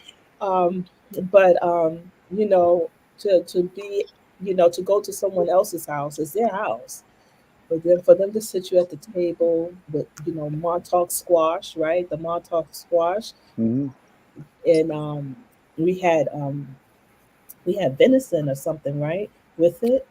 Yeah, Jack Many Colors Kawakaji brought venison that It's one of his kids had harvested. exactly. So I'll tell you guys one of the most, like the memory that I will have of again one of our conversations, right, is the day that he said, I feel that, like um, I'm going to say my people because I know that we all really are Earthlings, right? Um, but we all come from, we have different ethnic backgrounds or whatever, right? So when he said, I feel, and you can correct me if I'm wrong, I don't mind. My people got it wrong, and he was saying, like, to learn from indigenous people, um, is something that he was doing, not trying, he was doing so that he can live his life in a good way. And that is, we have something in common with Jeff Myers, and that is his love of Mother Earth Mhm. and the plants that she brings forth, the three sisters, the language and teaching, and love. He'll always say it's all about love. So I'm going to stop talking, and I'm going to and talking for him and let him talk for himself. So if I got anything wrong, please, please, please correct me. Well, I don't know if I could talk for myself because most of the good knowledge I have has been shared with me by indigenous friends and people. Um, the prayer is important to me, especially regarding the three sisters, this topic today, because the first thing we give thanks for in the prayer is food. And the second thing is good health. That's no coincidence, good food makes you healthy. In Lenape, the word for medicine is wichapiko. The word for garden is wichapa kihakanam. It's where the medicine is. Of course, it's all around us. It's all over Mother Earth. um, so that's kind of really all I wanted to talk about was food because I've been listening and now I'm hungry because we've been talking about food. But I think Songsham Hughes, Chief David, touched on togetherness. A Mohawk friend recently shared. He's also a language keeper. He shared with me that the word for love and the word for medicine, only the first syllable is like different. The words are nearly identical. I told that to Mom. She goes, "Oh, that's not surprising. Love's the biggest medicine of them all." Absolutely. But the same young man, Joseph Martin, said, belonging is a medicine. Water is a medicine. Love is a medicine. And I think that's something that I crave, and maybe other people do, is that sense of belonging, because especially during a pandemic. And Karen was certainly very warm and welcoming. Really gave us a sense of belonging. Our little language class, and it's nice that we have Zoom. It'd be nicer if we all lived close together and had, you can go to someone for, like Chief David was saying, someone to take care of three sisters, someone gathers the medicine, everyone has a job, right? You all take each other. And speaking of food, every time, like Jack Many Colors, whenever we do a ceremony, strawberry ceremony, picking strawberries, doing maple gathering. Maple gathering is an amazing one because it's after a long winter. You get the whole family together and you get out there and you chop wood and, you do everything you need to do as a family, as a community to get that maple syrup. And then he tells the story about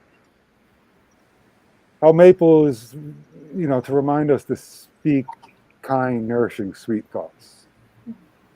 So a lot of the stories, I think all the stories that Jack has shared with me is about food is to remind us of the importance of bringing each other up, taking care of each other.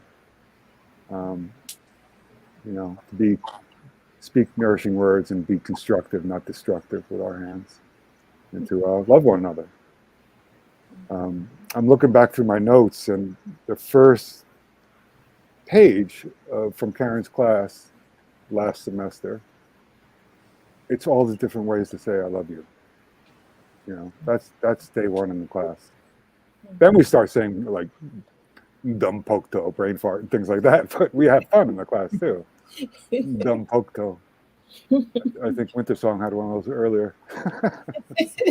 Yeah. That humor is, the humor is important. That's a medicine too. Laughter is a serious matter. Absolutely. And we need it. So Karen would want me to say to you right now, Katawaloma, I love you all. And Mechkish Aptone Kwajish Wanakwe. I'm done speaking, now I'll speak English. Awesome. Thank you. Thank you. Absolutely. So I want to know if anyone else, Chief or anyone, has any comments on what language revitalization means to them. You know what I mean? I think that for me,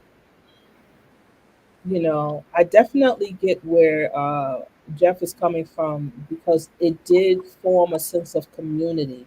It brought, like, we were all in the community, but it was something about being a part of it. It brought me closer to the community. But then it also started doing something else. It started bringing me closer to the culture, because embedded in the language is the culture. And then, I know, Chief, that you have mentioned like the language was lost, right? Earlier. But for me, I kind of believe that it wasn't really lost, right? And the reason why I say that, like when I listen to you sing those songs, and even the ones that are just, they're not words, right? There's a cadence and a rhythm to the singing that our ancestors passed down to us, so that that language would not get lost. So without us even realizing it, that the language was all around us in our music and in the heartbeat of that drum, and we just had to get over the brainwashing part that our language was lost. And the brainwashing part that told us we were going to get in trouble or maybe even die if we spoke it. You know what I mean? That brainwashing that carried forth for generations. So even when our children were free to speak the language, you know what I mean? It's almost like passing down generational trauma or generational fear or generational something negative about, our culture, right? Once we could get past that and open our eyes and we say, wow, it's in the cadence on how this language is spoken, it's right in the drum, it's in our music, it's in our songs, it's in our DNA, and as far as how we speak, it just comes out naturally. So for me, it was never lost. And then to add the hypocrisy, right? And Jeff and I speak about this. I've talked to Aweepa Meekwin about it, and probably even Winter Song. The language is all around us. This state is called Ohio, which Jeff was like, it's really Ohio, right? That's a Native American word. When I drive down the streets here, there's so many Native American streets names that they did not get rid of. The rivers, the lakes, a lot of it has Native American names. So even though the hypocrisy, they didn't want us to speak it, the language was so beautiful, they couldn't get rid of it. So that's my take on it. But I'm interested in hearing what you guys have to say.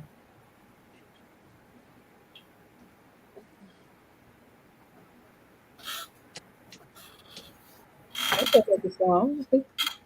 I think that to bring the language back into the culture today is very important because it's not that it was ever, as you said, lost. It's just, you know, a long time ago with the people who were in the boarding schools and who weren't allowed to speak it, otherwise they'd get killed or get beaten, or, you know, our culture was pretty much strict. But within, it's really not strict because you are who you are, no matter how you look on the outside, no matter how they tell you who you're supposed to be, you are who you are no matter what. And this generation today, it's kind of hard because it's like you want to teach them, but sometimes they don't want to hear. But there are some who are so hungry to learn, you know? And I think it's important that they learn because, especially for our generation, you know, we're getting older and we want them to continue who we are, to tell everyone who, you know, their culture is. And, you know, just like it's weird as a little bit of an example. When you go around everywhere in the United States, you see a lot of Chinese restaurants, you see Japanese, you see Texas, you see all these different kind of cuisines, Mexican, you see everything. But you never really see any Native American restaurants at all. And we're the ones who this land belongs to. So why don't we have language class? Why don't we have cooking class for Indigenous people? Why can't we introduce who we are to the young ones so that they can continue it for generations to come, as well as teach others who we are as well? Because there's a lot of people who think that we're still not here. And it's kind of frightening, you know, because when, as you people would say, stereotypically, they'll go, "You're Native? I thought you were Hispanic." No, you know, but your hair is straight, but it's a different texture. I'm like, well, if I came from the West, of course my hair texture will be different than the ones from the South and the North and the East. Of course, we're not supposed to all look exactly the same. Everybody looks different. You know, that's like going to Asia and seeing an Asian with curly hair. So what, you know? So for our language, it's important. Even though we have different styles because of which tribe you come from, it's still ours. And it's very important for us to keep it going. Absolutely. Keep the culture moving. Absolutely. I totally agree. I'm going to ask Awipa Mika, right? If you can share with everybody why you are on this journey to have your native tongue revitalized in your home. Excuse me, I'm going to step out for a moment. Sure. Peekaboo. Yeah, for me, before my father had passed, he had asked me to learn this language and to teach it to my brothers and sisters and whoever else wanted to learn. But it was important for me to learn it. Mm-hmm. So that's what brought me on this journey. As far as learning your native tongue, Sadanya, I'm glad to do that too, because we're all one. Absolutely. As many languages I can get in there, I'm going to get in there. I've also started doing Cherokee as well. That's part of me as well, as long as Irish. So I'm like doing all these languages because this is what he wants of me. Right. So yes, this is very, very important to me, and I do teach it to my younger ones. Nice. You Nice. know. Yeah. So was she just to clarify when she said yes, Sadali, I'm learning your language because of course I've been dragging her to our Montauk language class. We're both from Long Island, Chief, right? But the Uncotaw Nation, we were all one people at one point, you know, Yes. the Matawak people of Long Island, right? So, you know, over time, probably colonialization has something to do with it, and just the way life flows, right? We came out with different tribes of Long Island. Hers is the Uncochuk, and ours is Montauk, or probably the Matawak people. That's what they say. You know what I mean? And so we hold on to the Y dialect, which means where they have an R, we'll have a Y. You know, so I'll say to everybody here, Muskanau Wyoming, and then Shelly, you would say to everybody here. Muskanau. Very similar. It's just a difference of the R. Yeah. So, but Chief, we are interested in knowing. Um, I'm saving you for last again. Hold on one second. So, Coco, you've kind of embarked on this Long Island journey of revitalizing the language, and you're Cherokee, right? So we got two Cherokee people here. Uh, um, we have Chief Hughes, we have Tiffany Trueblood, and we have you here. So, but why is language revitalization important to you in support of your husband? Because that's whose language you've really been studying. True. And I want to one day be like Tiffany. I want to be bilingual. I want to be able to speak both languages. Okay. It just so happens he actually started this journey. So I ended up going to classes with him and learning the language of the Uncotaw. Then I became interested in the language, my clan language, because there was a chief that came up from the north, came to a funeral up north, and his last name was the last name of my great grandmother. Okay. And we just started talking, and he left me a card. But somewhere along the line, I lost the card. And since then, I've just been curious. I want to know, that's where it all comes from, be it curiosity. I want to know where I came from. I've always thought that we were of the Cherokee clan. We didn't practice, the language. We didn't practice the ways of the Cherokee Indian. Though, like you were talking about the streets, we've got all these different creeks. We've got all these different lakes named after Cherokee Indians. And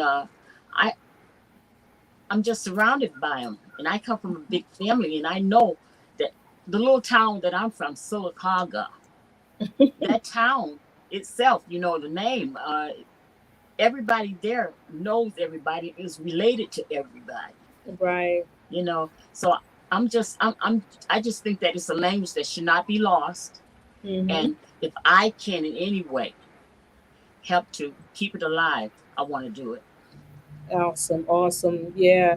You said Sylacauga, and that reminds me of here, Cuyahoga Falls. It's like the sounds are so similar. Right. They're talking about the pronunciation of it. Some people say Sylacauga, some say Sylacauga, but it supposedly is an Indian's name. I looked it up, and I'm trying to find out what tribe and everything about it. But right now, to no avail, because a lot of things we were not taught. They didn't want us to know in the South. So, but I'm going to continue to look. Yeah, absolutely. And now I have somebody I can actually fall back on and ask questions. That's right. Tiffany and Chief Hughes. Call no names. Yep. I want to know. They'll probably block me. Oh, hopefully not. Hopefully not. No, Chief Hughes is not like that. I hope not. I was listening to you. You know, you've been practicing. I'll help any way I can. So I guess with that said, and we'll go to Red Tail Songbird, and we'll ask her a couple of questions, like what does it mean, mean to her, this process of learning her language, and also inquiring minds want to know, right? How everything was, how has it been, the experience of learning with Chief Hughes? Amazing.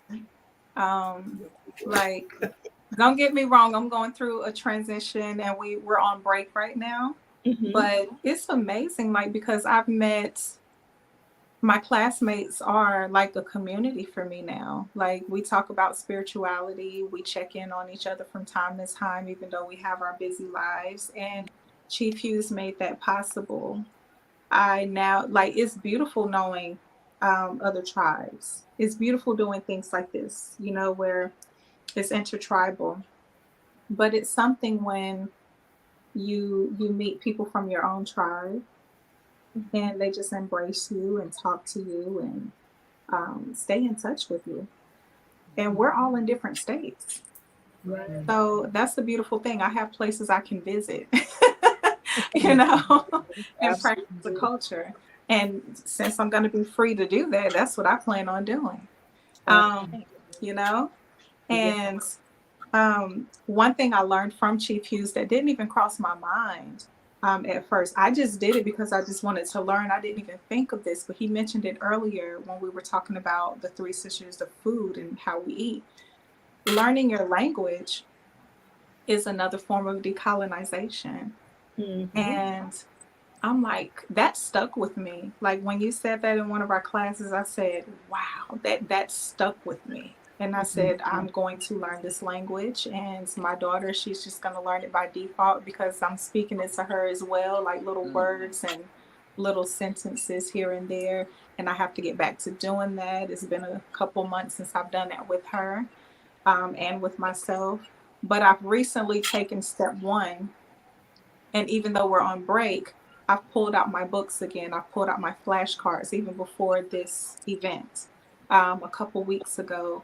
And so now having it in my vision, it's on my radar, it's in my mind. You need to start studying your flashcards again because you're getting rusty. Yeah.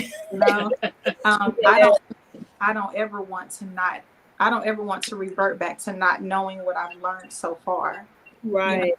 Because then it takes you a long time. Like, I have to have a cheat sheet today. I didn't need the cheat sheet before. Oh, I see. 3 months ago, I didn't need the cheat sheet, but now I do. So the importance is learning it is great, but you have to practice. You have to keep practicing. And I'm looking forward to when we come off and break. And I know my classmates are too. We're all looking forward to, learning more from Chief Hughes. And it's not just the language that we're learning. He's teaching us history as well. And so it's so, oh my gosh, I think the correct word is enriching, like where you just feel like you're becoming more rich with knowledge. And oh my gosh, like it's been amazing. And I'm looking forward to learning everything that I can learn. Absolutely. About our culture. Yes. Nice. Love it. I love it. All right. So saving the Chief Hughes for the last. You're right. The best. Not Exactly. And then feel free also to ask us any questions if you like, Chief Hughes. We're here. We're ready for it. We're ready for it. I'm very humbled to be here. And just hearing everybody's response has been very insightful and uplifting. I'm not just saying that just to say that, when you're at the head and you're leading a certain kind of cause, it's good to know there's other people out there that's doing similar things, that you can reference and you can say, great, this is what it's all about. We are gatekeepers of our ways, of our traditions, and of our tribal ways and the culture. And so that's very important. Um, I I was taking it all in, and in my travels, I've been to places um, within the Turtle Island and visited a few communities that you know the language is dead. And when I say dead, I mean it hasn't been documented and it's not spoken. When linguistic people in the linguist community go into communities, they want to know four important things. Number one, who are the native speakers? Those are those who grew up speaking the language. They were born into families and they spoke the language in the household. The second category is affluent, which not to be confused with native. Native speakers means that that's their first language. Affluent don't necessarily have to be your first language. It's just a language you learn, and you're fluent in it. You can speak it, but there's a difference with the native. The native speakers have more vocab, more of a understanding of certain things in depth than somebody who might get fluent in a language who, eventually may get to the point that they're just as good or close enough to a native speaker. Then you have those who are speakers of the language, basically those who use the language in context of prayers and of songs and of conversational value, but not necessarily born speaking the language, but they picked it up enough so that they can, do a whole ceremony in Cherokee, but in context of everything and every aspect of life. They may not have the words or what have you to associate with whatever their day-to-day life is. And then there's the non-speakers. And so the non-speakers are individuals who don't speak the language at all. And so you're right, Flowing Water, that the earth has a way of reminding us what our languages are and what they resonate and how they resonate in us. Many tribal languages, the words that are used are actually closely associated with sounds. Yes, For yes. instance, with turkey in Cherokee is gokna, gokna, gokna. And to the Cherokee in ancient times, a wild turkey, in the Right. wild would sound like this. They call it gokna, Right. The word for walela is a hummingbird, but kama is very interesting. Kama in Cherokee is butterfly, Wow. but it's also the same word for elephant. The Wow. reason being is because of the woolly mammoth that our ancestors hunted. Their ears in the distance look like a butterfly to them. Yes, yes, that's true. I never thought So about things, that. Yeah. so things like that is worth passing on, just sharing with people. Jeff was right. A little humor takes it to the next level because we're all students of the language. I didn't have the privilege or the honor of growing up in a family that fluently spoke it. But I did find myself, and I have to give honor and honor is due, I had find myself in a language circle in New York, and it was ran by Tali, the Cherokee Language and Cultural Circle. Wow. Tali Two Feathers. You might see them on a powwow trail out there in your neck of the woods. And Night Eagle, I know she goes to Shinnecock powwow. I know they all go and support. So he was my first teacher. He really laid into me and the class the fundamentals of understanding the language. I wanted to share a few things that I wrote down. See, when I prepare for these, when you ask me, this is the wrong thing to do because I start immediately documenting and I'm writing notes and, these are notes for this and more notes and I didn't want to bore you with everything I was writing down, but I started doing a little research of my own and I was thinking about a question you had or a statement you had made about the written aspect of languages. Oh, yes. Order. Yeah. And if it's a tradition where we orally pass things down, why would the written part matter? And so I can tell you from the perspective of the Aniyanwiya, Sequoyah had that same thought. Sequoyah was and is attributed to creating the written syllables for Cherokee. And it was a very amazing journey because I think he was the only person in human history that created a written language in his single lifetime in a short period of time for an already established spoken language.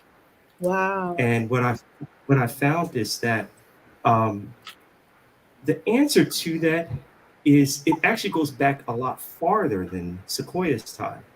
I was looking up and I found that one of the most ancient languages, and it's not spoken today, but one of the first ancient languages that use written communication was in Mesopotamia.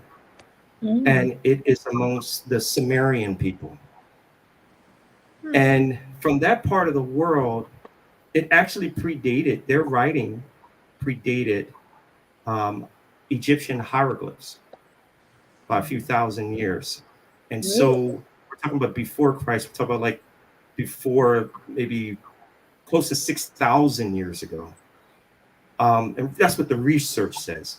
So going through my research, I was looking at and I was trying to figure out the difference between hieroglyphics and pictographs and this, that, and the other. And it just basically came to the point that many ancient traditions of cultures were documenting very important, even here on this side of the world, documenting very important events through writing or through some type of external means. And I mean that by saying wampum, for instance. Wampum shells and wampum belts. Many tribal communities, especially on the eastern seaboard, used wampum to retell and to bring an account of something that important had taken place. And it was entrusted to a select few people to be able to interpret that and pass it on orally within societies and clans. And so we know that through the history of our tribal communities. But then you go into other tribal communities and you'll find that there were petroglyphs, petrographs, and also there came how far you want to go back, the Cro-Magnon man writing on caves. And then you have the Anasazi people in, the Southwest, writing, on the tops of caves and this, that, and the other internally. And, we see that there was some kind of visual communication. Now, why is that important? I'll tell you why that's important. It's because at a certain point in time, people wanted to be able to communicate through time and space. So it wasn't just a thing that we can only, back in the day, in Sequoyah's time, there were no telephones. There was no way to really communicate except you go to that person and talk to that person, or you send a message, a messenger who verbally, and you hope that they will account word for word everything you tell them. Right. Go to a village or a community and you want to communicate with some cousins of yours or something about something. When Sequoyah created in 1821, the syllabary was finalized, but first and foremost, it was actually not accepted because the Cherokees of that generation thought the symbols were witchcraft. Chief Lowry, who was the principal chief at the time, got the Chickamauga Cherokee warriors to come and take Sequoyah away. For 7 days, they had an interaction. Sequoyah taught them how to read each syllable, and that each syllable has a sound in the language. Now, years before that happening, Sequoyah thought, well, maybe if we created a syllable for each word, then we could communicate that way. But he realized there's just too many words. There's thousands and thousands of words in Talaki, that nobody will remember it. So he reduced it down to 85 characters. characters. There's 85 characters, and I want to show you this. This is what I share with the team, with the classmates. Is syllabary. Wow. This is our Nice. written language. Mhm. And ultimately, the goal is to, what his goal was to do was to be able to communicate long distances without having to travel, to be able to do, as they call the talking leaves. He observed the Europeans, they were writing, they were using the printing press to communicate and never had to leave home. They just sent it through a telegraph or stagecoach or whatever, and they were able to communicate long distances. And that's why he wanted to have that kind of system in place for the Cherokee. And so when that came into fruition, 7 days after being interrogated, 7 days of interrogation, he taught them, those warriors, how to read and write in Cherokee in a 7-day period. And when they came out, they came back to the chief and they said, this is not witchcraft. Basically, these symbols are our language. And how they did it was Sequoia and his daughter were part. They would write something on one side of the room and the daughter would read the other, and it would be word for word everything that they said. Oh wow, that's amazing. Yeah.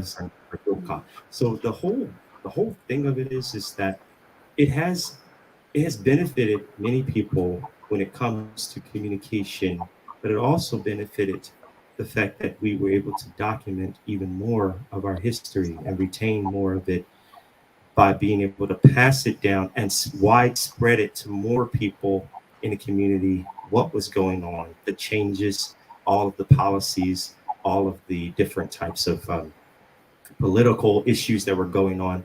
We were able to communicate that in a quicker and more efficient and accurate amount of time. Mhm. I want to add this, let's see, one more thing.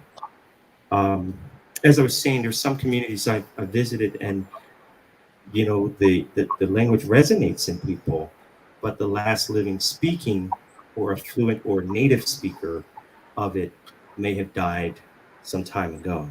And so when those scenarios happen, I met a few people on the East Coast that was the case, that with that goes certain aspects of the very fundamentals of the culture, the history.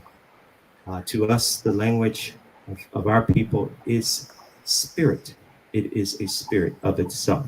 It's very, and so we say when we use certain words, whether we use it ceremoniously or in conversation, the words of itself, language is spiritual. Because Absolutely. we really speak from the Adam heart, and that's why words do hurt, because when we put that negativity out there and it sticks, it does have an impact. So we ought to be very careful what we say, and how we treat one another. Very true. Absolutely. And that's I mean, that is just so perfectly stated, just to be the commander of your words, to watch, what you speak from your mouth, because we are a powerful people. And so we don't understand how much power we possess too. And when you speak that onto someone else, you know what I mean? Words are so powerful that they can really hurt and destroy a person, that you're speaking to. Um, it's so funny you mentioned the writings on the caves, because here in the city that I live, Akron, they have a system of parks, and one of them they have caves in which there are like writings on the caves, and it is said that that's where the indigenous people used to live, and they did actually do markings inside of the caves, so that definitely resonated with me when you were talking about that. um, just a lot of stuff that you're saying, and so I guess I'm just fascinated and just always just uh, I don't know, just intrigued about the similarities, and when you speak about like with our language, right? Right now, Awipa Meekwan, Rochelle, she's actually an assistant to me. She helps me on the administrative end, but she's also studying under me at the same time, the Montauk by dialect, right? And then Winter Song is also studying under me as well. Um, but when you talk about words that kind of represent things that are happening in nature, and for us, the one that I think of is the geese, the goose, right? Is cajon. And that's what how they sound, right? Cajon, cajon, whatever they do. That's taken right from nature, you know. And so it's so funny, how your people did that too. To me, that's very straightforward. That's a cajon.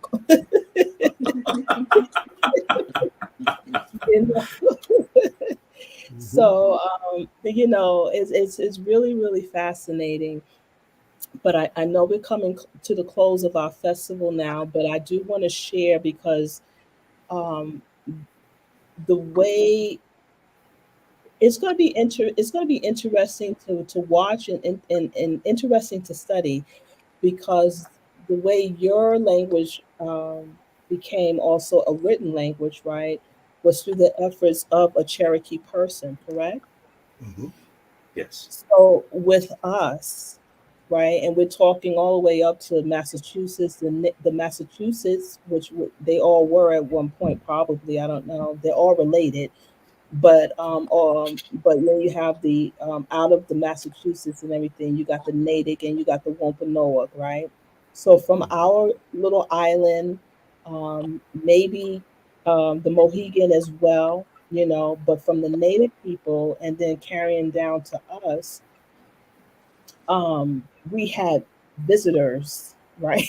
I'm going to call them visitors that decided to come and tell us what to do. So, and with the Native people, they had John Eliot, and to come and try to, well, they did. They introduced them to Christianity, and some Native people, I guess, as some form or another. I mean, I've even Tiffany Steve grew up in a church, kind of going to church and stuff. Her parents are pastors. I didn't necessarily grow up in one, but found my way there because I was just like, I want to fellowship with people that are not going to be out here doing bad stuff. Let me go to church, right? And then, so at some point, even, though our ancestors were forced, right? We all have this very complicated relationship with Christianity. So with the Native people, they basically became Christians. What that meant was John Eliot then began to study their language and write it down. So it wasn't like they went from an oral tradition to a written language, right? And then on our end of it, we had Thomas Jefferson that came up to Long Island. I think in Thomas Jefferson's diary, and this is what gets me. I mean, I've just had people come up to on my job and try to that identify as white, but they have native in their great great grandmother. Somebody was native. They'll come up to me and say, "Oh no, look at her nose and see how it is in her hair." And I would tell them, "Look, I'm the wrong person to ask that. How Native people look." And they get mad at me because I'm like, "Look, like in other words, I don't really want to tell you what I know right now because I don't think you can handle it. So I'll just say I'm the wrong person to ask that question, right?" But in saying that, in Thomas Jefferson's diary, he wrote that the indigenous people of Long Island were all shades of brown. Hmm. He also recorded our language, right? So therefore, when we were told we couldn't speak it and things like that, we are now going to the Eliot Bible, right? And the Thomas Jefferson's breakdown, right? And there's Trumbull and there's a few others, and piecing back the language together in a written form. It's so interesting how something good can come out of something bad happening. Mm. Yes. You know what I mean? Yes. So I'm grateful for the fact that it is written, and I'll tell you why. Because my background, right, is I hold my degrees are in creative writing, which is basically English, right? The way I learn by writing. That's how my mind retains the information. So for me to be able to share what I know to a Weepa Meek to Winter Song, Papung Katung Mawonk, right? Um, to Coco and Manny when they show up. I, I had to learn it, and the best way that I can learn is not only through my ear, because I'm also a singer, but I always something with me when I retain it, I have to write it. So if that language wasn't written, I don't think I would have been able to teach it forward. And that's real talk on my end of it. So for me, I'm grateful. I'm not grateful that things happen the way that they happen, but I'm grateful that despite the emotional pain and stuff that we experience, that something came out of it, and that it's a written form, and now we're in the process of even going and correcting that written form because we know that the language is inside of us. We know how it's supposed to sound, right? So you'll know like it's so funny because one of the linguists that we worked with was Fidelia Fielding's granddaughter. I believe it's a granddaughter, Stephanie Fielding. She's a professor and a linguist and all of that. But when I was studying up under her, she came to class. It was so funny because I'm from Long Island, New York. We from Long Island.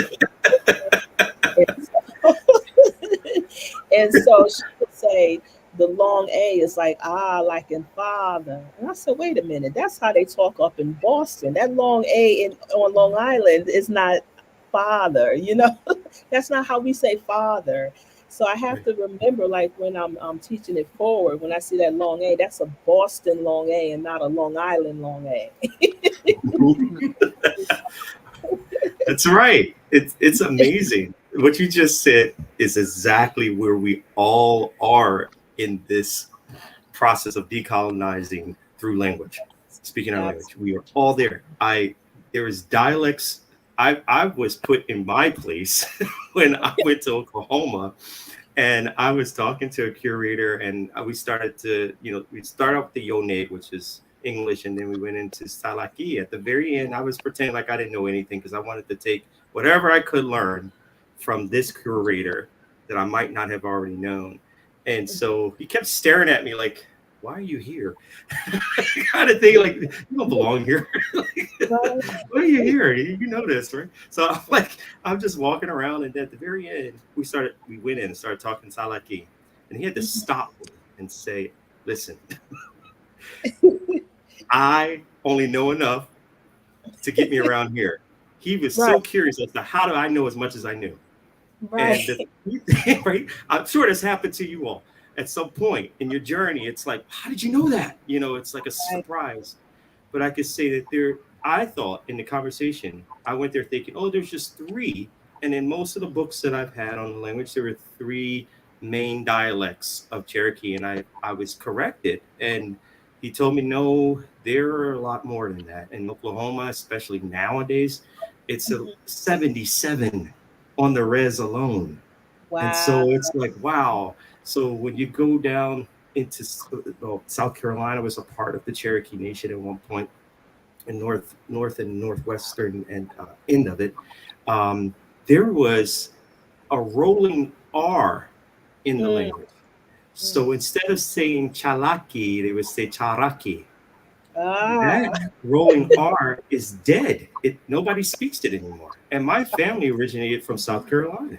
Right. So a lot of speakers today, you will not hear a rolling R anymore because the speakers of it, the language has evolved, and people have just they drew boundary lines of territories, and it just shrunk our communities down, and then it just basically got absorbed into something else, or morphed into something else. So these things, it's great to know these things, because you're not going to always find that in a book. No. You're going to find that in the language, and studying and talking to people who are elders and people who are knowledgeable enough to know that those shifts did happen. And so you smile, we smile, we take it in, and we take it with grace, and we're appreciative of knowing, like you said, that some things were documented by outsiders, interlopers, and we gone back and reclaim what is ours. Absolutely. Because that's what we have to do sometimes. The Library of Congress has a lot of information on indigenous communities that's just sitting there. I'm still cracking up over your rolling R, and I know Shelley is too. I am too. Because when I was taking the course, I was concerned about my Southern accent. Remember, and I would not talk. I didn't want to talk. I mean, I'm learning the language, but I didn't want to say it because I knew I was going to say it differently. And so my thing was, then later on it was spoken on. They said that it didn't matter because one clan understand what the other clan is saying. Now, is that true? Because I'm hesitant when it comes to speaking the language, because I don't want anyone to say, "Oh, you're not speaking it right." Okay, and but it's always spoken differently. It's different, and that rolling R, you'll never hear me say it because I cannot roll an R. Right. Well, this is the whole thing, and I'm sure Chief would agree with me. Language evolves, and so, and if you think about it, we're speaking. I said we. Now we speak in Ebonics, right?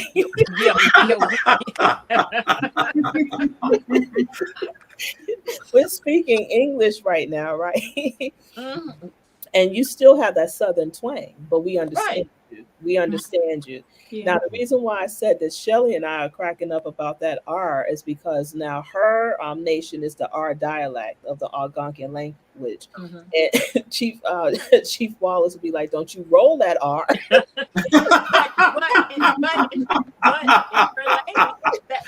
what they do. So it's not wrong.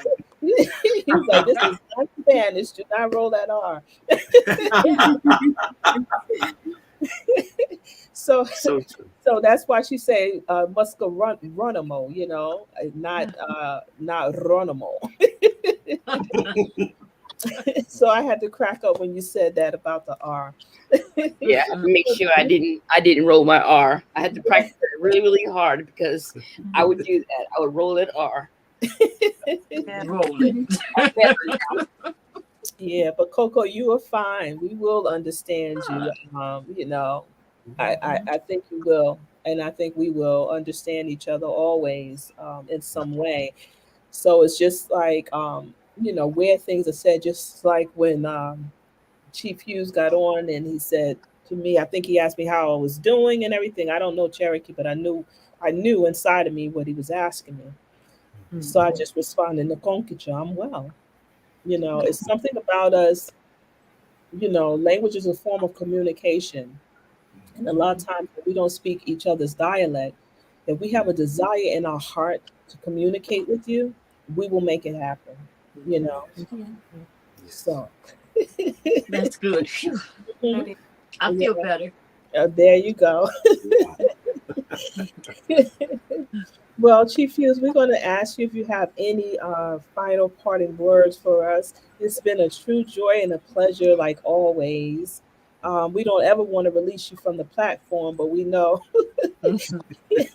as a chief and a talented musician and a teacher, you might have to do some other things, or at least get some rest or something once in a while. So we can't hold on to you forever. Ladies, I just want to say Um, you are all heroes. You are all sheroes, I should say, of the culture. And I admire each and every person on this platform for carrying the culture in the way you are. Keep going.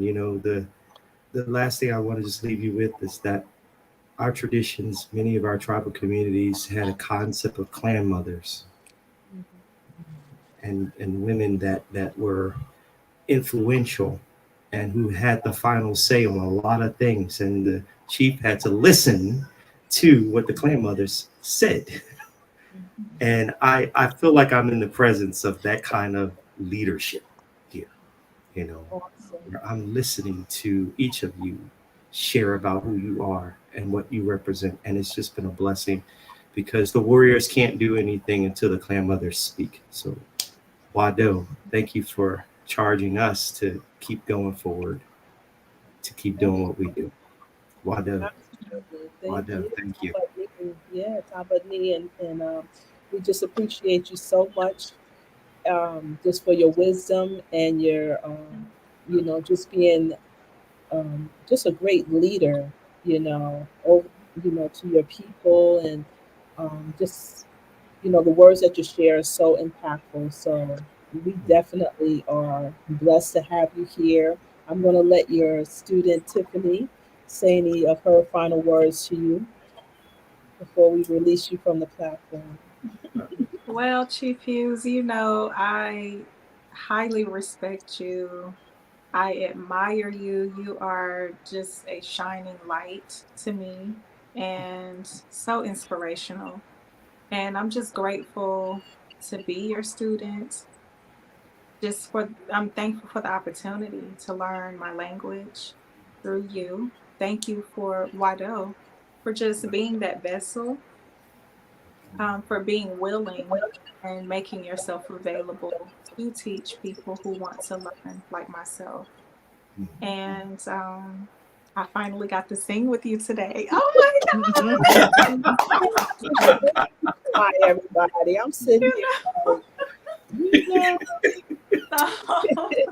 I'm grateful for that. And I affirm that there will be many more chances that I get to do that. So I'll be praying about that. And I appreciate your presence. I appreciate your purpose in life and you walking in your calling the way that you do. And I want to encourage you to keep going because you are such an inspiration and just a valuable presence on this planet, So that's what I want to say. Yeah. And then I want to ask any one of my students if they would like to say something to Chief Hughes before we let him go. Don't make me put you on the spot. I just really want to say thank you because you've taught me a lot through the whole time that I've been listening and watching, and it's just a joy to my heart. I really enjoyed everything you said, all of your knowledge and inspiration and your education. Thank you so much. I want to say that I'm so happy to be in your presence, Chief, because I've learned a lot about the indigenous people, Cherokee, just in this little short period of time. And you inspired me. I had texted Sidonia about some feelings I was having after I had done my performance. And the Creator put you in place where I was able to hear and get a resolve to the questions that I have. You answered it in your story about the dance. And all things happen for a reason. So I just want to thank you for being here and being able to inspire me. And hopefully I'll see you again. Yeah, sounds good. And that's a true story. She texted me while you were doing your presentation, and you said some things that helped her have a resolve in her heart. You know, a lot of times we are our own worst critics. You know, so when you went through your story and we were chuckling with you, you know what part of the story I'm talking about. Now I remember. She was like, "Okay, I'm good." I'm good. Yes, and also the to Tiffany and Chief Hugh, the song that you sang, "Amazing Grace," you were talking about the indigenous people, the Cherokees. We sang that song. That was one of the songs I included on my 2007 gospel album. Wow. That was my mother's favorite song. Wow. See, y'all had that Cherokee vibe going on. Yeah, so it was. It came right around. Beautiful. Yeah. But thank you. Yeah. Miquin, you have anything you would like to say, or? Yes. I just want to say thank you. It was nice meeting you. And I hope this will not be the last time that I see you.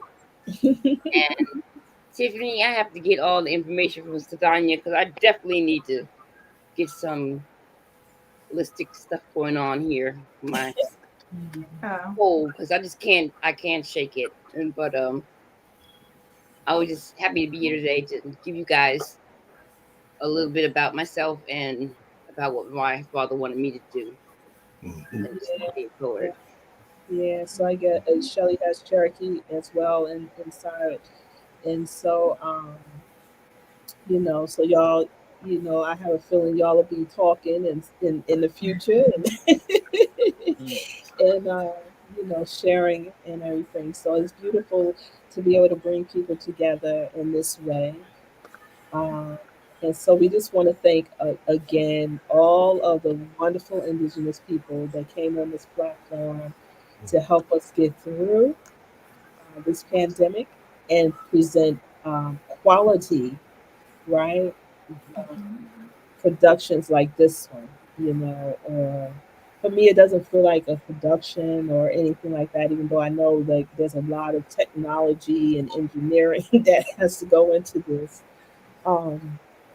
But it is our personal testimonies and the gifts that we know that we are supposed to share. And so I want to say it is our good medicine, you know, that we know that we are required to share with people who are in need, you know.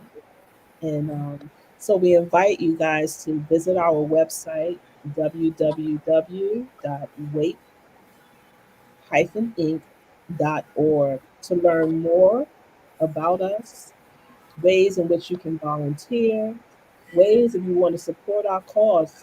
We would love that too. If it's in your heart, we would definitely welcome it. But also to learn about our upcoming programs and events.